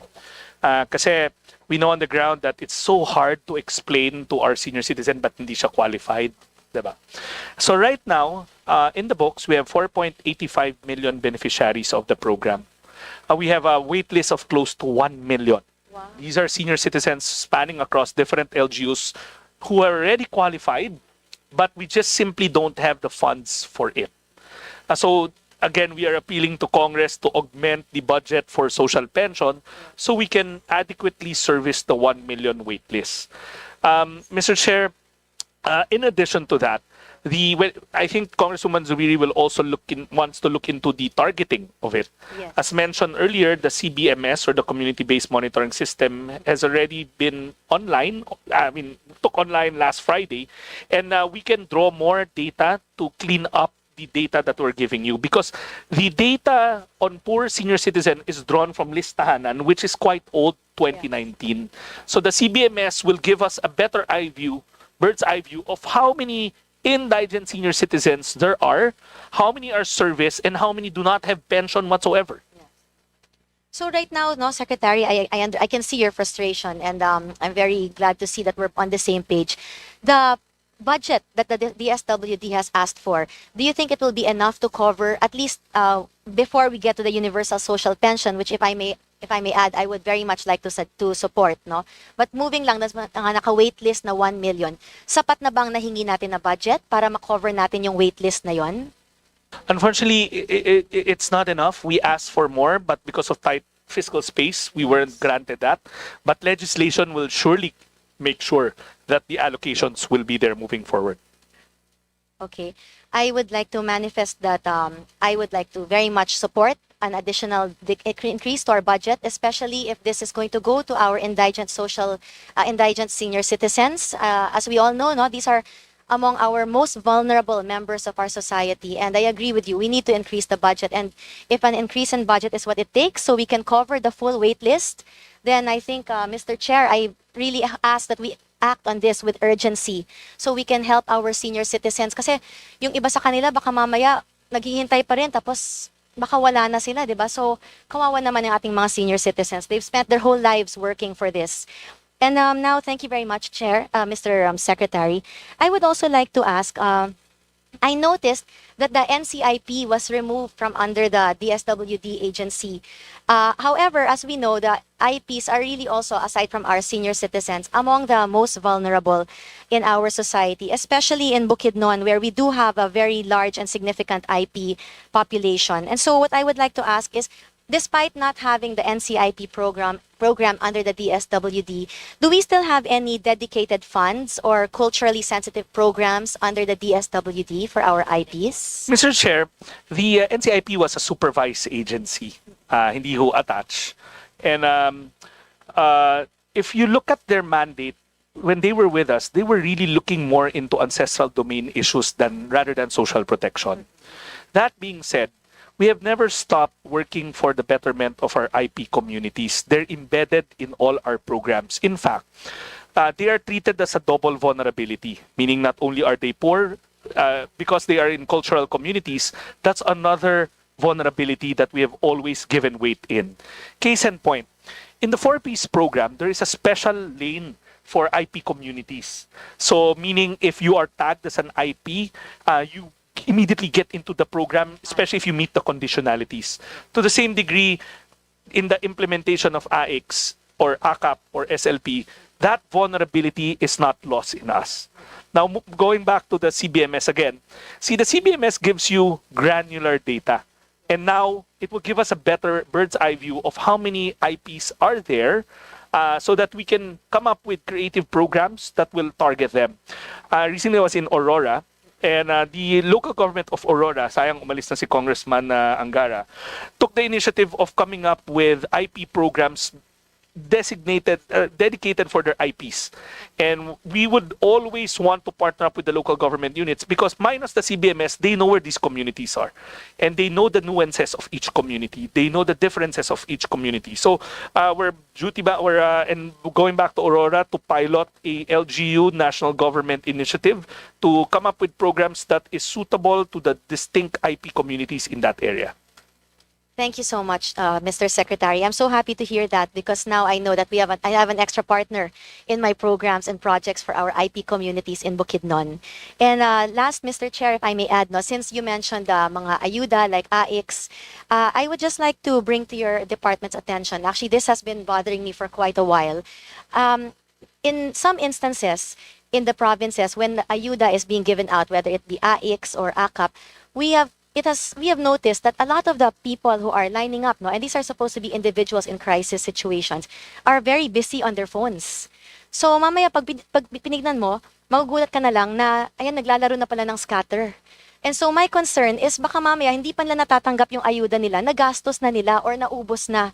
So is there a way that we can perhaps link up with maybe PAGCOR and get their database on who are our online gamblers so that we can make sure that, because I do see the benefit of ayuda, the AX. It really helps our people. Pero ayoko na masayang yung ating AX na mapunta lang sa mga ginagamit pang sugal. Sana mapunta talaga sa mga individuals in crisis who really need it for their everyday needs, their family. So is there a way we can do that to link up the databases para we can prevent this money from falling into the hands of all these mga online games as well? That's something we've been working on ahead. We actually met GCash so many times, but the only biggest hurdle there would be us disclosing our database to GCash, which is a very powerful database. As we know, that database of the poor, when it falls in the wrong hands, they're the most susceptible to fake news or abuses online. Yes. So we are still working heavily with our with GCash and the service providers on how we can isolate. If there's such a thing. It's a tall order, but we are definitely with you in the crusade that social welfare should go to crisis situations, not to gambling. Yes, I agree. Well, I think that is my time for now. But thank you so much, Mr. Secretary. And once again, I would like to commend you and your team, everyone who is here. And also, of course, I would also like to give special mention to the provincial directors of DSWD, the regional directors for Region 10, because I have to tell you, Mr. Secretary, they are so hardworking, even during holidays, weekends, they are working around the clock. So thank you very much to our DSWD team. Andyan ba siya? Si Sir Romel, andyan ba? Andyan ka pala. Oh, tama, hindi ko alam na nandito ka ha. Kahit wala ka. Pero talagang ganyan po ka-supportive ang inyong team. So thank you very much. And Mr. Chair, thank you for the time. And I now yield the floor to our next speaker. Thank you very much. We now recognize Representative Miro Kim po. Magandang hapon. Good afternoon, Secretary, and to the DSWD family. Alam ko marami pa kayong ibang trabaho, so hindi na rin ako magtatanong. Although marami sana akong tanong dito kay Yusek Tapales, dahil sa dami ng magandang mga ginagawa niya. But I want to tell everybody, the main concern of many members of Congress is really the pillar programs of the SWD. People think that the secretary of the SWD is measured only by the output in terms of the number of beneficiaries, how many boxes of rescue boxes, or you have to call that something, no? Yung kahon ng pag-asa. Hindi ko alam anong, what's the moniker? Magaling ka dyan, Zek. It's actually called Family Food Packs. FFP. I think it has to be called something, because yung pag nakikita mo binibigay sa panahon ng baha, nag-uplifting talaga siya. So, regardless if we set aside yung mga hindi deserving, but for most people who actually receive it, it's really an uplifting feeling where they feel the holding hand of government. So, baka magandang bigyan ng magandang pangalan yan. So, akala ng marami, yun ang pinakamabigat na trabaho na ginagawa ng ating secretary. The department is very fortunate that I think yung hardworking, alam na ninyong lahat yan. At tingin ko, hindi na kayo natutuwa na yun ang kanyang main character. Alam ko po yun kasi ironically, tuwan-tuwa po yung mga taga Valenzuela nung graduate po si Secretary. No? Nung nawala po siya doon, ay tuwan-tuwa sila na napakagaling ng syudad, pero tuwan-tuwa din sila na para makakapagpahinga na sila. Ano po, ha? But really, I think for everyone's benefit is what Sec Rex brings to the table is not just that he's always there, and I want to tell the DSWD family, because he's always open to even the most technical of discussions. So in Marikina, when the proxy means test was applied sa pag-evaluate ng aming mga 4Ps, 65% of all our 4Ps beneficiaries were automatically removed for one very simple criterion or portion of that proxy means test. Checklist lang kasi yun di ba? Titingnan, may telepono ba, may kuryente, magkano, anong gawa ng bahay, may trabaho, ilan ang anak, lahat. It's just, and then titingnan lang kung anong score mo. So bumagsak karamihan ng mga taga Marikina doon for one simple reason, dahil ang bahay nila gawa sa bato at may second floor sila. Pero sabi nga namin kay Sec Rex, sabi ni Sec, parang hindi talaga siya pwede mag 4-piece kasi may 2 floors siya na gawa sa semento. Pero sabi namin, kailangan ng second floor kasi kung hindi, mamamatay sila dahil these are in flood-prone areas. At pag pumunta ka ron, hindi sila palitada, walang mga bintana, pero nagiging 2 floors. So babagsak at babagsak. But right there and then, instead of closing the door and saying that wala na ako panahon para dyan for 6,000 people when there are hundreds of thousands I have to deal with, sabi ni Sec Rex, we will evaluate. And in 2 hours time, we sent what our alternative was in measuring. Yung kinukwento ni Sec Rex ngayon, di naman siya ekonomista. Pero pag pinag-aralan niya yung Sweeney, lahat, etc., sabi niya, tama nga, may sense. So, in short, yung secretary ninyo, tingin niyo sipag lang lahat. But I think yung pagiging matigas niya, matigas din ang ulo niya When he thinks something is correct, mahirap din siya mabali doon. Di ba? Pero, sasabihin ko na po sa inyo, pag nakikita niya may wisdom at mas maraming makikinabang at fair yung magiging result, nakikinig siya. So naibalik yung marami sa amin doon simply because of using a more updated and more sensitive test of poverty. So ako, more than anything else, it's not your sipag, it's not your ability to deliver, but really it's always your constant desire to learn and be on the job and not think that alam mo lahat. So ako, yun ang pagsaludo ko lang. Yun ang maraming occasions na you've always come to our rescue. Wala po akong masabi sa buong DSWD family. Dasal ko lang, wala sanang bad eggs na makakasira. Tingin ko yun na lang ang pag-iingatan natin bilang isang department. And it's very rare. I always say, if the President had cabinet secretaries like SecRex, wala tayong magiging problema sa gobyerno. Totoo lang. But on that note, Mr. Chair, dagdagan nyo naman. Hindi, joke lang. Sinira, no, ha? But frankly, I think, SecRex, you're a rare gem. I hope di ka mapagod at hindi mapagod yung mga tao ninyo. Guys, totoo lang, ha? Sabihin ko na sa inyo, slave driver talaga siya. Pero hindi kayo slave driver para kumita ng pera. Para sa serbisyo, para mas mabilis ang ating gawain, it's all about coming up with a better department. And frankly, I don't think that the department has had a much better secretary in the last 25 years. So, Sec, congrats, ha? Congrats. Alam mo, very critical ako na tao, ha? So, the fact na sinasabi ko yan. Boss, salamat. Maraming salamat. Thank you, Chairman. Thank you for the kind words. Thank you.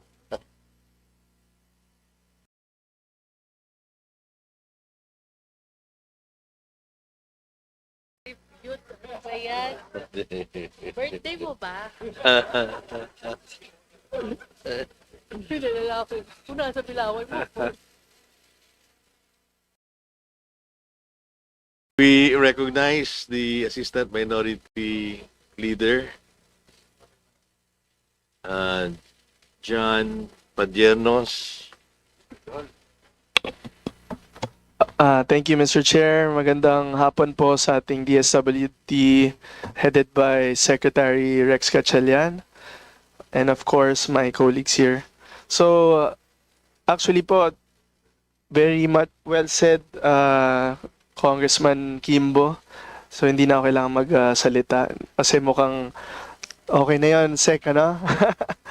But you know, I came across, may quick lang po ako na tanong, Sec, kasi I came across this program of yours na minention na rin po kanina, ito pong Walang Gutom 2027 food stamp program. Because, you know, sa ibang mga bansa talagang ginagawa na nila. I know you started this 2023, if correct. So that's correct, a Mr. Chair. very good program to look out for. But I noticed po dito sa ating survey conducted by SWS, na-curious lang po ako, ano po bang basis nito?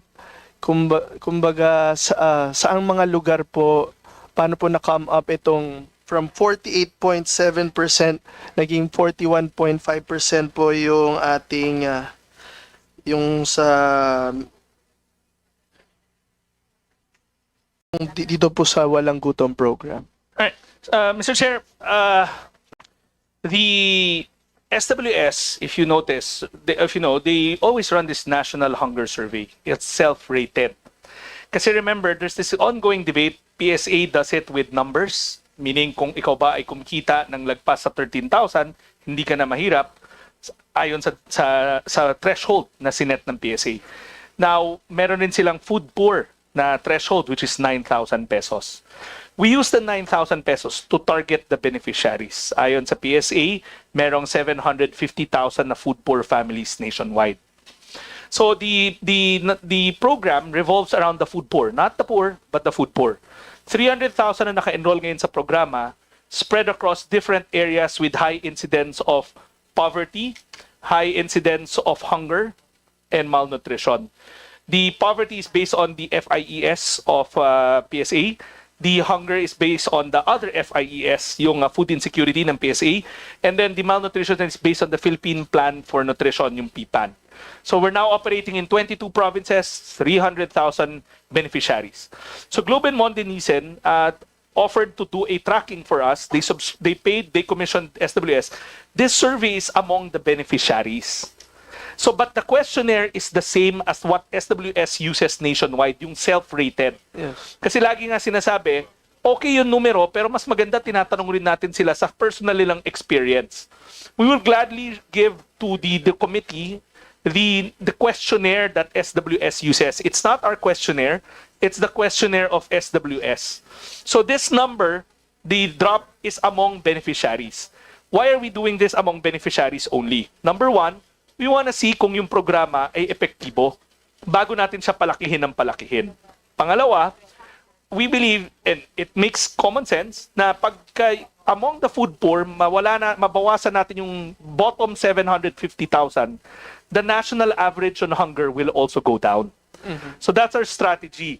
Limited resources, let's target it properly. Sana kung maganda kung lahat ng poor mabibigyan natin, pero limited ang resources. So that's why we focus on the bottom 750. Follow-up question, Mr. Chair. Yung mga beneficiaries po ba natin, saan po ba sila nanggagaling? Can we request from the department? The reason I'm asking is, kasi po, I'm just wondering if doon po sa lalawigan namin, we have in Nueva Ecija, if we have this Walang Gutom program. Yeah. Right now, we don't have one running in Nueva Ecija. Kasi to pick the geography, kung saan siya, remember 750,000 yan. The first 300,000, para malaman namin saang probinsya kami mag-operate, if your province appears in the three that I mentioned. Are you in the province with the highest poverty incidence? Is your province in the highest hunger incidence? Is your province in the most malnourished or stunted area? If your province appears in 3 or 2 of those criteria, you will definitely be in the first geographic expansion. Masaya tayo to one degree that Nueva Ecija is not there, meaning it may have poverty or hunger, but it's not in the top. Now, how do we look for the household? We use listahanan. Listahanan kasi is the only database that we have. But admittedly, listahanan is very, very old. It's 2019. Kanina nabanggit ho namin na excitingly, CBMS went online last Friday, a portion of it. So we will now draw from the next, when we scale it up, the next 300,000, we will draw it from CBMS.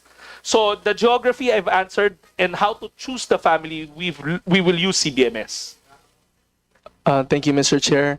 And last question, maybe more of a recollection lang po kasi I came across this parang seminar and they were talking about how important yung ating mga bata po from the day they were born until the age of 5. Diba? Kasi yun po yung nagiging problema natin even though we have a good amount of workforce until 2050 compared to our neighboring countries. Ang issue po doon is yung ating food security and yung 1 to 5, yung especially ages 1 to 5, yung mabigyan natin sila ng magandang nutrition and the like. So, ang tanong ko lang po if meron po ba tayong specific plan regarding that? Or is the department doing a program already in relation, of course, to the Walang Gutom program? Mr. Chairman, this was discussed a while ago. Yan yung tanong ni Congresswoman Garcia. Stunting, a third of our kids are stunted. It's one of the worst in the world. And the President has made it #1 agenda for all the social development agencies. Now, there's always this notion na kulang sa pagkain. Tama naman yon. Pero as I mentioned, in trying to combat stunting, you have to look at nutrition specific, yan yung pagkain or yung inputs that you give, and nutrition sensitive, meaning meron bang sapat na clean water, meron bang access to stable food supply, meron bang child simulation centers or early. It's the environment where the pregnant or the child will grow up in. tayo, we're looking at that golden window of 0 to 2. Other countries like Indonesia have already ventured into 0 to 5. But tayo, we have to focus first on 0 to 2. So it's not just DSWD alone. It's actually a concert of agencies like DOH kasi they have to improve the supply side of health facilities also. So we're now working with them, and admittedly, it's a tall order. We have to make sure na hindi lang may kinakain, which is the case Tama is po. walang gutom, but the overall environment in rearing or childbearing is conducive to solve stunting once and for all. But Mr. Chairman, as mentioned a while ago, the President has made this his top priority. He has given us all marching orders to work together to try to dent the growing number of stunted children. Mr. Chair, last question on that topic. I just wanted to know if we have enough budget to support this program of the President, especially for the ages 0 to 2, and hopefully actually 0 to 5 ang target sana po. I can't say that it's enough, pero I mentioned a while ago a program called Philippine Multisectoral Nutrition Program. It's PMNP. It's an ODA between DOH and DSWD. Yung DSWD side is the nutrition sensitive, wash facilities, child rearing facilities, while DOH does sa specific improving health capacities. Sa site namin, tapos na kami. It's operating in 235 communities. So that dance between specific and sensitive should happen. I'm sure DOH will probably give you what they've done. Pero there are moves to expand that program, to reinvest. Kasi maliit yung loan. So even those things we cannot fully comply with in the 235 poorest or most stunted provinces or communities. Okay, thank you, Mr. Chair. So, quick manifestation lang po, Mr. Chair. So, Mr. Chair, we acknowledge that millions of our fellow Filipinos continue to rely on the programs and services of the DSWD. And as mentioned by many of our colleagues, carries many commendable programs, from feeding programs for children, assistance for families in need, and pension for senior citizens. Not to mention po, yung mga nakita ko po dito sa inyong mga presentation, ito pong project Lawat Binhi for yung mga small farm reservoirs natin and gardens, yung and disaster response and rehabilitation. And yung pong pag-abot program, actually I came across that a while ago. It's nice to see that na hopefully we can, especially in the NCR in area, yung mga nasa lansangan po. Kasi we still continue to see a lot of, especially kids po, na sana po matulungan natin, and yung mga kalahi and other programs. So these are true lifelines that countless Filipinos continue to depend on and draw strength from. So I cannot overemphasize the big role of this department na marahil isa sa pinaka nararamdaman ng taong bayan. Sabi nga din po ng ating mga fellow representatives, ito po yung departamento na nararamdaman na diretso po kayo sa tao. At dahil sa sila ang agaran at unang tinatakbuhan sa oras ng pangangailangan. So rest assured, this representation fully supports the department and its proposed budget. And as mentioned by Representative Howard Ginto, I do manifest also the increase of the budget dahil ito po talaga yung pwedeng mag-iba ng yung maliit na bagay po, or for some, it's malaking bagay na po. So I commend the whole department for their hard work and dedication in helping serve our Filipino people. Special mention ko lang po, Mr. Chair, ang ating USEC Pinky Romualdez and also ASEC Baldir Bringas for all the support and help in ensuring the timely that we get the timely assistance to our fellow constituents my constituents in Vaisia. So yun lang po, maraming salamat po, Sec Rex, and Mr. Chair, yield the floor. Thank you. We take note of that manifestation. If I can request Secretary. for a 1-minute suspension, I will come back and do it another round. Yeah. Hearing suspended.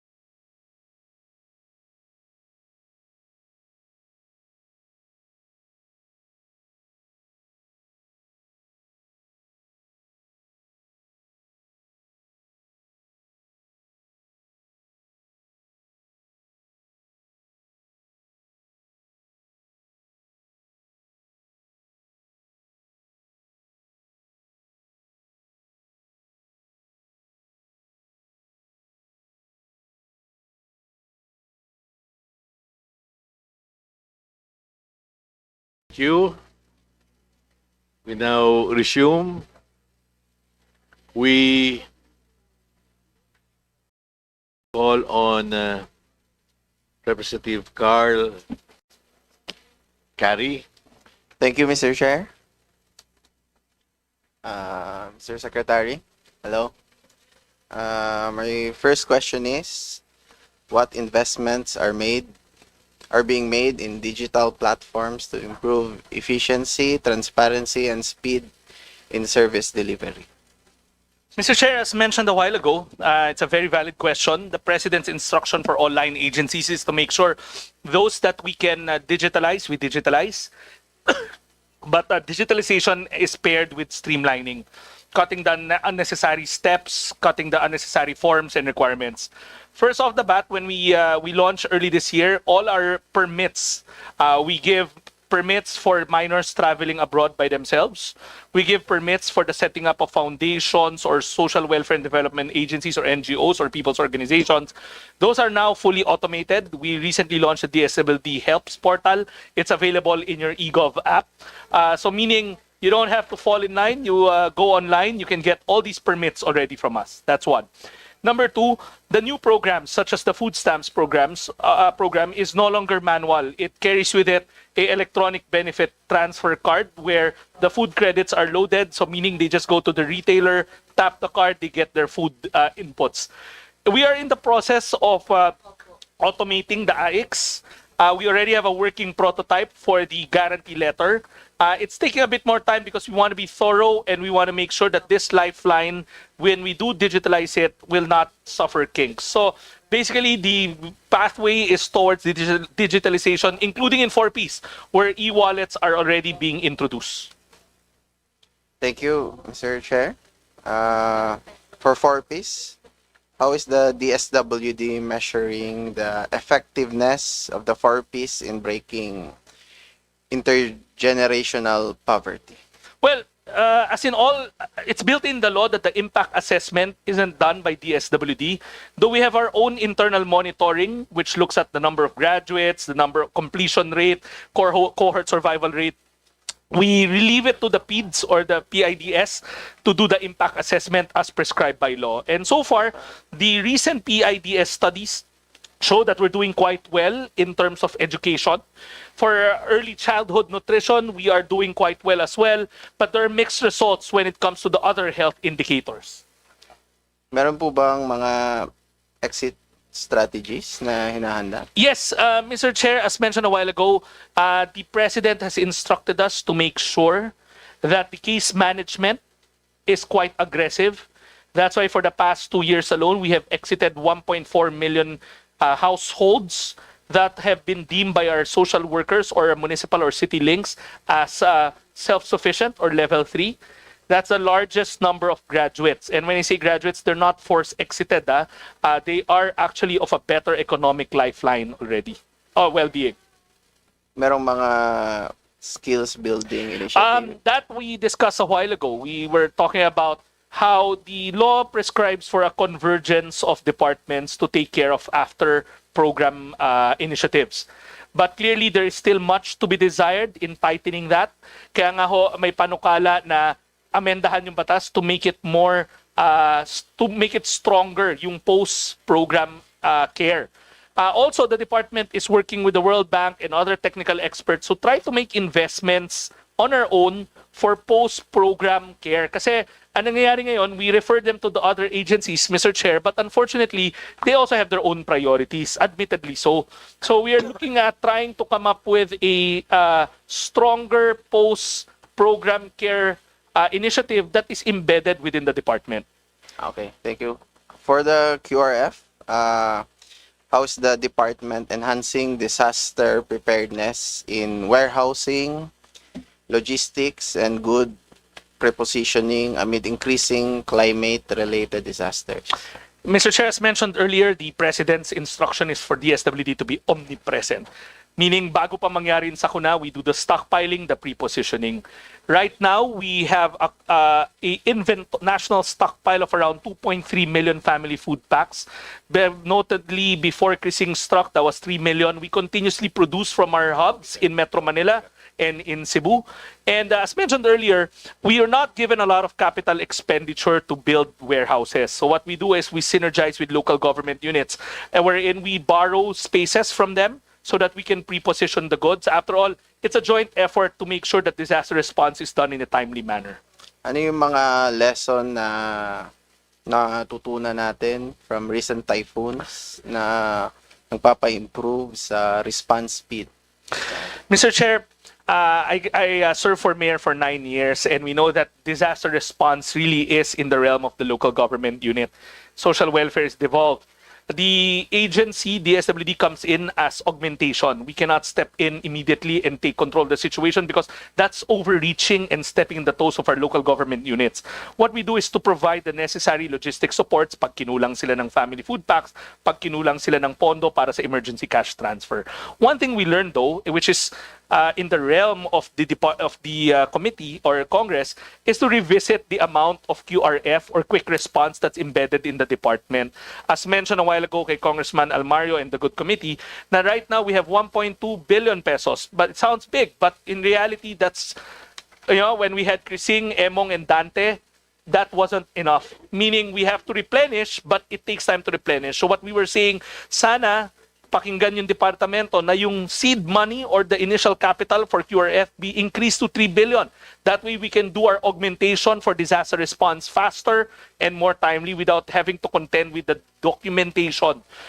It will not cost the government anything because the quick response is prescribed and statutory. We just want a bigger share of it at the start of the year.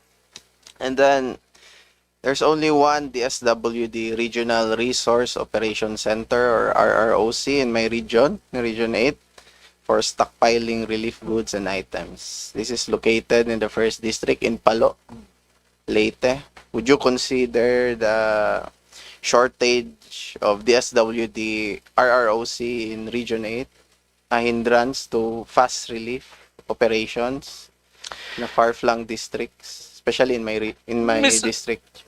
Mr. Chair, as mentioned a while ago, disaster response really falls in the realm of the local government units. They have their own quick response funds, they have their own resources. But because of the mandate of the President to make sure that the national government supports our local government units, we have been embarking on a partnership agreement with a lot of local government units. Ayaw na ho namin na gamitin pa yung pondo sa pang-upa because that MOE can be used easily to buy more goods or use it for emergency cash transfer. So what we've done is partner up with LGUs to build hubs, spokes, and last mile warehouses. We come close to 1,000 now. And as mentioned to the good congressman, we will entertain and we are open to adding more with the help of the good representation in securing more space for our family food packs. Right now, the pre-positioned goods in the whole Region 8 is at around 100,000 plus. And in Leyte alone, that's 60,000. Again, let me point out that for the first time, the country's national stockpile has breached millions. Before Crising, it was 3 million. Our goal now is to move it up to 4 million. That means more goods to pre-position everywhere. Thank you, Mr. Chair.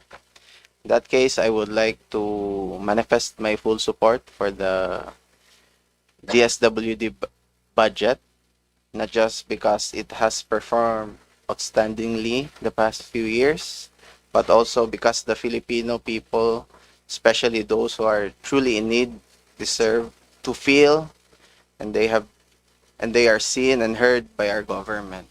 Sana rin po, pag tumaas po yung capital outlay nyo, sana ay malagyan po ng warehouse or QRF warehouse yung distrito ko. Especially cooperative naman po yung mga LGU and mga mayors po. Sana ma-take note nyo po yung, especially in the 5th District of Leyte. Mr. Chair, the regional director of Region 8 is around. And we are instructing her to link up with local government units who may have spare space so that we can pre-position goods. Thank you. Thank you, Mr. Chair. Thank you.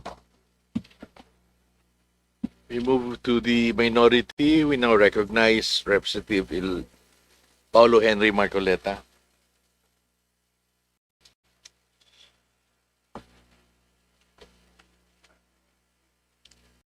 Thank you, Mr. Chair. Magandang hapon po sa ating butihing secretary. I also join Kong Audrey and Kong Miro in saying that our good secretary is my favorite among the Gatchalians. No? Not only that, he's also the best looking and the youngest looking among the brothers.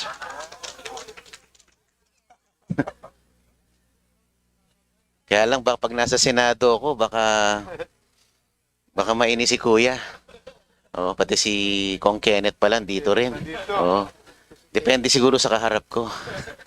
anyway, I commend the leadership of Secretary Rex in the DSWD, especially in the timely and rapid delivery of relief goods during the recent onslaught of the typhoons. Yan sila Christine, sila Dante, sila Emong. We firsthand experienced the swift response of the DSWD in delivering the much needed relief goods. At nabigla ako, ang ganda nung packaging ng relief goods. Binuklat ko nga yung isa. Nag-random check ako. Talagang matutuwa yung makakatanggap. This is a far cry from the other administrations. Yung iba kasi, inaamag na yung bigas. Yung iba ano. Pero ito, hindi ka mapapahiya pag pinamigay mo eh. Itong relief goods ng DSWD ngayon. At dahil nga lang nabulunan ang DSWD dahil na-max out yung capacity nila to deliver during the typhoon, we took the liberty of picking up the relief goods from your warehouses. Yun naman ang parang ambag na rin namin para medyo makagaan po sa inyong napakabigat na gampanin nung panahon ng kalamidad. At wala akong masabi sa ating secretary kundi puro pagpupuri. At yun, wala naman ako masabi kundi yun lamang, except for a few shall we say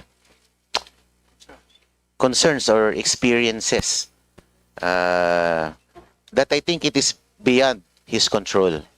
Wala naman siyang kinalaman dito. Let me just cite a few concerns. Nung pong panahon ng kampanya, habang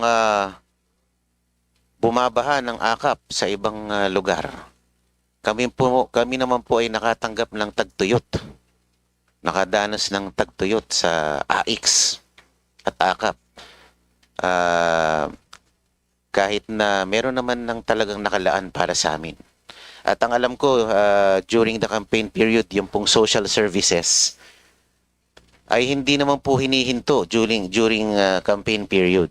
Tuloy-tuloy po yan. Kaya lang,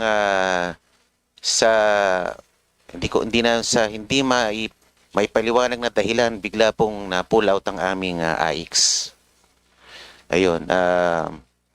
Meron din pong ibang insidente na yun pong isang nominee namin sa Sagip Party List noon.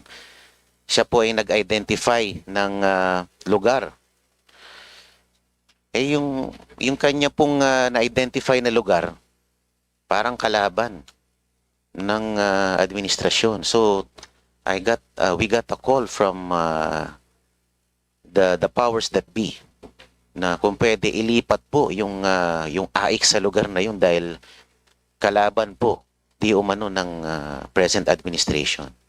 So yun lang po ang yung aming mga concern. Sana po hindi po napopoliticize yung ating delivery of basic goods.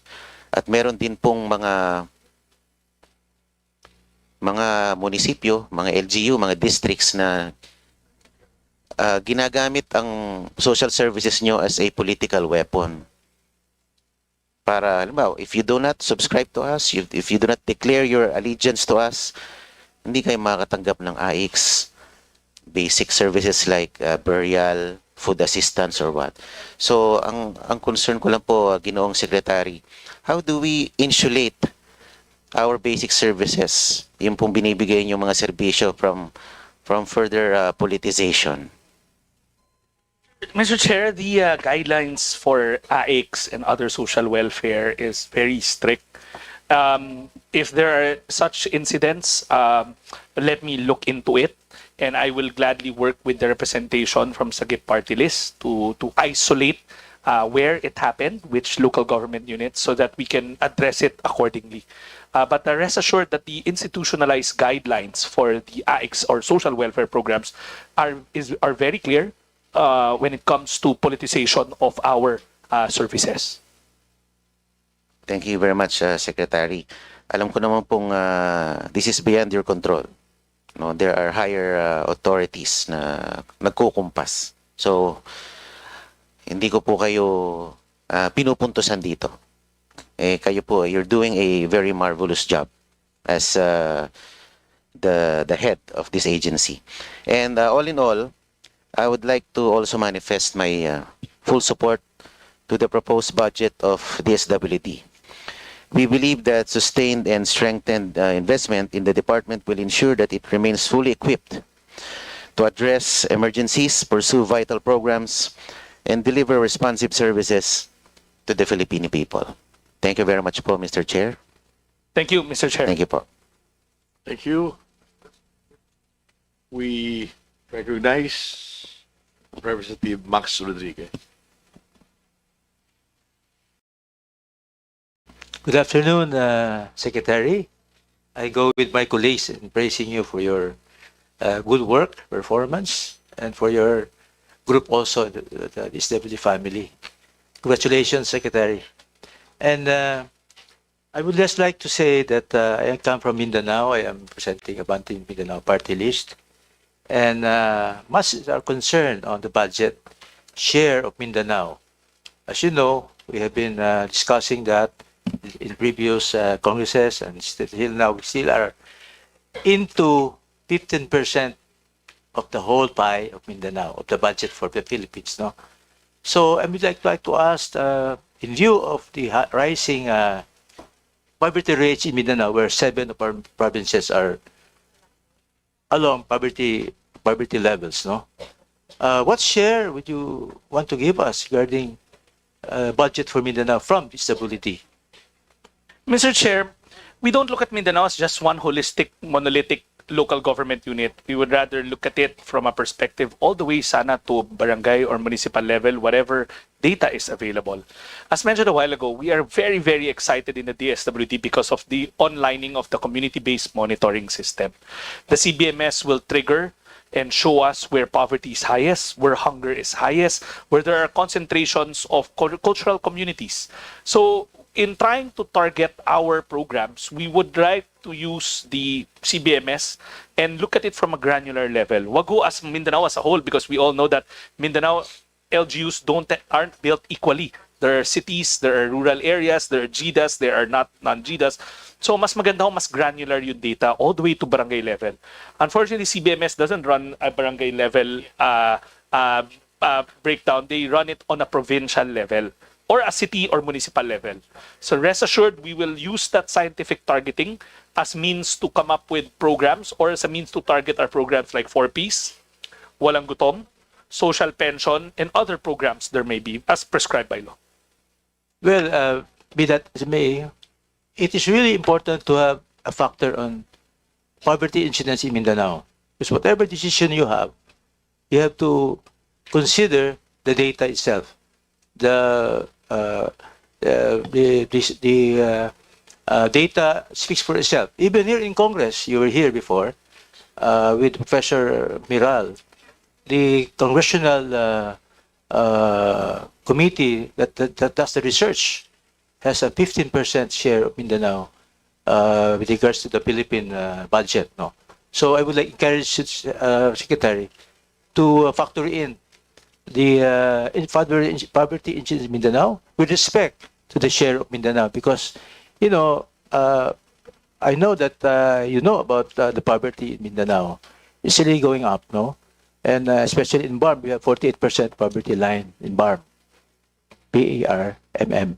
So that is we have to factor in, I guess, no, for the next season. I know you'll be there. Okay. So may I continue with my questions first? So, okay. Just my suggestion only. Please factor in regards to your data, come up with a realistic approach regarding Mindanao with regards to poverty incidence and the share of budget for Mindanao. Okay. The second question is about, this was asked by Audrey, Congresswoman Audrey, about senior citizens. I reiterate our request for more budget for Region 10. 12,000 are not yet being given the benefits of senior citizens. No, I just reiterate with Congresswoman Audrey here a while ago. Secondly, have you factored in malnutrition in schools? I know DepEd is doing that, but it's not enough. No, DepEd. Have you factored in malnutrition in the elementary schools? So we say in Region 10, no? where our outstanding director, Ramil Hamon, is here. Director Ramil? Yes.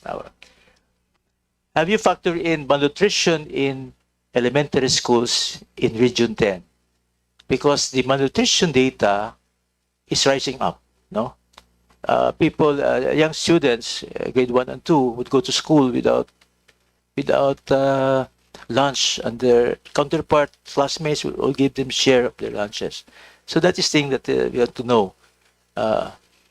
Mr. Chair, I'm not responding because I would rather wait for the end of the questioning before I do. That's can you factor in malnutrition? How you can help?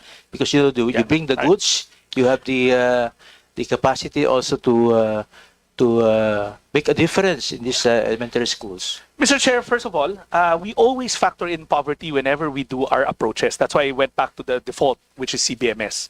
CBMS will give us a better eye view. And I guess if you add, I'm not guessing, I'm pretty much saying that if you amalgamate all the results of CBMS, we will see a greater chunk of it falling in Mindanao. I'll give you a case in point. The Walang Gutom program, which will segue into my second, which is the food stamp program of the President, 50% of the beneficiaries hail from Mindanao. So of the 300,000 running right now in the cohort, 151,000 of them, of these family households, are in Mindanao. So there by itself, you can see the weight that we give to Mindanao. It's always been data-driven for the department. Poverty incidents. Now, in Walang Gutom, we also look at malnutrition because the intervention is on a household level so that we can target the mother, the pregnant or lactating mother, the child who will go to school, and hopefully they don't go to school hungry. So that by itself is already a contribution towards ending hunger or malnutrition, as the case, whichever case may be. So as well as mentioned a while ago, when we were identifying the geographic scale up of Walang Gutom from the pilot, we looked at three things.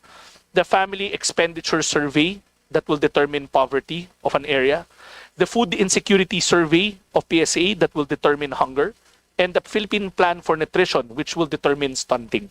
So all these three things will be put together in expanding the Walang Gutom program. And a lot of the beneficiaries, like I mentioned, 50% of it is in Mindanao. Thank you for that, Secretary. I'm just asking it because in the schools, Parent Teachers Associations, PTAs, really do their feeding in their children. So maybe we can help. The PWD can help in giving food packs. No, and that's one of my things that I have requested DSWD in Region 10. The food packs can be given to our PTAs, where they share in the making of the feeding. They will be buying the vegetables. You have the rice and then we can do the feeding for elementary schools, because these elementary schools are from rural areas. No. Mr. Chair, unfortunately, the food packs I don't think is the right intervention. First of all, the food packs are drawn from the Quick Response Fund, so they're meant for disasters. But more importantly, those are preserved food. items. They're canned goods. I don't think their DOH or FNRI or NCC will like it when they say that we're using it. But there is another food security intervention that we're doing. In our disaster portfolio, we have the Cash for Work called Lawat Binhi program. I think we can flash the Lawat Binhi picture so that the good congressman can see it. The Lawat Binhi program empowers communities, impoverished communities, to do urban gardening, to build small community reservoirs, to make sure that there is food security in these far-flung areas. This is part of our overall thrust to address food insecurity, which inadvertently benefits the children in our schools. We have cohorts everywhere wherein it's done in schoolyards or in communities near schools. So sila na ho yung nagtatanim, and it's their paid cash for work, so that's additional income, and whatever they draw from these community small-scale farms goes back to them. Well, it's sort of an emergency measure only. No, PTAs come to us, ask for assistance and everything, but we do whatever we can to help them. No, thank you for the response, Secretary. My last question is about hospice. You know, in Cagayan de Oro, we have this a house being run by NGOs, and they have 100 patients of leukemia patients, terminal ill, and they get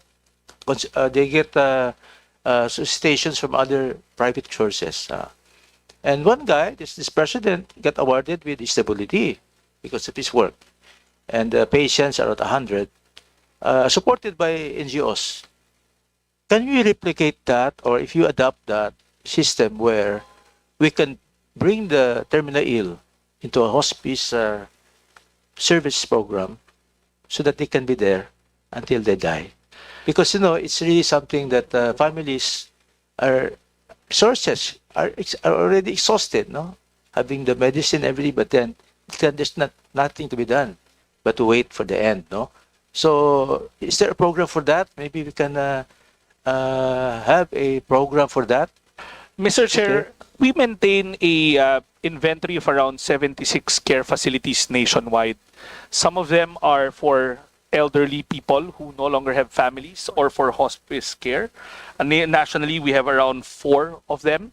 It's clearly not enough. But again, I appeal to Congress that they augment our budget so we can build more of these care facilities. But last night I was coincidentally with the ABSNet, which is the umbrella organization of social welfare and development agencies or foundations or NGOs as they're colloquially called. And we all agreed that it's time that we put in special provisions in the budget that maybe we can use portions of our funds to finance residential care facilities of the private sector through state subsidy or cost of care. Meaning, if we endorse clients to them, then we pay for them. Kasi, Mr. Chair, clearly building more facilities by the public sector will be very costly. But there are existing capacities in the private sector. But obviously, they're hard up for cash as well. So we are enjoining the committee and Congress to look into special provisions that will hopefully allow us to do cost of care transfers to care facilities, as you mentioned. So that depends on the law that will mandate it, so that you can have more budget for it.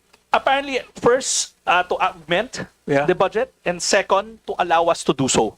COA right now, I believe, has a very stiff hurdle on us doing fund transfers to foundations and NGOs for obvious reasons in the past.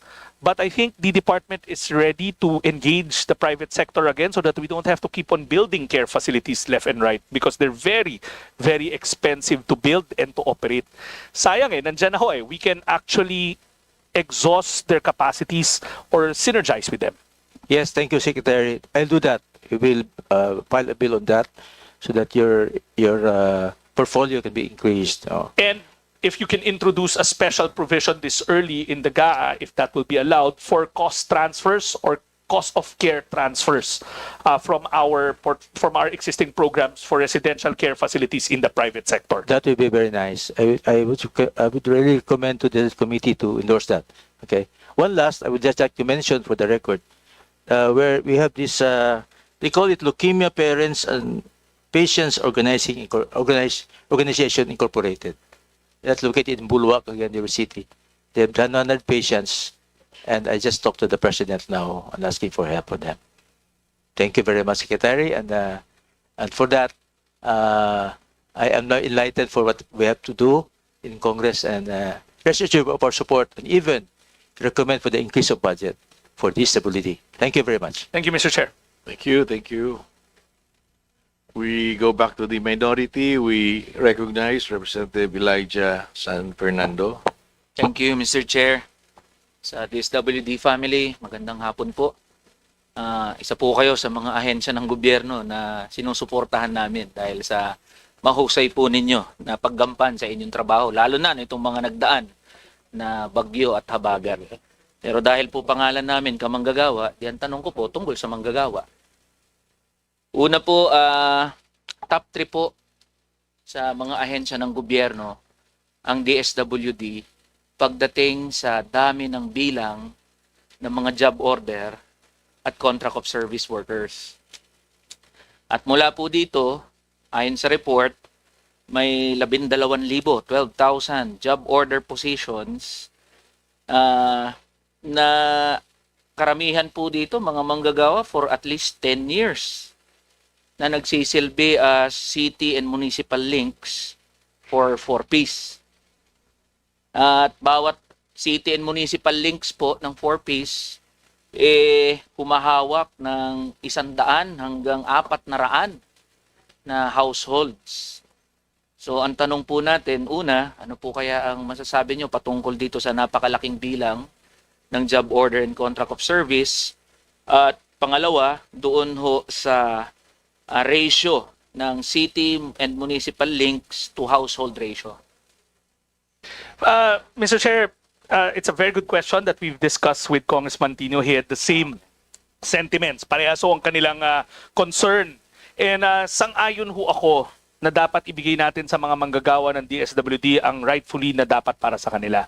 Una po, sa tulong ho ng Department of Budget and Management at sa utos ng ating Pangulo, yung ratio na yan bumaba na ho.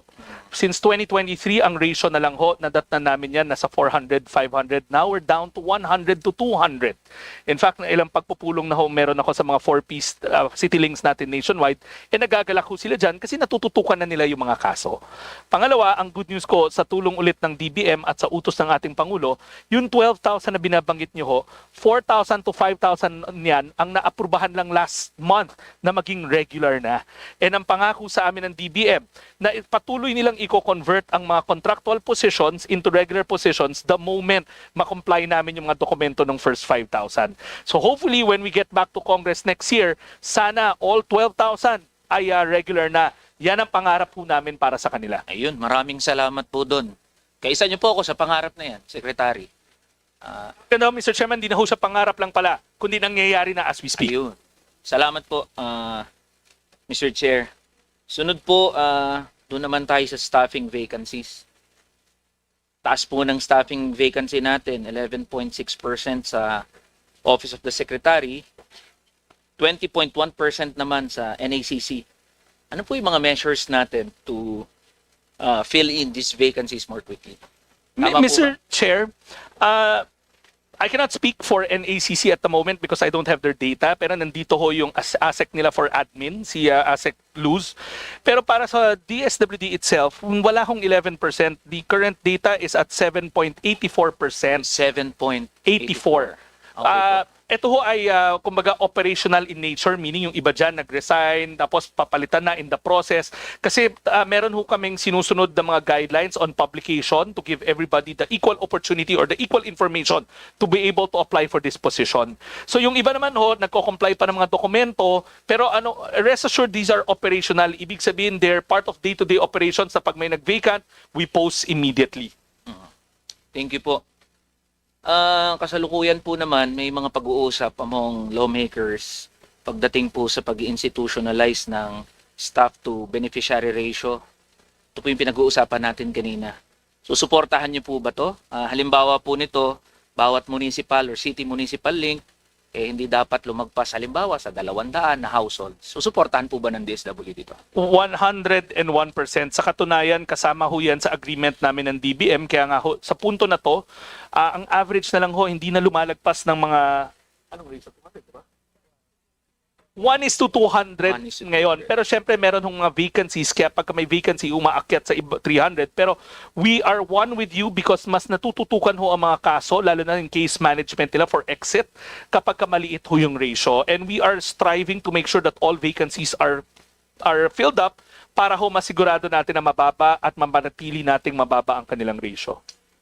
In line with that, ano pa po ang tingin nyo na suporta na maaring maibigay ng Kamara, whether in budget provisions or policy reforms, para matulungan po ang inyong ahensya na makapag-recruit, retain at proteksyonan yung welfare ng ating mga social workers na nasa puso ng pag-deliver ng mandato ng DSWD? Baka meron po kayong mga wishlist o kung ano man.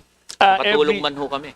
Mr. Chair, every time na bumabalik ho ako dito sa Kongreso, ang apila ko, wag lang ho yung 4-piece ang tignan natin, kundi yung buong departamento by itself.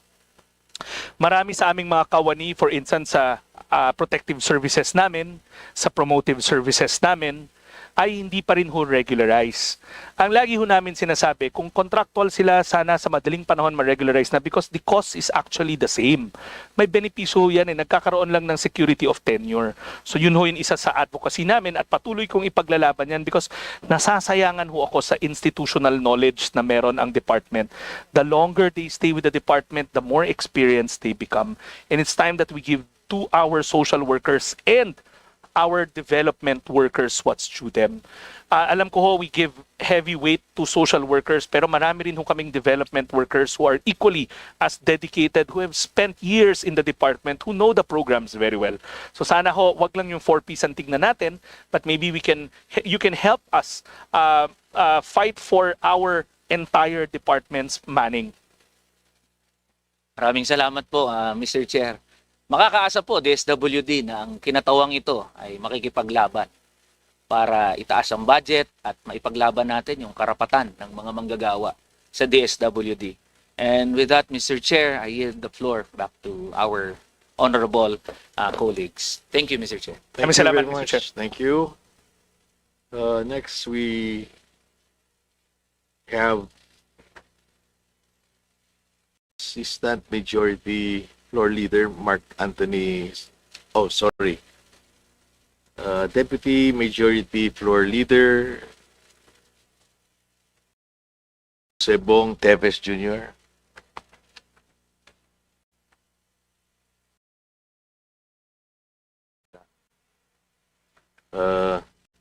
Assistant Majority Mark Anthony Santos.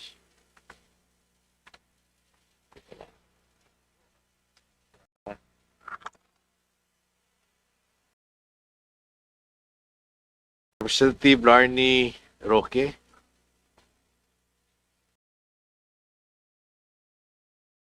Good afternoon, Mr. Chair. Good afternoon po sa pamilya ng DSWD, most especially po sa ating former congressman, now secretary, Sir Rex Gatchalian, my boss po in local government the last time. I was very, very sad when not sad now because I'm so proud of you and what you have done for the department and for the rest of the people who are working with him. You are all very blessed to have him. First of all, no, marami na rin pong natanong tungkol sa mga tinanong na po ng mga taga Mindanao, Region 10 ang a lot of my questions. Pero meron po akong napapansin na hanggang ngayon, lumaki naman po ako ng Manila, pero dahil po sa pangyayaring na kapag-asawa ko ng taga Mindanao, hanggang ngayon, may problema pa rin po tayo sa mga homeless na mga tao sa daan. Aside from, akala natin, matutulungan natin sila by giving them yung limos para lang hindi na sila masagasaan sa daan. Meron po ba kayong direct connection or programa na pwede nyong makausap ang sino man within that area? Kung police ba, traffic enforcers ba, sino po ba ang pwedeng magtanggal sa kanila sa kalye para hindi po sila endangered ang life nila, and at the same time, hindi din po sila magiging sanhi ng aksidente na magiging kasalanan patuloy ng makakabangga sa kanila. Ang gusto ko lang po malaman, minsan kasi parang temporary lang ang nabibigay nating tulong sa kanila. Hindi din natin nalalaman bakit sila nandyan sa daan. Minsan bata yan, mga 5 years old, may bit-bit na 1 year old. Meron yan matatanda pero walang kasamang kahit na sino, baka biglang atakihin yan sa daan. Meron naman ding mga medyo alerto na mga bata na medyo aktibo pa pero wala sila sa mga eskwelahan. Sino po ba talaga ang tutulong sa atin para ma-assist talaga sila ng sakto na hindi na sila babalik dyan kasi minsan marami silang mga dahilan. Homeless sila dahil posibleng tinanggal sila ng pamilya nila sa bahay nila, nag-away, nawalan talaga sila ng relasyon. Minsan, ang bata, abuse na pala siya.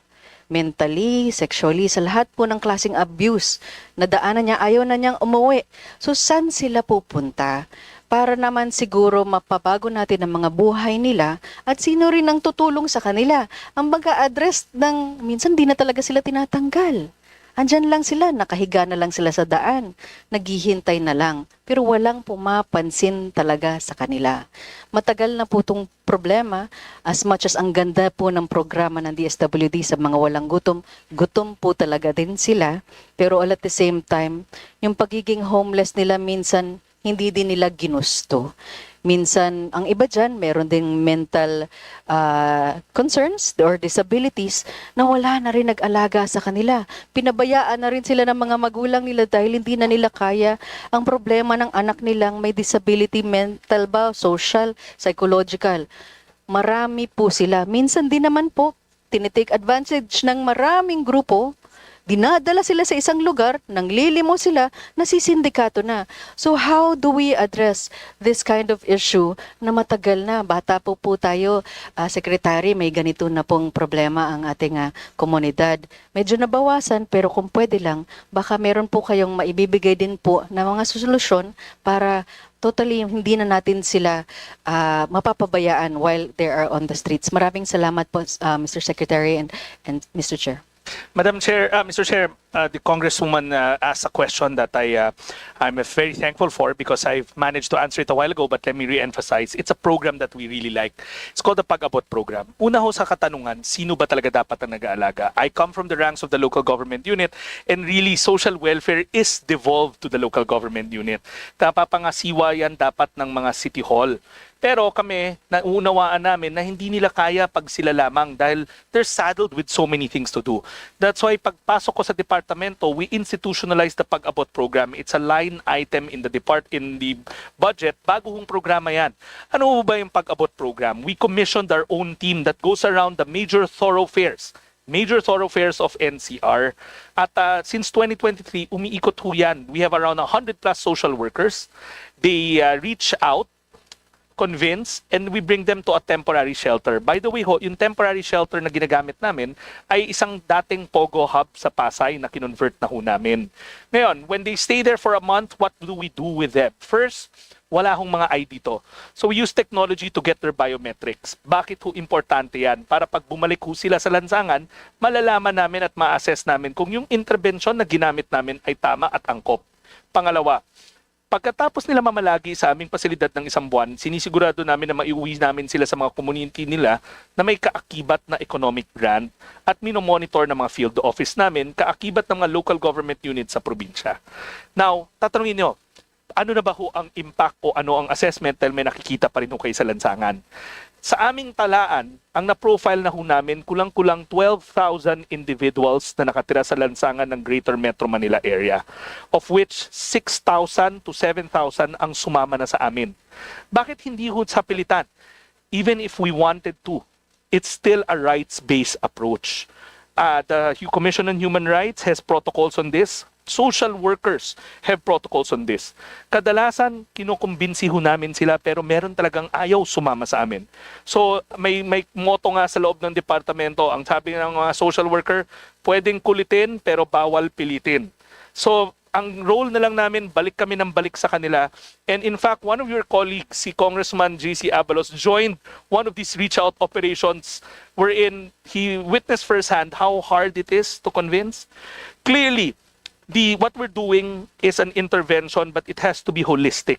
And hindi namin kakayanin to without the necessary support from local government units and from other partners in the community. But what we can tell you is almost 50% of those profiled are no longer in the streets. At patuloy namin silang i-reach out, babalikan at babalikan. Pangalawa, we are now in the process of expanding to other metro areas. Metro Cebu is something that we're looking at. The northern corridor of Metro Manila, we're looking at that. Kasi itong problema ng homelessness is something that we see very prevalent in highly urbanized areas. So we're in the process of expanding, making sure that we employ rights-based approach in trying to reach out to these individuals. Salamat po, Mr. Secretary. Okay na po ako, Mr. Chair. Thank you po. Thank you. We go back to the minority. We recognize Deputy Minority Leader Laila De Lima.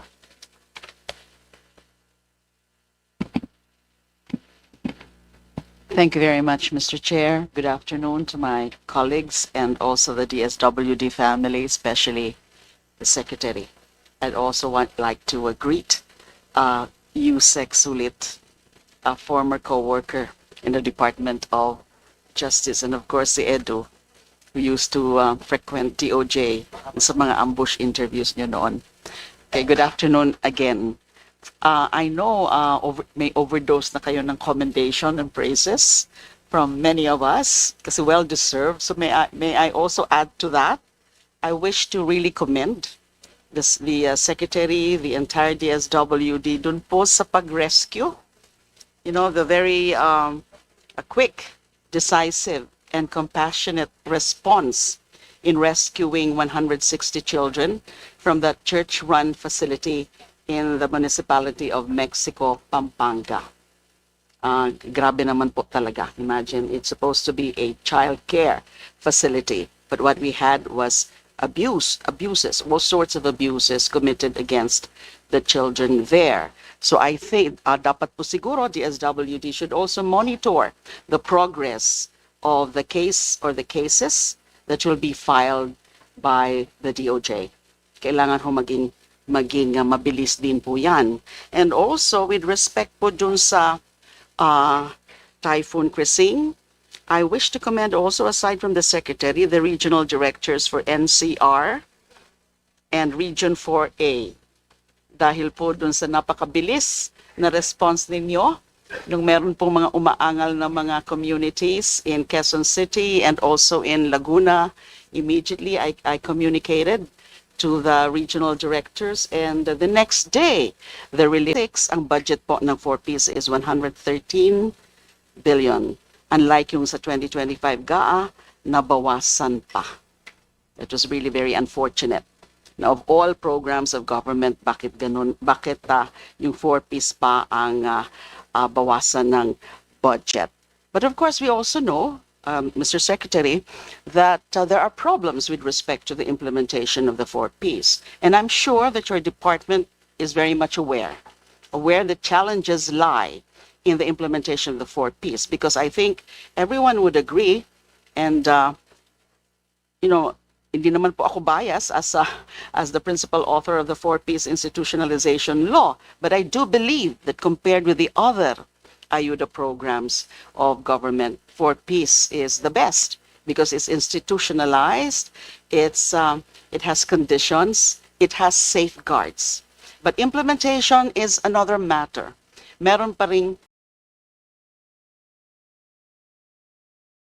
na validate nyo na po at your level sa DSWD na nagiging problema dun sa implementation on the ground of 4Ps. And the next question would be, what do we do to address them para tunay na ma-plug na natin yung mga loopholes and gaps in the implementation of 4Ps? Sir, let's start off with the targeting. Yes. Kasi that is where everybody asks, paano ho ba kinukuha? So, initially, within the department, when we were still running listahan, nandun pa lang ho may problema na eh. Because, for instance, some beneficiaries would appear in listahanan 1 but not in listahanan 2, then reappear in listahanan 3. Yes. There's clearly a error in the saturation drive. Pero as PSA would tell me, there's always a 30% inclusion-exclusion error. All right. Pero syempre, if you're going to put a face to it, that's one person not getting their grant. 30% is a very big number. Yes, So it is. now, with the advent of CBMS, we're quite optimistic that before we roll out CBMS as the targeting tool, which law prescribes, we will do the cross-matching first. Yes. We have USEC MAPA of PSA and I agreed na there should be a transition period wherein we look at the beneficiaries of 4Ps, babangga natin sa CBMS to make sure that they fall in the poor category. Kung wala sila doon, we shouldn't haphazardly do the disenfranchisement without looking at the other tools that we have like SWEDI, which is the Social Welfare Indicator Survey, that case management tool that we use. We want to make sure na accurate before we disenfranchise anybody. We don't want mass swaths of beneficiaries disappearing from the database. That's one. Number two, I keep on mentioning SWEDI. SWEDI is a proud child of DSWD and its social workers. For the longest time, nandyan siya pero hindi naman ginagamit. But the President, when he instructed to make sure that we clean the list, that became our default. Yan yung kaninang kinikwento ni Congressman Kimbo na it's more humane because it looks at social adequacy and economic independence. So mas human yung dimensions niya. But SWEDI itself, kailangan na hong repasuhin. Kaya nga ho, meron tayong consultants ngayon from the academe who are working at making SWEDI more granular para talaga na-detect natin yung changes in their lives. We have made sure that the department does SWEDI annually para masigurado natin that we track down or we track the progress of the life of our economic well-being of our beneficiaries. Third, the family development sessions. That is the crown jewel of this program. No other conditional cash transfer worldwide can be proud of their own FDS. Wala nga sila nun. In fact, a lot of countries who had conditional cash transfers ahead of us are now looking at our conditional cash transfer because of the FDS. But the FDS, after 17 years, kailangan na rin ho repasuhin. In fact, I've been going around talking to the beneficiaries and they're saying na yes, it's good, but sana it's in tune with the times. We have commissioned Masayang Pamilyang Pilipino, again, from the academe, to look at the curriculum of our FDS to make sure that it's current, it's updated, and it's relevant. We're also looking at arming our city links, making sure that they have the supplies. They're the lifeblood of our program. Marami sa kanila, walang mga lapel, walang mga supplies, notebook, Manila paper. So we've addressed that by making sure that quarterly they get supplies from the department. May pera naman, so bakit ayaw natin gamitin para sa kanila? Last but not the least, there are 14 systems from targeting all the way to payout in the program. 14 unique software that do not talk to each other. So that's why the compliance, yung payout, will take 75 days to the most. So you're addressing that already? We've already procured consultants through the World Bank, and by next summer, the goal there dapat same month crediting pagdating from compliance. So that's the plan that we have. Do you encounter problems with respect to the conduit banks?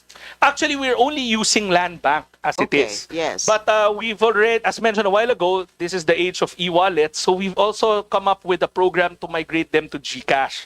Lalong-lalo na yung mga sa GDA. Because, Mr. Chair, can you imagine sometimes it takes them almost 8 hours to get to the nearest ATM there is. But yung kapitbahay nila happens to be a GCash merchant. So we're looking at these innovations to make it easier for them to get their grants immediately. Okay, second point. So those are very good initiatives of the part of the DSWD, trying to plug really all those gaps in the implementation of 4Ps. Now let's go po sa Bahay Pag-asa. Ano po ba, well, I understand that COA has flagged the slow pace or low utilization of the Bahay Pag-asa. That's the BPA project. Lost opportunities for better facilities, reintegration, and support to LGUs. Given the COA's findings, how many BPAs or Bahay Pag-asa are fully functional today? And how many meet the standards under the Juvenile Justice Welfare Council? As mentioned a while ago, it's 117 Bahay Pag-asas operating. And the reason why JJWC cannot use that fund is because in the law, it has to be the LGUs build the Bahay Pag-asa, and we Yes. provide the technical assistance for the standards Yes. and the funds to help them maintain and operate the Bahay Pag-asa. Unfortunately, not a lot of our LGUs are capable of building their own Bahay Pag-asa. Okay. We share the sentiments of not lowering the minimum age of criminal liability, and our position is to You make share, again, please? not to lower. Oh, yes, definitely. Because I- of international commitments, Thank because you. the science says Thank that the you. kids are not yet fully developed to discern what's right and what's wrong. But we also believe in a stronger restorative justice program. And we can Yes. only do that if we have these Bahay Pag-asas. So what is the department's recommendation? If the LGUs cannot do it, maybe we can get off by doing regional Bahay Pag-asas as a start, as mentioned a while ago. That way, we can somehow do the necessary steps in complying with what's prescribed in the law. But again, we need to help our LGUs. I suppose for the success of the Bahay Pag-asa program, you would be needing more social workers, psychologists, house parents, probation, diversion officers, and aftercare. So does your budget cover those? Madam Chair, Mr. Chair, these things should be incorporated in the local government MOEs Yes, rather yes. than our MOE. Yes. Social welfare is fully devolved. Yes. So again, my default will be we have to help our LGUs, whether it's through the other programs that will capacitate them, like the LGSF, which isn't in our purview. But again, the answer lies in the LGUs. I come from the ranks of the LGU, so I would know that they know their clients better than us. Yes, but the DSWD would always be there to To provide oversee. technical assistance, to monitor, and to regulate. Exactly. I don't know if the stamp program has been touched already. I'm just wondering, why is the Philippines borrowing heavily for basic food security programs instead of building sustainable domestic funding when it comes to this food stamp program? Kasi based po sa research, to expand the covered population of up to 750,000, the government secured the Reducing Food Insecurity and Undernutrition with Electronic Vouchers Project. They call it, the acronym is Refuel Loan, worth $770 million from ADB, with 34.94 billion pesos Philippine government counterpart. This is heavy, the borrowings for the basic food security programs. And tungkol po sa feasibility ng food stamp program, was there a study made? Mr. Chair, Yes. again, this is probably one of the programs that has been piloted, studied so much. As we know that the multilateral agencies like Yes. the ADB will not allow lending or Yes. borrowing if it doesn't go through rigors of the pilot's impact assessment. We will gladly share to the committee the multiple impact assessment and redesigns for Refuel. Refuel, the food stamp was conceptualized in 2023, and it's only late last year that we scaled it up because we had to study it carefully. In Yes. fact, the studies are the first of its kind in the country that looks at the food behavior patterns of our poor Filipino families. No administration has ever invested in it except the Marcos Jr. administration. Now, Mr. Chair, in as much as I want to answer the lending question, our job in the department is to create programs to address needs. I will let I'm sure there's more opportunity for the economic team to come in, and I leave it to them to explain the lending side of it because it is not part of my job description at this point in time. Yes. That should be all. That's all I have because I know some of my questions have been touched already. Thank you. Thank you very much, Assistant Minority Leader Dailo de Lima. Just wanted to add a little bit po, Sec Rex, on the query of Representative de Lima, particularly with regard to the juvenile justice system and making sure that there's enough support on the part of the DSWD to help kids in terms of the restorative justice in the youth rehabilitation centers. I worked with several youth rehabilitation centers in the past, and there seems to be a shortage of social workers who can help facilitate the court trials for the kids. So, ang nangyayari daw po, even they're required, social workers are required to accompany the kids whenever they have a set court date. However, given that there's a shortage of social workers, some of them po nade-delay yung court dates nila. Only because there's no social worker who can accompany them in the set court trials or the proceedings. So I was hoping to ask po what the current funding level is for the support that the SWD provides these youth rehabilitation centers. We don't. Madam Chair, the social welfare is devolved, and it's in the purview of the local government units to provide their own social workers. But as mentioned a while ago, there are initiatives from the department to arm their social welfare assistants, but obviously in the law, it doesn't provide or recognize social welfare assistants to accompany them. Clearly, there is a shortage of social workers, even in our own department. And that's why we really need to work with CHED to make social work something relevant so that more kids go to do social work as a four-year college degree. Madam Chair, it goes back to what is devolved to the local government units. This is a responsibility of the local government units. Our task in the JJWC, an attached agency, is to provide technical assistance. In some cases, provide MOOE in terms of equipment to augment. But nowhere does it provide that we provide them the social workers. So I was really hoping that we help our local government units gain that capacity by being able to hire more social workers.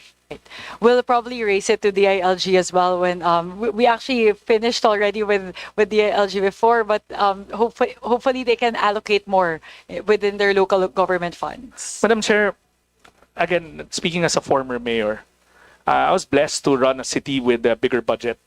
But when you have fourth class, fifth class, sixth class municipalities who barely have enough to pay for their electricity or something else, we have to face the reality that we have to do something with the share of the NTAs. It's the root of everything. We can push our LGUs again and again and again, but if it's like squeezing blood out of stone, kung wala talaga, hindi naman ho sa ayaw nila eh. Hindi sa ayaw nila eh. Wala lang hulaman minsan ho yung bulsa. Me coming from a local government unit. And I will do disjustice to LGUs if I don't say that right now. I don't want more burden on them na, oh, kumuha kayo with an MC. It's not as simple as that. We really have to look at the systemic issue why they cannot bring in more talent into their employment pool. Thank you, Sec Rex. It resonated with me when Representative De Lima brought that, because having seen the situation among kids, sometimes they're in the youth rehabilitation centers for over 4 years only because they're not able to secure court dates and there's no social worker who can accompany them in said court hearing. So yun na po, we'll have to look at that. As you mentioned po, it's the whole system that we have to look at, and since it's a devolved function, it's a function devolved to the LGUs, we'll have to, of course, provide the resources to the LGUs as well to be able to hire more social workers. Madam Chair, just as a point of information, I don't want to be coming here and saying na walang sagot sa problema.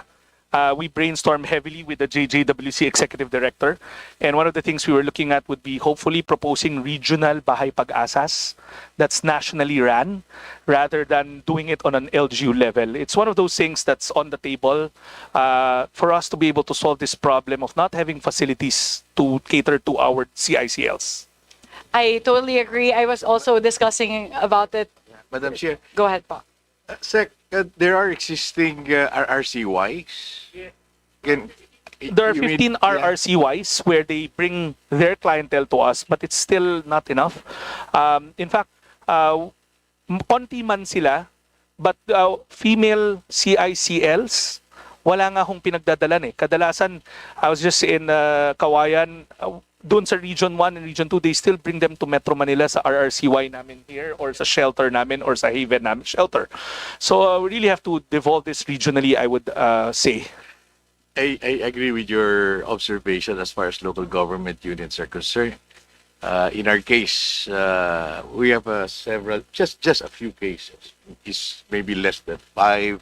And I don't think it's practical if you build one by Pag-asa and manned by a lot of personnel. And it really entails a lot of cost for just a few numbers. That's why we're thinking about it before. Why not merge these children with the existing RRCY, considering that we, in fact, are hosting RCCY in our province. Mr. Chair, we're looking for solutions. That's correct. But it's in the law. na may mga bahay pag-asa. And we don't want to run across where we put victims and perpetrators in one facility. That's counterintuitive and counterproductive. But again, I leave it to the best judgment of the committee, but we're putting forth the notion of creating regional bahay pag-asas. It's nowhere in the law, but it doesn't preclude Congress from looking into that as a stopgap measure kesa wala ho talagang pinaglalagyan ng mga CICLs plus the accompanying support staff for them. Madam Chairman, Yes po, Representative Gomez. allow me to interject. Madam Chairman, there are a lot of programs in the LGU and programs from the DSWD that really complement each other. As much as the DSWD would like to help the LGUs, the problem is really a matter of budget and funding. Same goes with the LGU, especially with more than 1,000 municipalities all over the country. Most of them don't have enough money to fund devolved programs. And as much as the DSWD would like to help them, ganun din yung problema. So it's really a matter of, Madam Chairman, of putting more funds for the DSWD to help the LGU. Kung merong 100 pesos ang DSWD, kulang yung 100 pesos. Talagang kailangan nila ng malaking pondo para tuluyan nila matulungan ng mga LGUs. That's speaking from a mayor to another mayor. We understand this problem so much and so well. Thank you, Madam Chairman. Thank you very much, Representative Gomez. Thank you so much, Sec Rex. We'll look into that. That's not currently factored into the NEP, right? Definitely not, and it's not part of the proposals at the moment. But there's that perennial problem actually in terms of how do we operationalize restorative justice for the youth. So we'll look more into that, but we'll be happy to work and collaborate po with the DSWD family to develop and brainstorm a solution for this perennial issue. Thank you very much po. With that, we'll move to our next interpellator from the part of the majority, Vice Chair Christopher Son. Yap.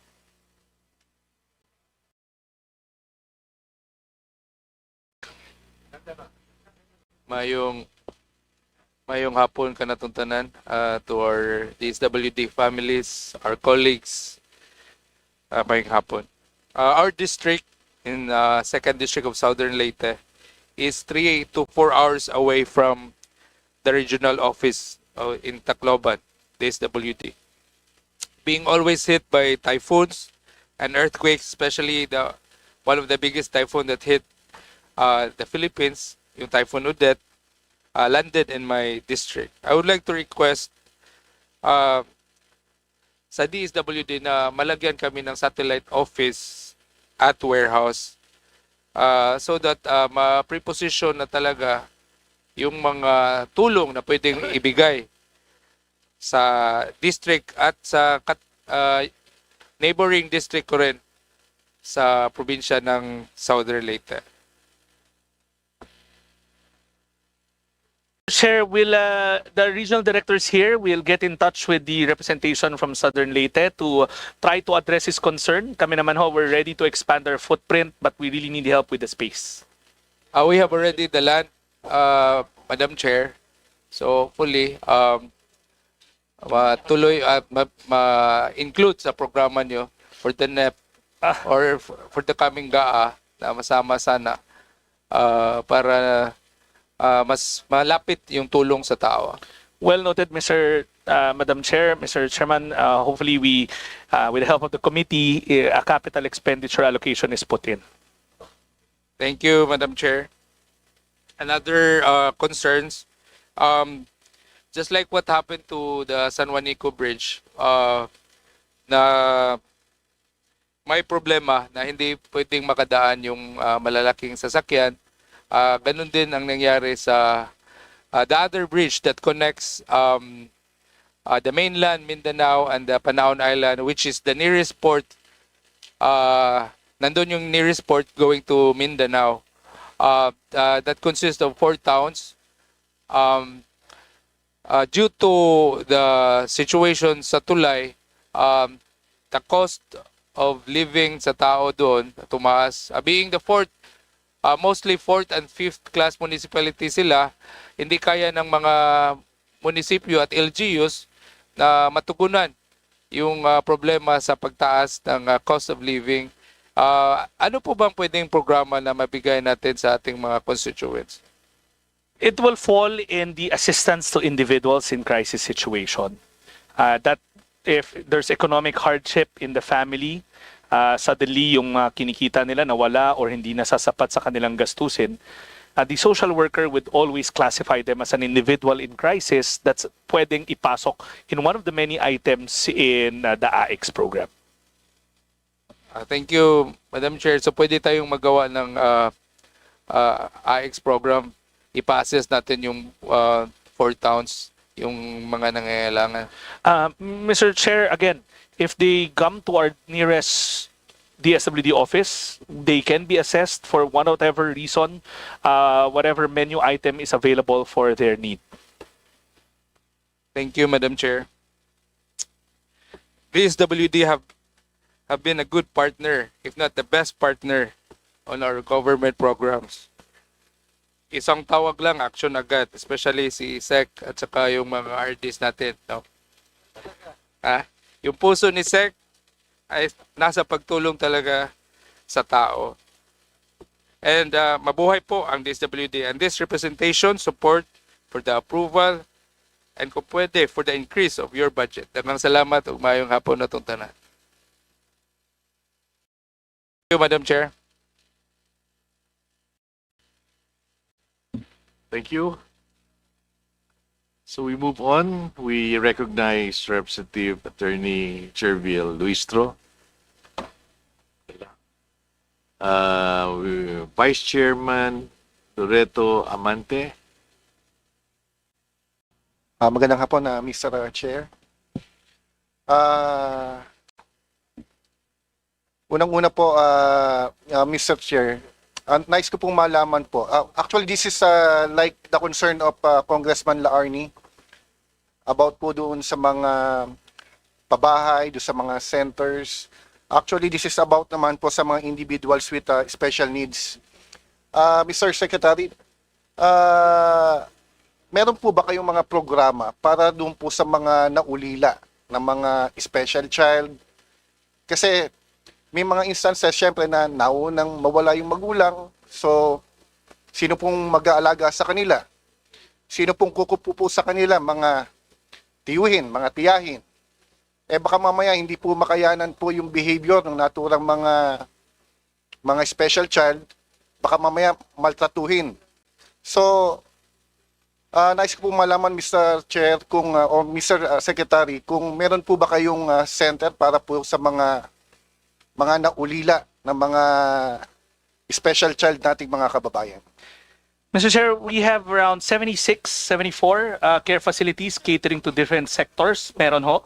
Pero let me just emphasize na ang thrust pa rin ng departamento is to de-institutionalize children. Studies show na hindi healthy for kids, lalo na yung naulila na mawalay sa kanilang families. The most suitable pa rin is to house them with their immediate relatives. Pero I do understand na pagka may pagkakataon talaga na wala ng kukup-kup, then the state will come in as the parent of the state to take care of these children. Whether it's DSWD or we refer them to a private care facility, one thing for sure though is we are now accrediting all of them for alternative child care, fostering, and or adoption. Kasi as the law states sa NACC law, finding these children a forever home is the goal at ang isang institusyon, whether it's a shelter, is not a forever home. So, in the case of NACC, yung National Authority on Child Care, merong special matching list na inuuna po natin yung mga may special needs na mga bata to find them adoptive parents. Kasi there are multiple avenues, whether domestically or international, na may mga pamilya, lalo na abroad, that's looking for taking care of children with special needs. Kaya wherever we house them, we make sure that they're in the pool or that facility is accredited for adoption or foster care. Yan lang. Thank you for that, Mr. Secretary. Pero ako po, Mr. Secretary, nagsulong po ako ng panukalang batas na kinakailangan po ang ating pong gobyerno, at least kahit papano, ay meron po tayong center para po sa kanila do sa mga naulila ng mga special child at gayon din doon sa mga abandoned na kung saan ay supposedly dapat kinakailangan meron tayong isa sa Luzon, isa sa Visaya, isa sa Mindanao at meron po din isa sa National Capital Region para at least kahit papano baka mamaya wala pong center para po sa mga taga Mindanao kinakailangan pa nilang pumunta ng Visaya or ng Luzon para lamang ma-accommodate nitong center coming from our government. So sana po Mr. Secretary, masuportahan po nito itong panukalang batas pong ito.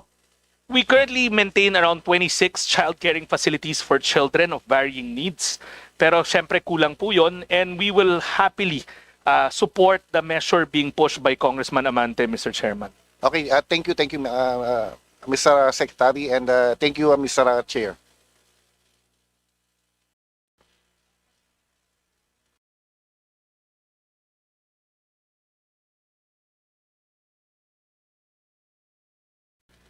Thank you. We now recognize Deputy Majority Leader Eliza Micaela Gonzalez. Thank you, Mr. Chair. Good afternoon, Sec Rex and the whole family of DSW. Gutom na ba kayo? Well, first of all, I would like to manifest my support on the budget of DSWD. I think all of us here in the House of the People express our support dahil naman po kitang-kita naman po kung ano man po ang kailangan ng aming distrito agad-agad naman po ang mga RD. Of course, my RD is RD Venus. Palagi naman po nakasuporta. Weekend man yan, holiday. Palagi naman pong one text away, Secrex, right? So, just one question, because it was raised by several representatives from the House regarding individuals taking advantage of the programs of the government like AIX, AKAP, 4Ps, right? Meron daw pong mga individuals that taking advantage of these programs. Meron daw po nakikipagkomisyon, nakikihati, which was raised earlier this morning. So I would like to ask a census, meron na po ba tayong nakasuhan ng case or nahuli take advantage of these programs of the government? Mr. Chair, it's a valid question. We hear it all the time and we provide grievance mechanisms, especially in the age of social media. In fact, lagi namin inaanunsyo na mag-complain sa amin pero we really get very few details. Meron lang kaming natatanda ang case, yung nag-viral na buntis na kinaltasan siya 2 years ago. And yung case na yun has been filed already and we are monitoring it. But Mr. Chair, madalang kami makakuha ng detalye. Marami kaming nakukuha na broad strokes. Pag in-engage na ng grievance mechanism namin, which we maintain, there's very scant details. Now, meron kami rin kinasuhan yung mga nag-repack ng goods.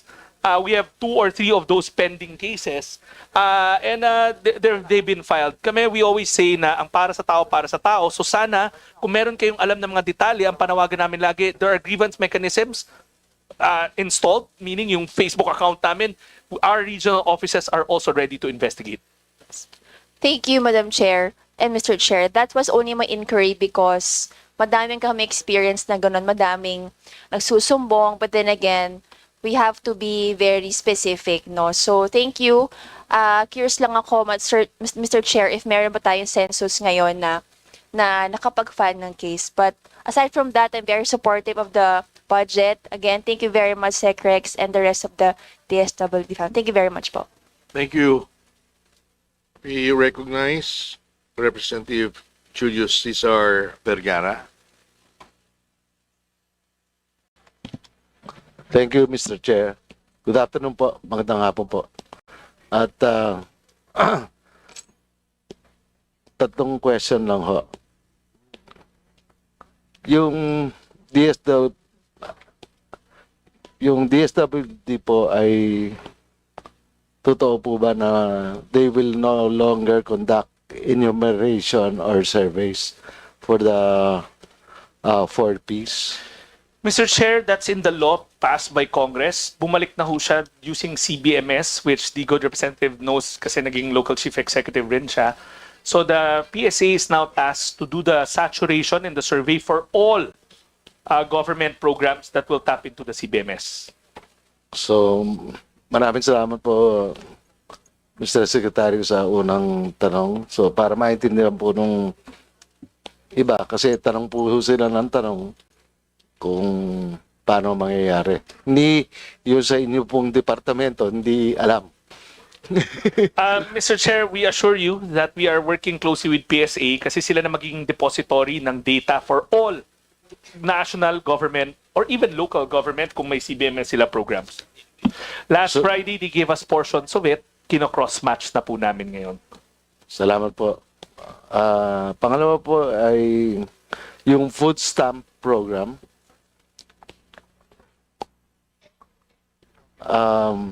How can the districts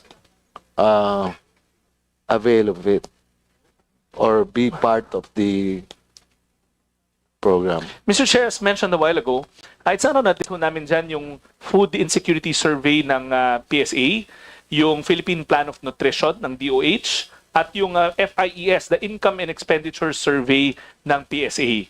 Kung yung isang probinsya ay nag-a-appear sa 3 hanggang sa 2 nun, doon tayo nag-expand. And then we will use the CBMS to locate the household.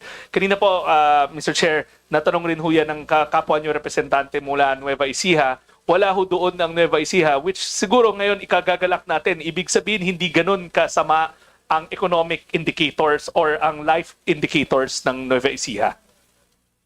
So, maraming salamat puro sa sagot. At yung sa question po nung implementation ng Magna Carta for public social workers, doon sa distrito po namin ay hindi pa po fully implemented. Third District of Nueva Ecija. Mr. Chair, the Magna Carta that we release is a memo circular for internal ng DSWD. And I assure you that it's fully implemented in all DSWD offices. Meron lang ho kami mga natagpuan na may konting confusion on the provisions like hazard pay, pero ina-address na po namin yon. Fully paid ho kami sa lahat ng pending na mga claims ng Magna Carta. Now, for other public social workers not part of the DSWD, it's the LGU that will pay, but if they need certification, we will certify. I think there's a misunderstanding or misappreciation that MC applies to the DSWD and we pay our social workers. I see. Sa hazard pay po? It's the same, Mr. Chair. It's built in the same Magna Carta. And all the benefits thereof in that memo circular that applies for public social workers. In fact, hindi lang nga social worker yun, pati in exposure ng mga development workers. But it again applies to the department. Now, yung mga public sector social workers and na magkiklaim ho nito, we can provide the certification but it's the employing agency that will pay for the hazard pays. So, ipapaalala ko lamang po yung sa pagkakaintindi ko po sa bayan ng Laur, Natividad, Gabaldon, Santa Rosa, hindi po implemented. Tapos partial implementation sa siyudad ng Cabanatuan, Palayan at Bungabong. Mr. Chair, let me clarify again.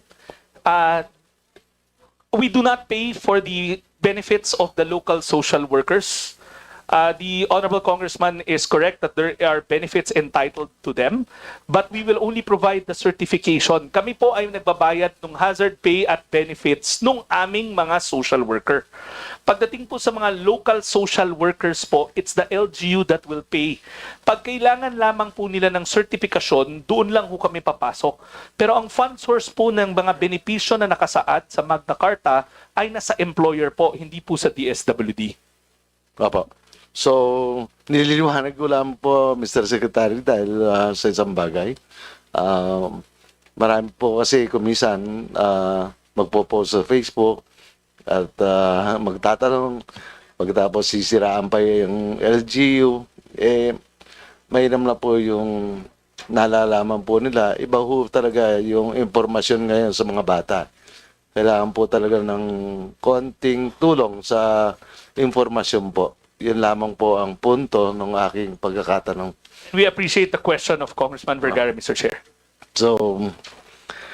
Ay, nabuhay. So,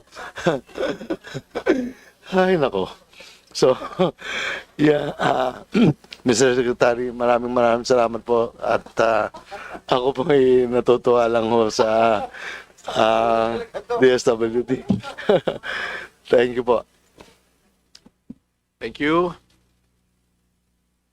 We now recognize Vice Chairman Rufus Rodriguez.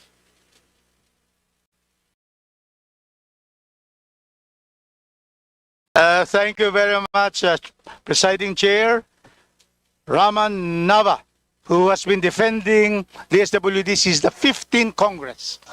Yes, and that was the scaling up of 4Ps. And so many questions. He stood up for 3 days non-stop. Chairman Mika, thank you very much. Let me just therefore acknowledge and welcome the Honorable Secretary of the Department of Social Welfare and Development, the outstanding Secretary. We have here Rex Gatchalian. When I say outstanding, it is in a superlative tone. The USEC here, and I would just like to mention USEC Edu because he was with us in Congress. I had a very good coverage in the Philippine Star. Yan. And all the other USEC and ASEC, I know all of you, and I thank you for all your services to the nation. And of course, we have here with us the exemplary performer in Region 10, your director. There he is now. Excuse me, nandun na siya. Pakitindig naman. Ramel Hamen. Ayan. With a request not to transfer him. But he wants to go back. Okay. So, Mr. Secretary, the Department of Social Welfare and Development is the principal and primary instrumentality of government to provide social welfare to our people, especially the country's poor, vulnerable, and disadvantaged. And that is why I am just happy to thank you, because the poor, the vulnerable, and disadvantaged in Cagayan de Oro City, because of the proactive leadership of RD Ramel Hamen, we have been able to give and be felt by giving assistance and support to our poor and disadvantaged Cagayan de Oro. Who are these? Fire victims. Immediately, even before the fire, we already have the DSWD. Because you have increased, because before it was only 50,000 stock in Region 10, now 103,000 packs. So immediately, before the fire, this the way is already there. Before the floods, andyan na rin DSWD. Shear line, all of this. That is why they are always thankful, because immediately there is assistance given. Government is immediately felt through the SWD. And that is why we are here to thank you, Secretary. And of course, we thank you because not only that, the food packs, you have always given us a good share of the AIX, Secretary. And also a good allocation on our livelihood program. Yeah, so, and then you've already said that you're going to increase to give already. We have 733 senior citizens already listed, found to be deserving to be included. Thank you. 13,000 lahat yan sa Region 10. So therefore today, Mr. Chairman and Madam Chair, we are here because we are really concerned about the budget of the SWD. There is an increase, all right, but if you will look at the protective services of individuals and families in difficult situation, there is a big reduction. Can you confirm that? This is really a big reduction, which will mean that we have less support and assistance to those in need. Can you confirm that, Secretary? That is correct, Mr. Chair. In fact, if the good congressman would want to see the table I put up a while ago, we'll pull it up again. Mr. Chairman, this is a table that's not yet there. This table, not this table, yung isa, yung una. The gap. One table, hindi ito? Mr. Chair, we have a table that will show the gap. Basically, the table will show you that around 7 million families or individuals are endangered of being displaced because of the reduction in the protective services. So is the table there already? 7,000? Yes. 7 million. 7 7 million. Because now, if you can see, 2025, you have served 6.6 million. That's very good. But then, with the budget given to you for 2026, you will only be serving about 3,000. So now, we are going to miss out 7,000. 7 million. 7 million 7 in million total. will be missed out. And so therefore, Secretary, how much do you need to be able to give what is due to the 7 million Filipinos poor, disadvantaged, vulnerable? Mr. Chair, we humbly submit this table for the consideration of the Appropriations Committee. Kasi dito ho nyo makikita na sana ibalik lang kami sa original level. Now, if AKAP is no longer considered because there is no line item for it, as earlier discussed, consolidating it in AIX would not be a problem. We will make sure that we cater to the needs. So we are more than ready to consolidate everything to AIX, yung amount na nawala ho. So how much is that? Because we'll talk of figures here. 70 minus 20. 50. So, because we have here the chair herself, Augmenting it by 50. Mika Swansing, the chair, is present to make sure Mr. that you'll be heard. Chairman, we would humbly seek the augmentation of this line item by another 50 million on top of what billion on top of what we have.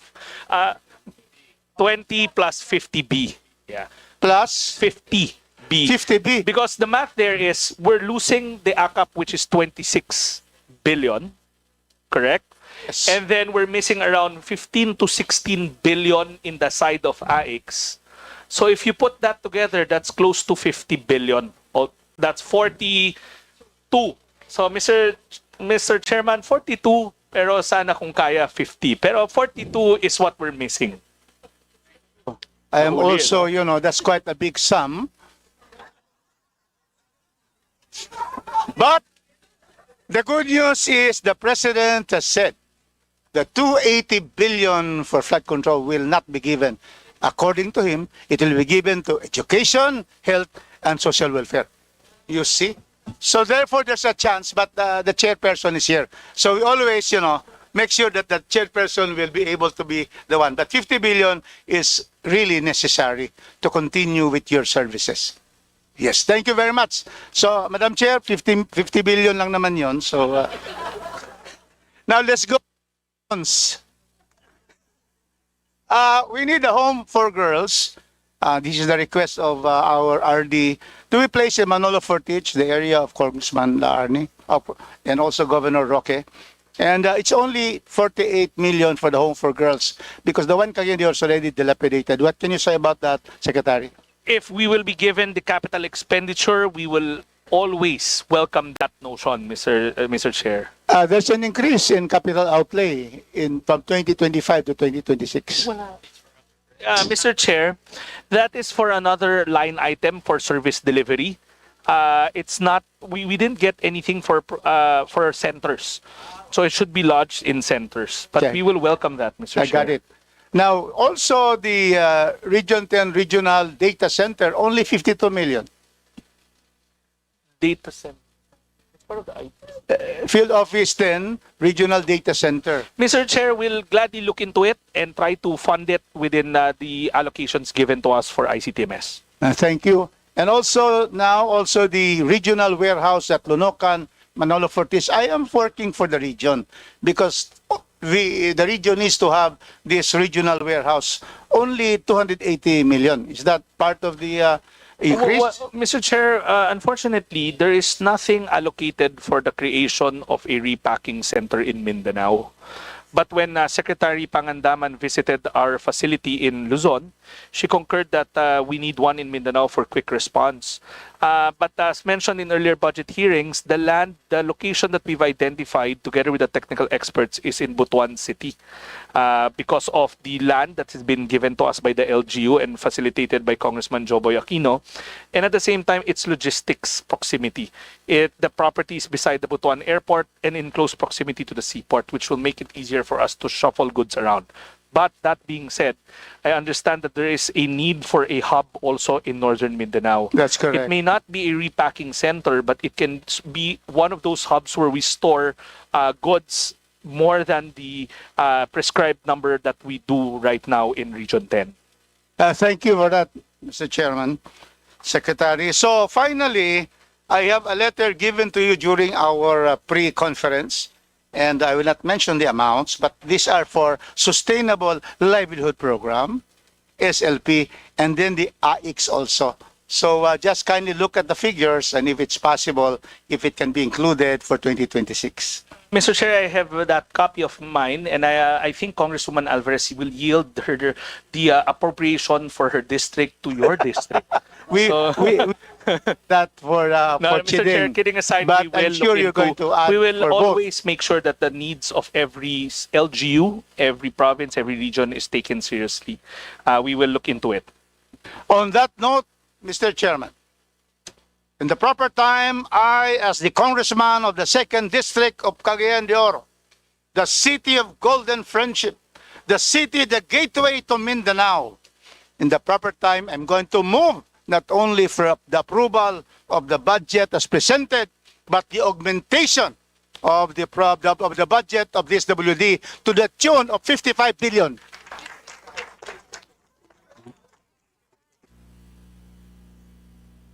Fi- 50 kasi yung ano para sa ito sa mga iba, saka yung mga buildings pa, 5 billion yon capital outlay. Thank you.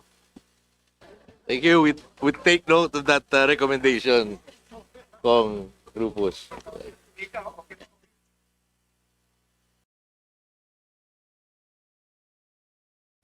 We recognize Representative Richard Gomez.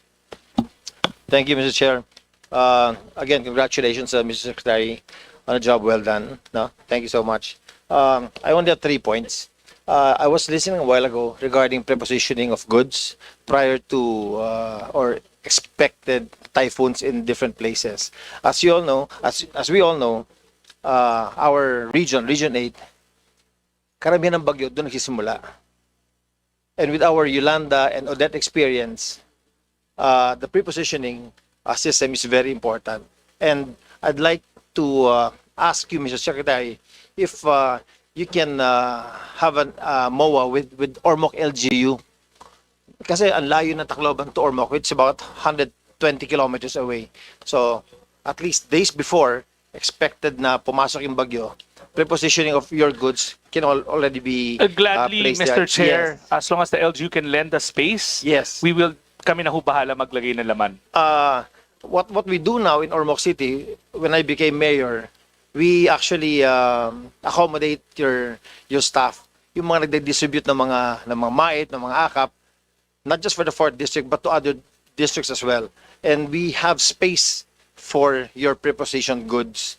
So if you can come up with a MOA with the mayor, yes, who's a friend of yours, we would gladly have that in Ormoc Mr. City. Chair, we would gladly do that. In fact, Yes. the Undersecretary for Disaster Response is behind me. Yes. She will immediately get in touch with the good mayor so that we can check out the space immediately. That way we will not have the Yolanda experience, no? So thank you so much for that. Second, Mr. Secretary, Madam Chairman, I'd like to thank you for accommodating us, for doing benchmarking regarding your schools, regarding your fantastic school, no? And because of that, we are able to build our own school already. And one of the courses that we are now offering for the City College of Ormoc, which is a very scarce course, na naghihirap tayong maghanap ng tao, especially for the kind of services that you give, are social workers. So we are offering that course now. And what we want to ask from you, Mr. Secretary, is if you can assist the newly built City College for Ormoc for technical expertise, no? Maybe if you can take a look at our curriculum, kasi kayo talagang nakakaalam nun no? That would be very beneficial, not just for Ormoc, but for other municipalities as well. Kasi pahirapan talaga maghanap ng social worker. That's why we're offering that. Gladly, Mr. Chair. Again, the Undersecretary in charge of standards and capacity building is behind me. Yes. She will get in touch with your school administrator to make sure that we review those things so that we're aligned. Yes. A symbiotic relationship is something that we look towards. Thank you so much. It's actually the LG of Ormoc who's running the school. So thank you so much for that. And then, Mr. Secretary, I'm going to hand you a document kasi meron complaint na dumating sa akin. Kinorso sa office ko, but I think the best department to take a look at this is your department because this regarding a Kalahi Seeds program, yung kalsada na pinapagawa ninyo. You know, I don't know if it still exists, but it is a Kalahi Seeds program. Gladly, Mr. Chair, if I can get hold of that folder, we will look into it and revert back to the good congressman for the results of the investigation. Yes, just a short story about this. Meron kayong 140 meters na kalsada na pinagawa. Pero dineclare po ito ng Mayor ng Merida na ang ginamit niyang funding is a local government fund, na 20% development fund, no? So, in short, may double funding. But please take a look at this. It's not under my menu to do this, but sa inyo. I won't preempt, Yes. but Mr. Chair, I just want to put on record also na merong counterparting ang LGU sa Correct. Kalahi. Yes. We will make sure that it's whatever documents are given to us will be validated and we will revert back to the good congressman on our finding. Thank you. And lastly, Mr. Chair, Mr. Secretary, a center for boys and girls. Right now, we already hold that. But, you know, with the increase in population, pati yung mga boys namin, saka yung mga juvenile delinquents namin, dumadami rin. So, just in case you have extra funding for that, we have the extra space for that program. Well noted, Mr. Chair. We'll Yes. keep that in mind. And again, lastly, isa na lang, with regards to repacking center, you have in Luzon, I think you want to put up in Mindanao, but please do not forget the Visayas. We have one already in Cebu. Yeah. But again, once we wrangle and finish the Mindanao hub, we were looking at sub-hubs, like Yes. where the normal typhoon routes are. We're looking at the eastern seaboard, Region Yes. 2, Region 5, Region 8, to make sure that that side of the country is well fortified in terms of disaster response. Cebu is a good place for repacking. We do have Yes. none right now, but we believe that we have to do smaller repacking centers in the eastern seaboard of this Yes. country. Well, Tacloban is there or Moc is there, ready to work with you. Thank you, Mr. Chair. Thank you so much, Mr. Secretary. Madam Chairman, this is a presentation. In the future, if in case we are going to augment the budget of the DSWD, I'm here to support that. Thank you so much.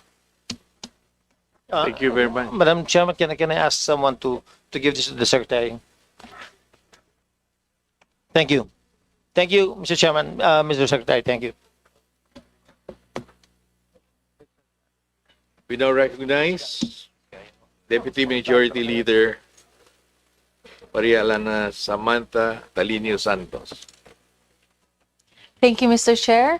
Madam Chair, Mika Swansing, maraming salamat po. And of course, Secretary Gatchalian, congratulations to the implementation of the 2025 budget. That's why we have so much support for the 2026 budget. Pero dalawang questions na po siguro yung natanong kanina na was also my concern, which was the implementation of 4Ps and at the same time, the distressed children, no? Not only in Mindanao, but of course all over the Philippines. Pero for my last, I guess there's only one last question I could actually ask. It's my last concern is actually the credibility of the PWD IDs. In reality, there's instances na the unseen disabilities, such as psychosocial, learning disabilities, there are some establishments that do not actually acknowledge it, the PWDs. Why? Because its credibility is questionable. There are instances that people that do not actually have those disabilities have acquired the PWD IDs. I know some people that actually have PWD IDs that don't even suffer from those disabilities. So what is the action of DSWD to actually address that issue? Because the credibility and actual disabled individuals that do suffer said disabilities somehow are entrusted by facilities or services that they could avail even or because of that issue. Mr. Chair, that question is very valid. At the moment, before I discuss the action steps, denial of any PWD ID is illegal. There's always a presumption of regularity when they are presented these IDs. If there are establishments who deny them the basic benefits and discounts entitled, we would gladly take it on and refer it to the necessary local agencies to help us whip these establishments to order. But we also know that the whole story to this is that maraming establishment natatakot sa fraud. And we met the ILG, we met DOH, we met the Restaurants Association, we met PWD's group a couple of times. I myself sat in those meetings. And the idea was to come up with a unified ID nationwide. Now, there are 3 points of potential fraud in the system. First, some scrupulous individuals issue certifications haphazardly. DOH committed to issue a guideline na bawat disability, merong specialista na pwede lang mag-issue ng certification. That was the agreement in that meeting held late last year, and DOH was tasked to come up with a memo circular addressing that. The second point of fraud, or the second access to fraud, will be in the local government unit. Minsan may masamang empleyado, may barkada siya, ipiprint niya na lang yung ID para sa kaibigan niya. That will be addressed by DILG because there are existing administrative sanctions to faking or to issuing IDs of national or government ID with a live database that will tell the establishment when you scan it whether it's a live ID that's in a database or not. In fact, 35 LGUs are part of the pilot. We're about to wrap it up soon. And when we wrap it up, we will work with BIR in rolling out this unified ID in an orderly manner for all establishments. Thank you very much, Sec. Actually, we have been working with the ILG and DOH as well in actually addressing this issue. Alam ko naman po, the PWD IDs are very useful. Ang gusto ko lang naman ay para makita at mabalik nga po sa mata ng publiko na merong problema na hinaharap ang mga PWDs dahil nga po sa paggamit ng IDs na dapat para lang sa kanila. No, and I hope the support for them will continue, and I hope hindi natin nakikita na hindi sila ganun karami kaya hindi tayo nagpo-focus sa kanilang pangangailangan. So, yun lang naman po. Maraming salamat. Thank you, Sec, again for your work, and I hope you will continue not just to help Cotabato but of course Region 12 and of course ang ating Chair. Thank you very much, Madam Chair. Thank you. We recognize Representative Timothy Joseph Kaiton. Thank you so much, Mr. Chair, to the members of the committee, to the DSWD family, to the secretary. It's nice to see you again. Last week, you're just in the province of Vizcaya. Thank you so much for coming there. I know it's very important to us. Your presence there means so much blessings that will come in our province in Nueva Vizcaya. I just want to ask a few questions anyway. In relation to the warehouse, you've seen we do not have this warehouse for the prepositioning of relief goods. Is there any counterpart from the DSW for the construction of warehouses? Sana po, kaya lang unfortunately, we would put it in our tier 2. Hindi lang po ang Vizcaya ang may pending request. We have so many lots donated to us. Kaya lang, hindi ko kami masyado nabibigyan ng capital expenditure for warehouse. Kaya nga, ang panawagan na lang namin is to partner up with the local government units. Katulad doon nagpunta ako doon, na mukhang si Gov naman sa kayo, ready kayo magpairam. And the moment that you give us that space, pupunuin ho namin. For instance, right after we visited Nueva Vizcaya, we flew to Aurora the day after. And right then and there, at that time, it was Vice Gov who I spoke with, together with the mayors, they offered additional space. So within the week, we were able to raise the inventory in Aurora from 10,000 to 30,000 family food packs. Okay, so we take note of that. Anyway, there's a recommendation by Congressman Rufus to allocate additional funding for maybe for that capital outlay later on. Second is in Region 2's allocation for disaster response and management program, in 2.4 billion allocation, is there already earmarking of for provinces, or is it still in the lump sum so that we would be able to know already? Mr. Chair, I'm not very sure. We don't have one singular line item for disaster for 2.4 billion. Okay. Ang meron ho dyan will be the quick response. Yes, the quick response. The quick response is 1.250 but it's demand or need driven. Ibig sabihin, wag naman sana magamit, pero pag tinamaan ho kayo, the department stands ready. Doon ho namin kinukuha yung family food packs na pambili. Doon rin kami nag-i-issue ng mga emergency cash transfers pag kailangan dahil may state of calamity. Meron ho kaming disaster resilience fund, which is how much? I think, Mr. Chair, the good congressman added the two numbers kaya nabuo niya yung number. Yung Disaster Resilience Fund, doon naman namin kinukuha yung MOE namin to pay for our disaster employees. Oh, yes. And also, at the same time, we have a resilience program I discussed a while ago, yung program Project Lawat Binhi, where we build small community reservoirs. We will gladly furnish this committee and the office of Congressman Cayton the allocation or where these food security and water security reservoirs will be in Nueva Vizcaya. We're very positive na meron sa Nueva Vizcaya. Okay, sir. Thank you so much for educating me on that matter. And one thing more, sir. In relation to the regularization of poor peace workers, it's already been addressed since the positions are embedded in the law.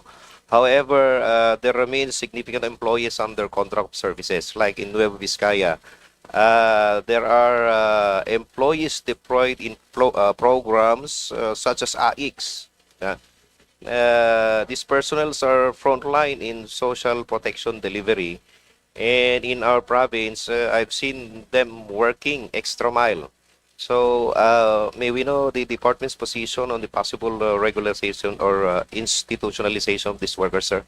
As verbalized a while ago, kasama niyo po kami dyan. Yeah. Our employees deserve what's due theirs. Nagpapasalamat po kami sa DBM kasi sa 4Ps, 4,000 hanggang 5,000 na ang for regularization, with the promise of continuously regularizing them kasi 12,000 to 14,000 ho yung mga case manager. Now, tama ho kayo sa AIX because it's a hindi pa ho siya legislated as a mainstay program and we're asking Congress to look into that. But DBM has also promised some positions to be regularized in the AIX program, 500. Pero if the Congress will push and help us convince our good friends from DBM, nandun ho si Director sa likod, ayaw na nga tumingin sa akin, we will, it's not her bureau but it's part of the DBM family, we will more than happily provide names due for regularization. Okay, sir. So, for sure, there will be a legislative measure of that matter. So, once again, thank you so much, po, Sir Secretary, for visiting once again, and rest assured the Congressman of Nueva Vizcaya will support all the DSWD program, including the appropriation or budget, especially if there will be an increase. Maraming salamat po. Thank you, Mr. Chair. Thank you very much. We recognize Deputy Speaker Raymond Mendoza.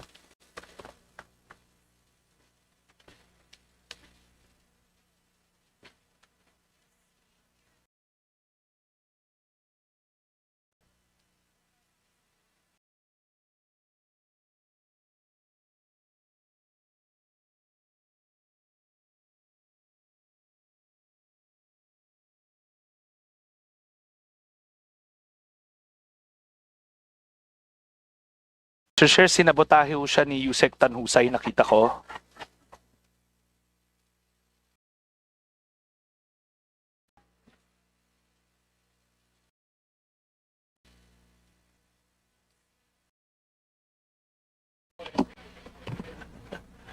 Mayang hapon, Secretary and the dual officials. I'd like to confirm na sabotahe ni Yusek Tanhusay. And I hope he does justice to his work there, being the former TUCP spokesperson so many years ago. That being said, sir, bilis lang because everyone is actually listening and then natanong na naman ang dapat tanungin, no? Kompleto naman. First and foremost, I'm so happy with the SWD. The 4Ps is my baby, considering that I was the chairman and the principal author at the time was passed. And number one, we strongly support the 4Ps program, the TUCP, for its continuance. And dapat no abolition to that effect. If ever there is some kailangan i-amend, then dapat i-amend. I heard that you were talking about the 7 years. There's limitation. When I was the chairman at that time, we don't have these facts and figures in front of us. We're actually groping in the dark. But ilang years na ba yung 4P, sir? 17 years.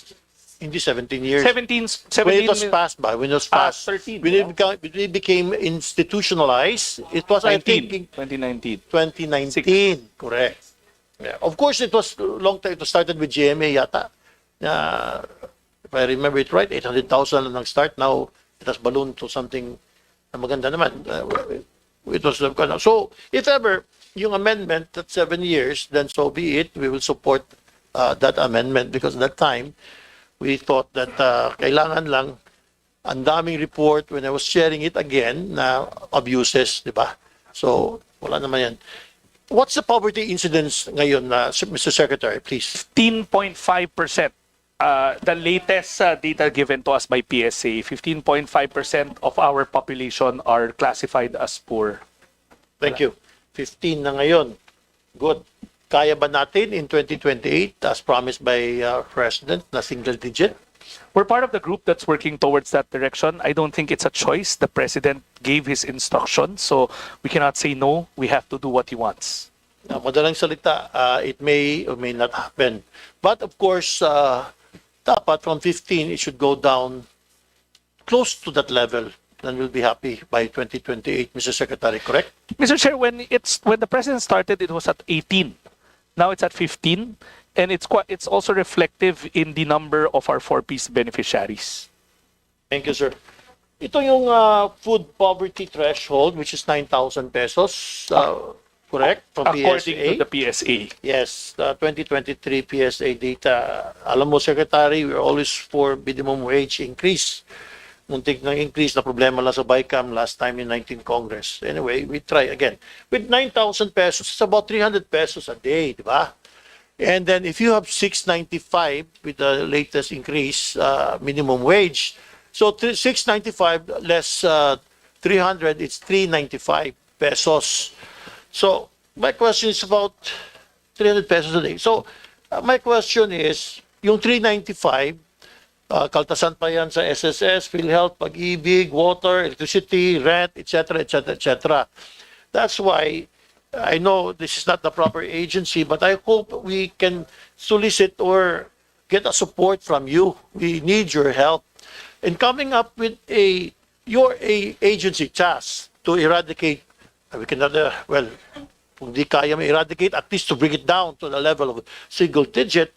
But then again, it's very difficult to talk about bringing down the single digit considering that the poverty wages, it's only NCR is actually above, are you aware of this, Mr. Secretary, that it's only NCR is actually above poverty threshold. And the rest of the country, sa minimum wages are actually below poverty threshold. Example lang, Barn is 10,008 something. And then yung poverty threshold is 12,000. So kulang 2,000 pesos. Thank you for the province of Cotabato for your help, Mr. Secretary. That being said, so sa Cotabato, for example, 430. So you have a nominal wage of 11,000, but the poverty threshold is 12,000. Again, the question, sir, is simply lang, how can we do this na considering tayo are now supporting actually below poverty threshold levels, Mr. Secretary? Mr. Chair, I will not dare question the wisdom of our Deputy Speaker, who is a labor expert. If I can just inject to the discussion and put it on the table, I believe that Secretary Balisacan in the DBCC macroeconomic hearing in the Senate said that he will revisit all these thresholds because, like as pointed out by Congressman, by Deputy Speaker, how a lot of the prescribed minimum wage is not suffice to be able to meet the daily requirements prescribed for a family to call themselves not poor. So I subscribe to what he's saying. He clearly ran his numbers, and I think the DBCC has also taken cognizance of this. Thank you. Just to be clear, I know you're not the proper agency for this, but we really need your support on this, Mr. Secretary. In the last waging, hike, we passed it in Congress, we passed it in the Senate. Nakaproblema lang sa BICAM. And those who oppose it are actually the person that you're talking about, yung economic managers. Very frustrating, and at the same time, ay wala tayong magawa if they have the ear of the president. That being said, sir, I hope I can elicit support from you on how are we going to come up this seemingly problem na sabi nyo, we eradicate poverty, but in the first place, minimum wages in this country is actually below poverty threshold. In the meantime, kami sa TUCP with more of a statement na we'll work with you trying to find out na kung pwede, how are we going to get there. Problema talaga to us as we filed it. Salamat lang kami yung isang committee chairman sa Senado na palitan, ayaw eh. So dito, we're working with the speaker and we can find common ground with that, Mr. Secretary. Yun lang, Mr. Secretary, I am happy that you're a bit supportive. Please, go ahead, sir. Well noted, Mr. Chair. And I will always make sure that the department shares the position of a decent earning for every single Filipino family. My time is up. Other than that, you have my full support, and of course, of all the agencies, dapat naman increasean, full increase, more budget for DSW. Agad salamat, Mr. Secretary. Thank you, Madam Chair and Mr. Chair. We recognize from the minority, Deputy Minority Leader Percival Sedanya.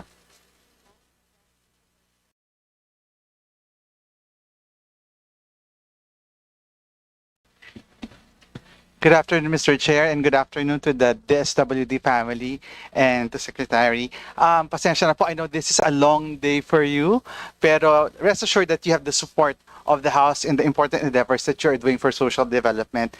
And in recognition of our human rights, alam ko pong mahaba ng araw na nakaupo tayo dito at bihirang makalabas para makain. I would just ask a very brief set of questions. In fact, this is not more than 3 questions. So, isa pong pangunahing concern na na-erase sa atin ng ating mga constituents, lalo na po yung mga victim survivors. Nakita po sa pag-aaral na ang Pilipinas ang maituturing nating gold medalist, not in a good sense but in a bad way. Gold medalist number 1 ang muna when it comes to live stream sexual abuse trade based on the National Study on Online Sexual Abuse and Exploitation of Children o ASAEC.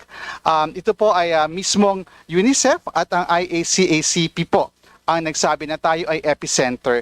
So ang tanong po ng taong bayan ay DSWD being the lead agency on social protection, what are your current initiatives in terms of addressing OSAIC and respond to the needs of the children victim survivors, Mr. Secretary? Twofold, Mr. Chairman, and that's a very valid question. In fact, we've been working with the International Justice Mission, who also pointed out that the Philippines is the red hot zone for these really bad activities.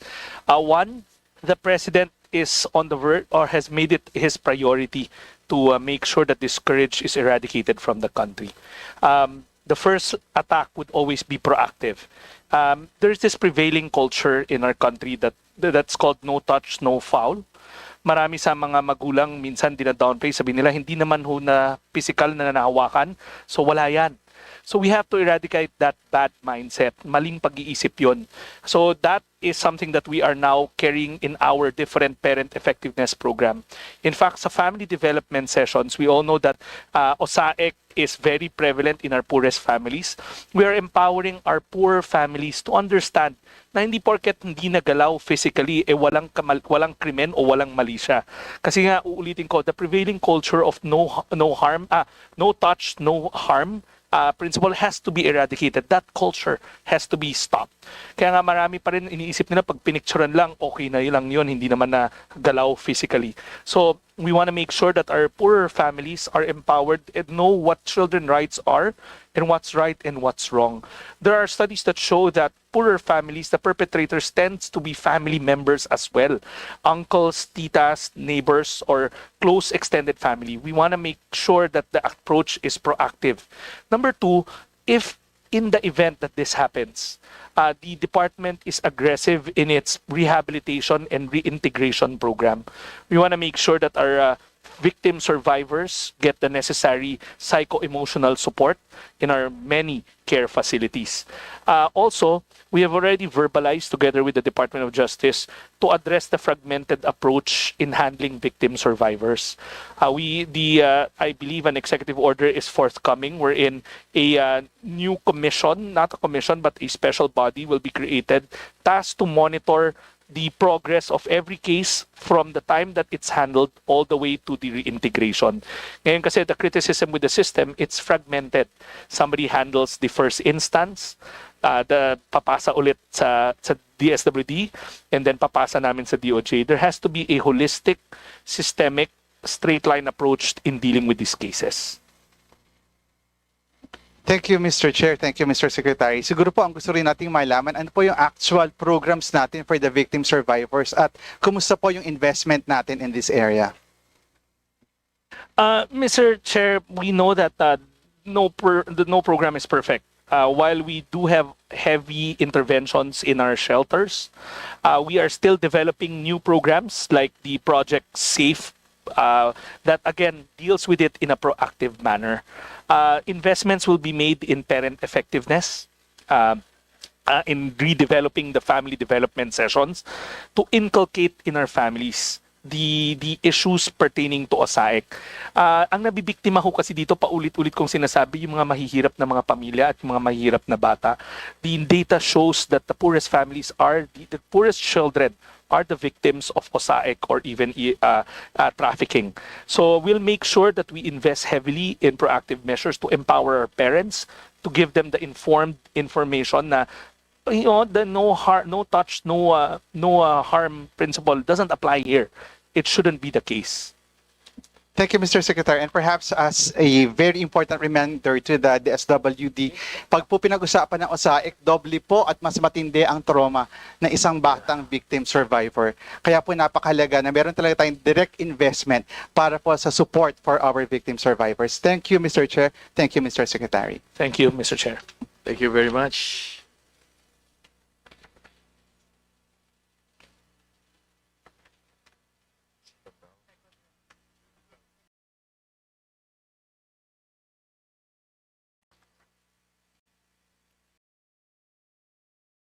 We recognize Vice Chair Sheila Garcia.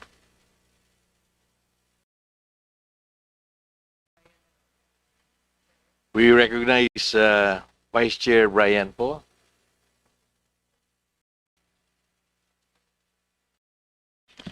Thank you, Mr. Chair. Actually, this is the first time I've actually ever registered for round 2. And the only reason why is because nakalimutan ko kanina. Dapat magpasalamat talaga ako sa DSWD because for the first time in over a decade, Pangasinan was hit very badly recently by Typhoon Krising. And thank you to DSWD responded so quickly to the needs of our kababayans out in Pangasinan. I wanted it on the record that the Secretary and his team were able to help our kababayans, lalong-lalo na in my hometown, the city of San Carlos. Every single family that was registered by the LGU as a severely affected family was given a food pack right away.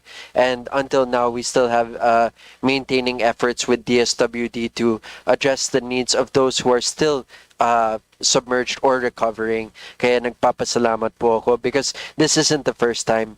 Even when the public market of San Carlos burned down, DSWD within a week responded immediately to all the vendors who had lost their livelihoods. Kaya I would be remiss, Mr. Chair, if I didn't thank the DSWD for their services. And this stands as a testament kasi hindi lang to isolated case. Ginagawa to ng DSWD for provinces and cities around the country. And this is a testament to our secretary and his team. Kaya I manifested that I would like to have a second round just to say thank you, Mr. Secretary. Thank you, Mr. Chairman, for the kind words. I'm sure the people behind me, all the implementers, are happy to hear that the good congressman pointed out positive observations in disaster response. Maraming salamat, Mr. Chair. No more? No more.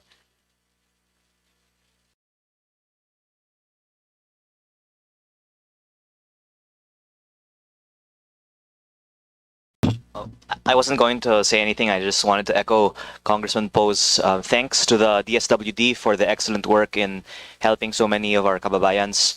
And I'm also here to thank all of you, and especially Secretary Gatchalian, for all that he has done for the 1st District of Batangas. I'm sure that any agency under the leadership of Secretary Gatchalian will make very wise use of taxpayers' money, and we are very blessed that Secretary Gatchalian has taken it upon himself to lead DSWD. Thank you very much. Thank you, Mr. Chairman. Thank you for the kind words. Thank you. Madam Chair? Okay. Thank you very much, Representative Brian Poe, Representative Leandro Leviste. So, there being no other interpellators, ako pa sec. But good things naman. Good, no. We're ready. Oh, Madam Chair. yeah. Sir po, as you can see, all throughout the deliberations, the 7 hours that we've so far spent in the budget hearings, there's a resonating recognition on the part of the House that we are incredibly grateful for all the work that the DSWD has done in our respective districts and localities. And ako po, hindi ko patatapusin yung araw na to without commending SecRex, the people behind the good work that we're able to do in the 1st District of Nueva Ecija. Of course, to our beloved Regional Director, nandiyan ba siya? Ayan, RD Venus Reboldeta. I love you, RD. You know that. ARD pa lang po si RD Venus. Katrabaho ko na po siya, Chief of Staff pa lang po ako. And for so many years, she has supported our district. Not just mine, but also SBC's as members of the Central Luzon. Of course, to our provincial team leader, kay Ma'am Au, Ma'am Aurelia Senayo, and to our team leader in the 1st District of Nueva Ecija, kay Sir Ever Giovanni Perpose. Thank you very much po, and to all of the good people in DSWD for fighting the good fight, doing the hard work, ensuring that the social services reach the most geographically isolated and disadvantaged areas and those who need our help most. So thank you po, RD Venus, and to the whole team. And SecRex, you know this, I'm so grateful to SecRex. Sobrang bilib po talaga ako sa kanya kasi may malasakit po yung secretary ninyo sa inyong lahat. Even to all the field staff when I'm not gonna say the particular sec, you know what I'm referring to, but when there was an incident involving the safety of the field personnel in Nueva Ecija, SecRex, nagulat ako. SecRex was the one who personally called me to facilitate, and kami yung nagtrabaho directly to make sure that the staff are taken well care of. So Sec, ibang klase, saludo po ako for a secretary to care that much for the welfare of all, as in everyone in DSWD, including their respective localities. Maraming salamat po. And when you have a secretary who really cares, nagmamalasakit po, it resonates across the whole agency. And yun po yung dahilan kung bakit ang masasabi lang po namin on the part of the House, thank you at maraming salamat po at saludo po kami sa DSWD family. So, yun po yung part nung akin. And then I have a few questions. First, Madam Chair, thank you again for the kind words. Apa, hindi. All good things naman po, actually. And it's actually working with the good secretary and the DSWD to figure out how we can better recalibrate the budget of the DSWD to whatever the needs are that are not there in the current NEP. Siguro po, SecRex, this was also mentioned several times by the members of the committee. It's with regard to helping, what do you call this, magkaroon po ng plantilla positions para po sa mga AICs na field workers natin. I would strongly advocate for that po. We have a lot of caseworkers under AICs who have been serving the agency for over a decade. I would pay special, is a special mention ko na lang si Sir Ever.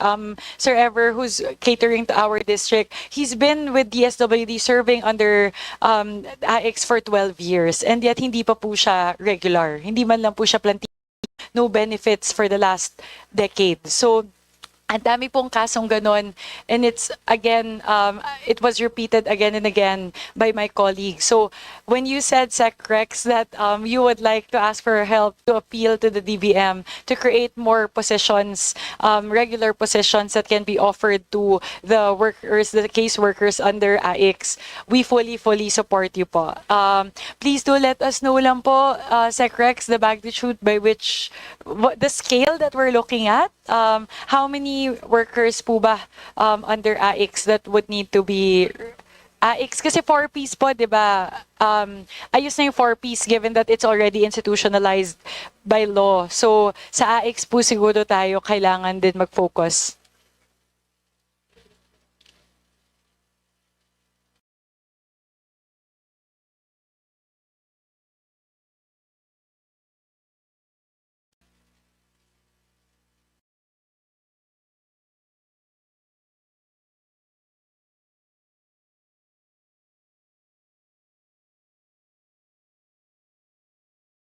Madam Chair, she's our HR person is getting the exact details. Ayaw ko magkamali kasi the golden opportunity na ho to. But suffice to say though, for the time being, DBM has approved the conversion of 584 positions to plantilla. So, but let me give you the divisor of how many contract of service or contractual employees we actually have working the lines para sa protective services sa CIU namin, sa Crisis Intervention Unit. Thank you very much po, Sec Rex. Madam Chair, with your kind indulgence, we'll get back to you. She ran out to make sure that the numbers are correct so that when we do state it for the record or submit it to the committee, it's an accurate number. It's okay po, Sec. I have a few questions. We can go through the other questions first and then get back to this. But definitely the 584 positions are not sufficient. I think that's not even sufficient for Luzon alone. You still have Visayas and Mindanao. So yes, this is really a golden opportunity for us to be able to address this gap. So sige ba, if ready na or I'll move to the next one po. So we have around 5,000 working the lines for our Crisis Intervention Unit, of which only 500 plus, as I mentioned, are now due for regularization. So we are appealing to the kind hearts of our legislators or policymakers to find fiscal space, hopefully, to be able to convert more of these hardworking people into regular positions.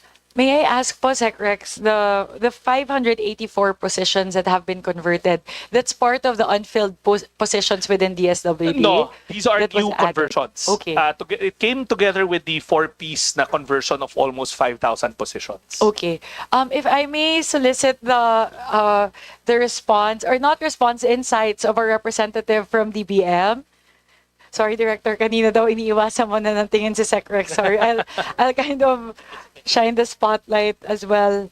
Just so we have an indicative amount as to how much we're talking about if we're able to create the additional positions for the roughly 5,000 employees under the CIU.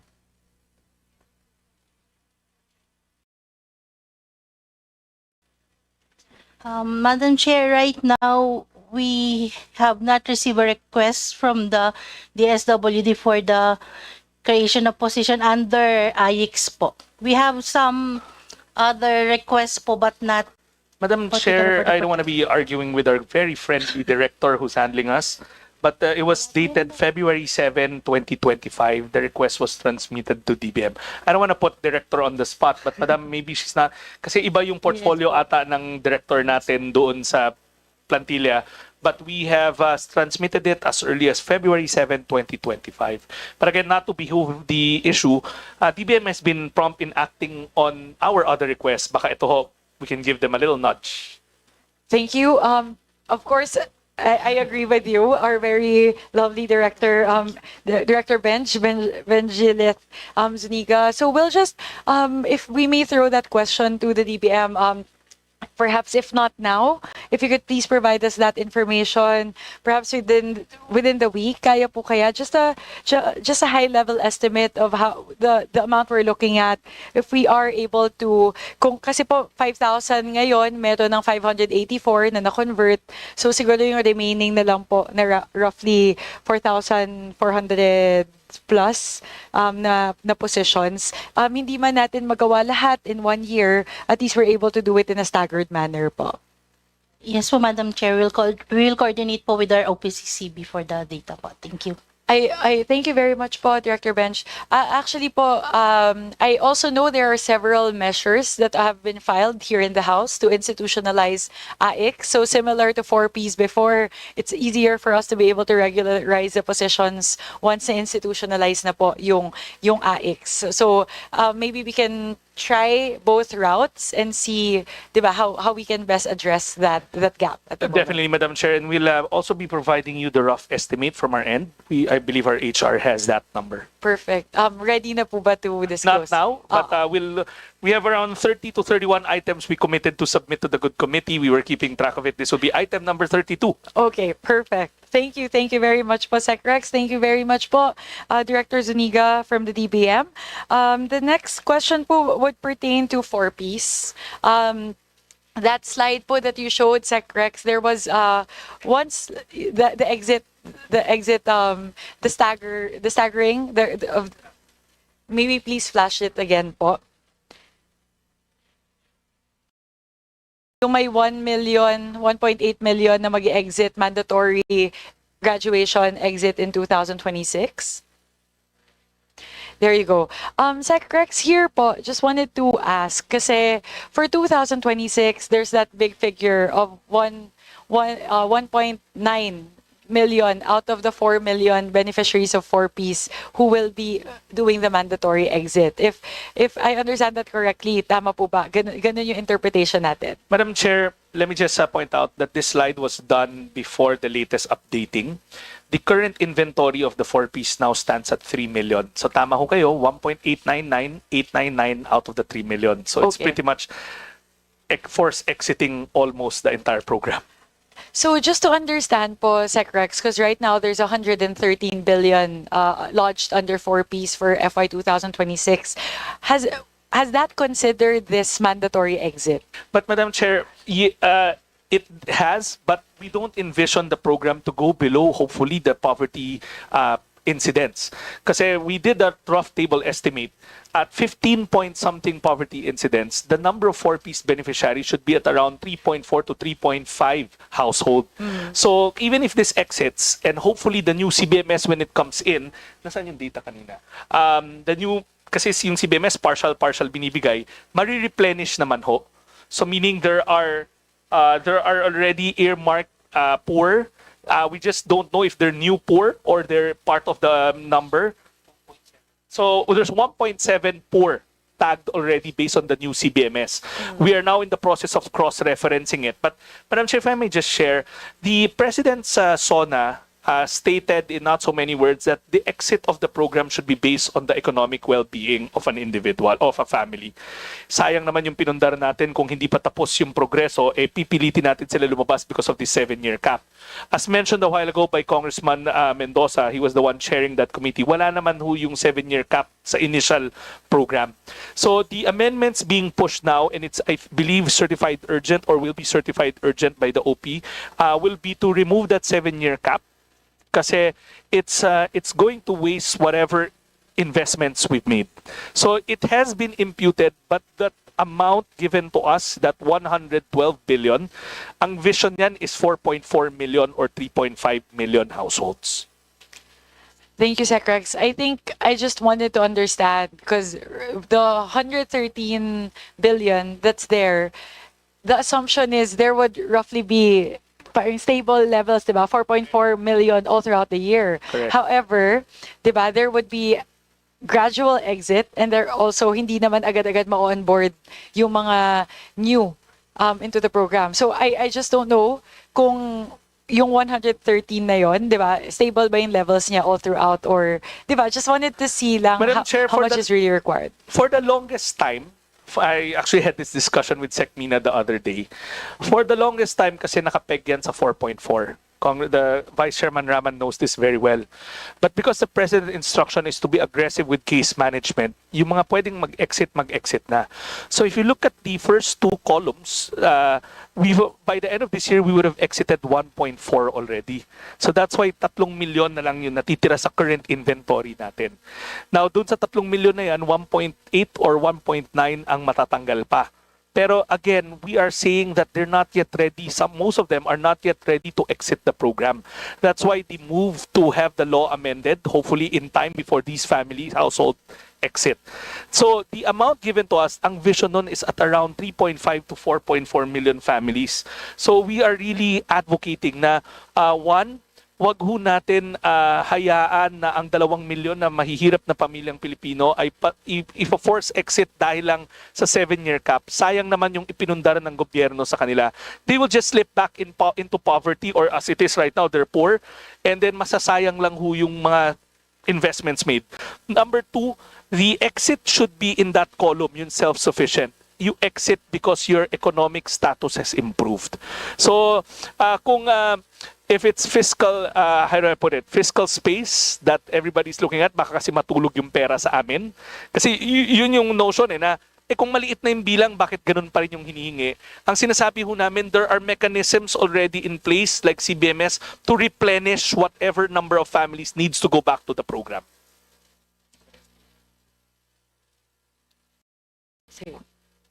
So just wanted to clarify po, so itong 113 billion na to assumes that there's that either those that are slated to mandatorily exit would not be exiting given their current financial situation, and likewise those that can exit will be replaced right away. Yes. So we'll be able, the assumption is we'll be able to maintain that that target level of 3.5 to 4.4 million households all throughout 2026 po. Despite all of these movements. Madam Chair, I stand corrected. It's only worth 3 million household.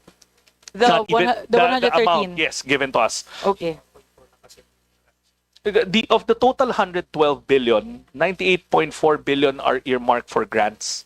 The others will go for administrative expense, for PS, for MOE, for supplies and all that. So yung amount na nandyan is just suffice for 3 million household. Now, you might be asking, paano yun? Di short ka rin pala pag ginawa nyo yung 3.4. Madam Chair, again, they're paid in arrears of every 2 months. So some of them, let's say the last pay period of this year is not due or won't be obligated or dispersed until the first quarter of next year. Right. Thank you for clarifying that, Sec Rex. I think that's a really important thing for us to align on. That what's the assumption? What's the assumed number of beneficiary households that fed into the computation of the 112 billion? Kasi I think medyo malaki po yung range ng 3M versus 4.4, right? So it's very important, at least we're all aligned, that the assumption that was used to compute for the 112 billion is the current levels, which is 3 million households. That's correct. Noted on that po, Sec. At least aligned tayo on that. You have something to add po? Yeah, go ahead po, SVC Yes, Garcia. if I may, Madam Chair, maraming salamat po. Good afternoon, Secretary Rex, and to the whole DSWD family. In line with the questioning of our chair, isa sa pwede nating gawing basis, and I think Secretary Rex knows about this already. I think we've discussed with you, kasama si Governor Joet ng province of Bataan. Since demand-driven or the data-driven yung ating basis for the poverty incidence, and we're dependent on the CBMS, which takes time kasi sinusurvey pa yan nationwide. If you remember, I think we've discussed na isang pwedeng basis na hindi na natin kailangan magpa-survey is the electricity consumption, which is the data is readily available with the electric cooperatives and Meralco and other utilities distribution. For example, nagkaroon tayo ng peg ng 50 kilowatts or 100 kilowatts and below, yun yung poverty level. We can have a recurring data on this as opposed to yung CBMS na it takes time before we get an update. So, tapos dahil exact science po ito, malalaman kagad natin kung sino yung poorest of the poor sa ating community. So I think that's one data we can rely on. Mr. Chair, Madam Chair, after that discussion with Governor Joet and Congressman Abet, I went back to the department through the idea at our 4Ps implementers. Meron silang na-point out na very valid na notion. Marami sa mga to wala sa pangalan nila yung metro. So they're basically ghosts sa mata ng Meralco or ng utility. Kasi either they don't own the house, nakikibed space sila, or wala talaga silang access to power. Which is part of the social adequacy things that we are looking at. But definitely, there's something to chew on doon sa notion na gamitin ng utility bill as a means to target. Yeah. But Madam Chair, I would like to state for the record that Bataan is one of those most sophisticated CBMS run. Nung hindi pa uso CBMS, Bataan nagpapatakbo ng CBMS. And I'm a firm believer, and I'm sure si Kong Abet will also agree na the CBMS talaga gives you kasi a granular picture that goes beyond just poverty, pati yung food insecurity nila. There are telltale signs there that will give you a better idea kung ano yung pamilya. Kasi maring mababa yung kinukonsumo niya, pero you need other dimensions to look at. Like kumakain, meron ba silang access to running water? But yes, definitely, meron ho tayong, there's something to look at in that data set. Yeah, I think it's just a matter of cleaning up the data, and local electric cooperatives can take this initiative para mas maging klaro and recurring for free. Kasi nakatali sa electric consumption a lot of the poverty data that we're looking at. And it's recurring, libre siya. It can be one of the basis. Tapos, gusto ko lang idagdag, Madam Chair, in our briefing with the DBCC, just to bring it out there, sinabi ni Secretary Ralph Recto, when we hit middle income status, magbabago na po yung criteria natin sa poverty incidence. So, I just want everyone to know para aware tayo moving forward dun sa mga bagong criteria. So, thank you, Madam Chair. Maraming salamat, Secrex. That's a really important point raised by SVC Apet, because essentially our poverty incidence will go up because the threshold will go higher.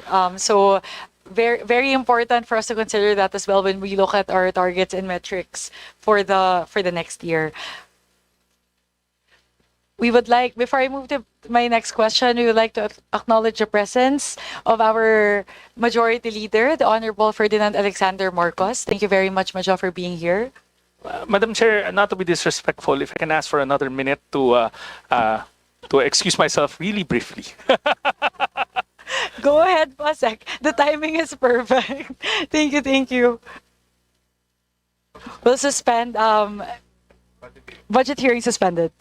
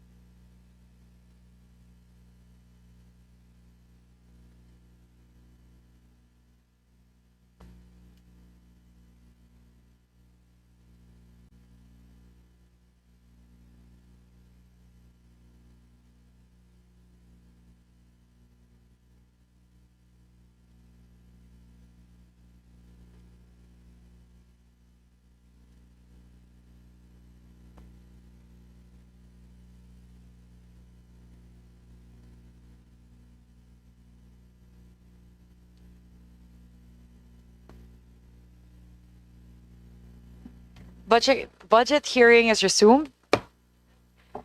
So my next question po, Sec, actually it's not a question, it's more like an alignment lang.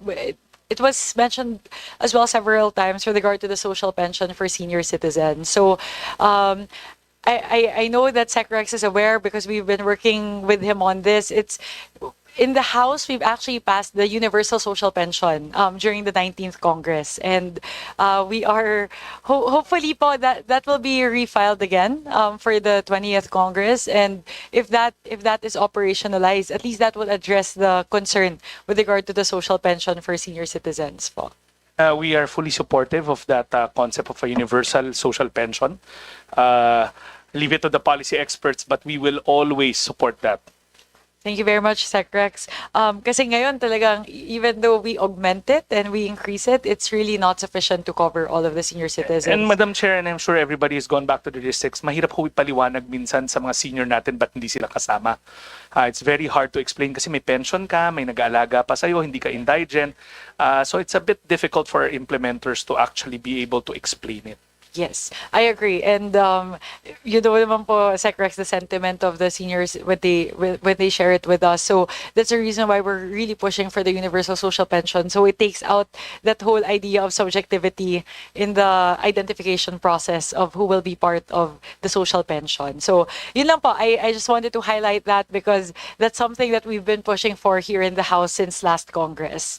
The fourth, actually, Sec, is with regards to the QRF, yung request po ng DSWD to increase the starting fund that's already there in the QRF. So, nakita mo naman, Sec, after you raised that, I conferred with the DBM as well. And we'll look into that because we were looking at the utilization for the QRF, and it's really DSWD that's one of the main agencies that not only fully utilize what's there in the starting fund, but actually get several replenishments. Last time po, naka-7 for 2024, I believe, 7 times po nag-replenish yung DSWD. So, I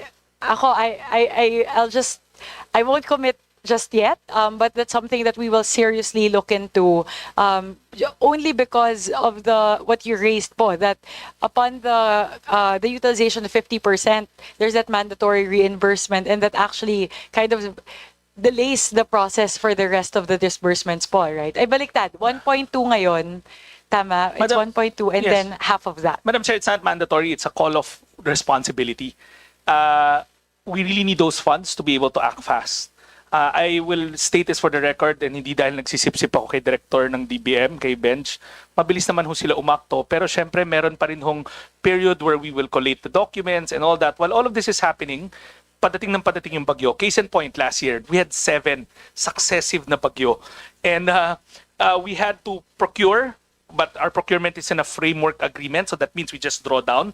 But in order to draw down, we will need to a CAF, a certification na may available funds. And in order to do that, we'll have to replenish. So that replenishment, even if mabilis yung DBM, will take probably an average of a week to 2. Mabilis na ho yun. Pero who is there to say na walang bagyo? Like this last krising, 3 yun sabay-sabay sa isang linggo. And that tapped us out. No, if you look at the history of DSWD, the national stockpile at this administration is the largest there is in history. When this administration walked in, the national stockpile of family food packs was less than 500,000. At one point before krising hit, we had 3.1 million, yet that tapped us out pa rin. So now we're planning to raise it to 4 million upon the instruction of the President, so that while we are acting and responding, hindi kami natatap out kasi sunod-sunod eh. Sometimes in the department, we would just shake our heads na kailan nangyari na 3 in 1 week. So kahit na 1 week to 2 weeks yung turnaround time, that's 1 week of 2 weeks of disaster response pa rin. So for the longest time, we've been lobbying to increase the startup capital namin. And pangit man pakinggan, ganun rin naman yung suma total sa dulo. In fact, mas malaki pa yung kinukuha namin. So that gives us that response capability na mas mabilis and mas massive. I agree, Sec Rex. I looked at the data actually. So last year, your startup capital was around 1.2 billion, and then the final utilization post all the replenishments was around 7 to 8 billion, right? Was it more? Almost 10. So the replenishment, so Humabol 7, pa ho kami. And the reason why may 10, we even had to resort to asking the Office of the President for contingency funds. Kasi at one point in time, sunod-sunod na talaga and we couldn't cope anymore without the cash. We can cope, but if we have the cash, we can do it faster. Noted po, Secretary. So that's one thing that we'll seriously consider on the part of the committee. It's actually not, it's not an augmentation. It's really just putting what's already there from the NDRRMF and moving and lodging it straight to DSWD. So it's not actually additional funds required. It's really just putting up the additional start-up capital. So I conferred with the DBM and there seems to be no, technical impediments in doing that. So that's something that the committee will seriously consider po. Thank you very much. And then lastly po is with regard to the AIX levels. So that's something that was already extensively discussed. And rest assured po, on the part of the House, we recognize the critical role that AIX plays in ensuring that social services and protective services are brought to the ones most in need. So we are in support of that. We can't commit just yet on how much we can augment, but we will take a look at the fiscal space and see how much we can add into AIX, especially in light of the discontinuation of ACAP. And Madam Chair, we've already submitted to the committee the number of potential displacements. We were talking about 7 million households that will, individuals that will be deprived of potential needed social welfare in the time of a crisis. Thank you, Secrex. That's actually quite a staggering number. Not quite. It's a very staggering number at 7 million. That's individuals, right? 7 million individuals who could potentially be displaced by the current reduction from the previous GAA levels of 43 down to the current 27, if I recall correctly. Correct. So we're with you. Several of our colleagues here today have expressed the same sentiment. And again, given ample fiscal space, we will look into how much we can add into AIX because we know how important it is, the same way that 4-piece is such a cornerstone project for the DSWD. Much appreciated, Madam Chair. Thank you very much. And before we wrap up, Secrex, I ask this from whenever we have deliberations because there may be other projects or programs that have been proposed by the agency but may have been underfunded or unfunded in the NEP. We've talked about AIX already. We've talked about the QRF. We've talked about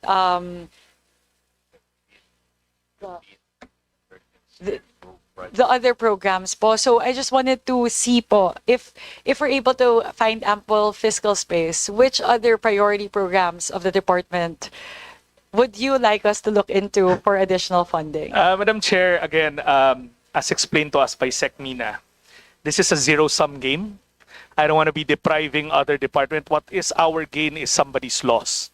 But if tatanungin nyo lang ho kami, the President has been lauded for quick response in times of disasters. Time and time again, Pulse Asia, SWS, independent survey firms have said one of the strongest suit of this department of the President is disaster response.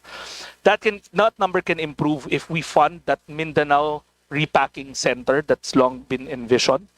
We have one in Luzon, we have one in Visayas, but the dream of having one in Mindanao is left unfunded. That is the first one that we would wish for. It's a 1.5 billion expenditure. Of course, we won't be asking for the entire 1.5 kasi inabsorptive naman to construct that. Will take time. So at least that will come to fruition. It's a legacy project of the President to be able to say that we now have a repacking hub in the 3 major island groups. Number 2, the President instructed us to make sure that we're innovative in social protection. Hindi naman ho pwede na, while the world is moving, kami static yung programs namin. Walang Gutom is one of those innovations. The second innovation is Pagabot, the reach out to families in street situation. The third one was Tarabasa, which is trying to reformat the education assistance. There are more innovation programs that we wanted funded, like the as mentioned a while ago, the taking care of families with children with special needs. It's a pilot that we're running. We were hoping to get that funded. It doesn't require a lot of money, actually. Oh, it does. Every peso is a lot of money. But taking care and protecting our families with special needs is something that we were advocating for. Last two, total naman tinanong nyo na ako, Madam Chair. Pangalawa, protect teen. It was mentioned a while ago. The scourge of teenage pregnancy is something that we have to look at. And last but not the least is the ano pa gusto mo ito yun? The improving of no, siya kasi ho yung may hawak ng innovations namin. Silang dalawa dito sa tabi ko. Taking care of our care facilities. It has been noted a while ago na we run 76 care facilities nationwide, but there are more LGUs giving us land to be able to open facilities for women, for girls in conflict with the law, for hospice care. That's a whole lot of things, a lot of facilities. But Madam Chair, kung hindi lang mapagbibigyan, this is something that I mentioned a while ago. Last night I had dinner with our social welfare development agencies. These are the foundations. They run their own facilities.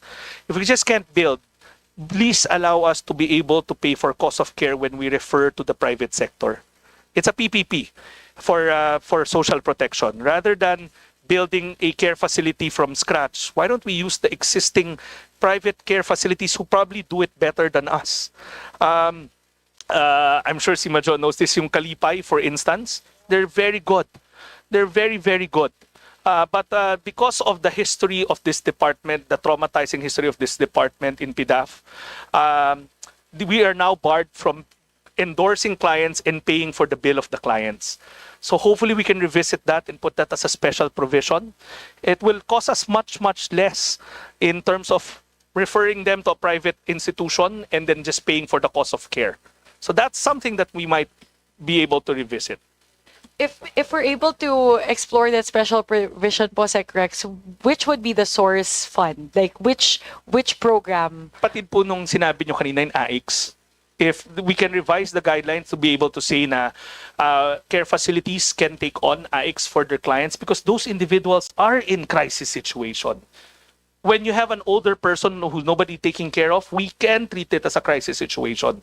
Pero why do we have to give the cash to that individual when he's staying in a hospice? Might as well just pay for the bill of that person. So parang may pagkamaip yun dating niya, di ba? But just for a different kind of facilities. We were saying last night, if Yeah. we can pay for private healthcare using MAIP, this one is for cost of care to endorse them to care facilities. We'll take that into consideration, putting in that special provision because the fund is there anyways, right? It's finding. You will increase AIX.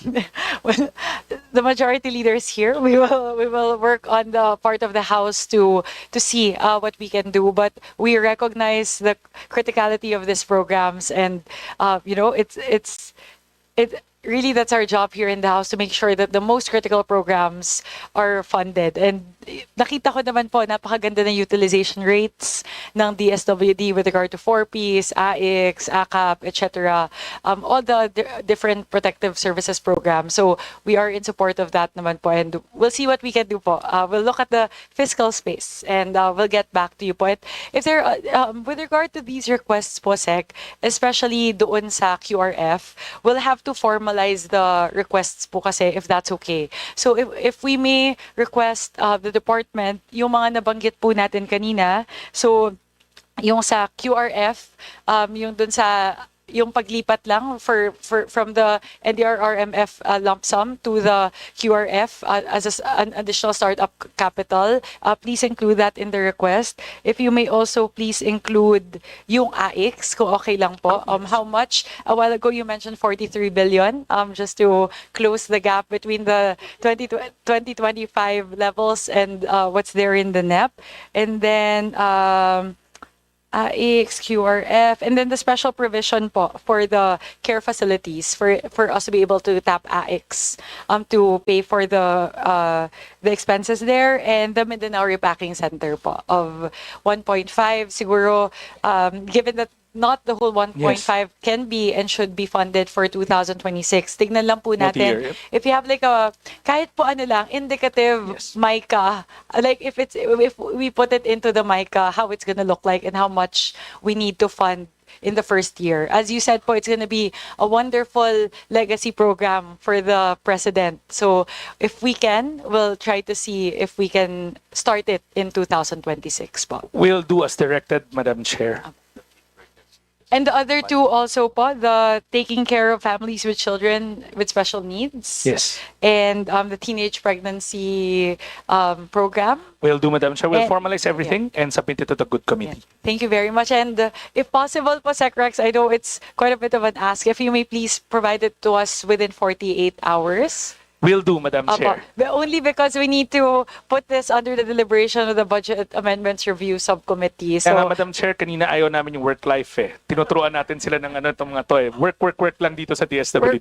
work. Walang work life. Ilang oras na ba tayo dito? I think we've been here for 7.5 hours. We started at 9 in the morning and now it's 7:30. And thank you very much, Pasek. I just wanted to align on all of those because essentially those are the main points that we need to take a look at in terms of looking at the potential adjustments to the budget of the DSWD. And again, grabe po yung it was a resounding, recognition on the part of all of our colleagues who interpolated here today. Maraming salamat po sa DSWD for the wonderful work that you're doing. Several colleagues have said everyone in DSWD go the extra mile. So maraming salamat po for working with us to serve the Filipino people, especially those who are in crisis situations and those who are most in need of our help. Maraming salamat po, Sec Rex. Madam Chair, thank you to the entire APRO committee.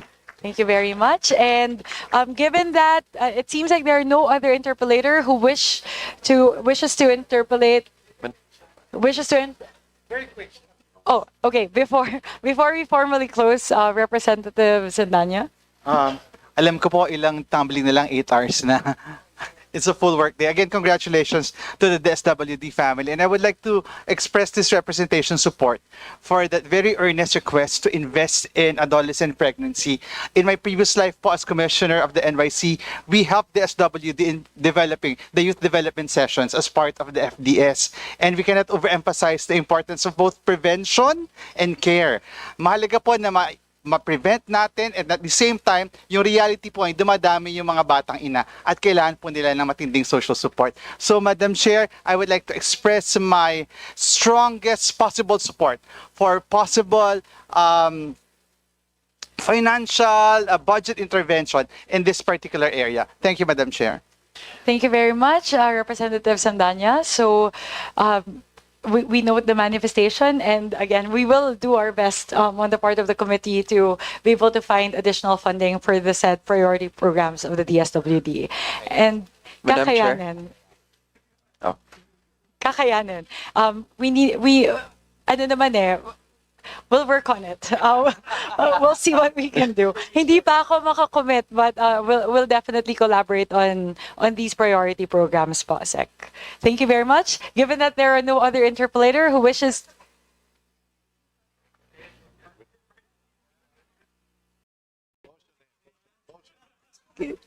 parang hindi pa pagod yung DSWD family natin. It's been 7.5 hours, and I know that we have closely scrutinized every single program. I don't think there's a program that was left untouched in today's hearing. So thank you very much po, Sec Rex, for the 7.5 hours, and to the whole DSWD family for being here. Thank you for invaluable insights, and we assure you we will take all of those incredible insights into consideration as we look into how we can further augment the budget of the DSWD for fiscal year 2026. And with that, may I solicit a motion? Madam Chair, I move that we terminate the budget hearing on the proposed budget of the Department of Social Welfare and Development and including its attached agencies. I so move.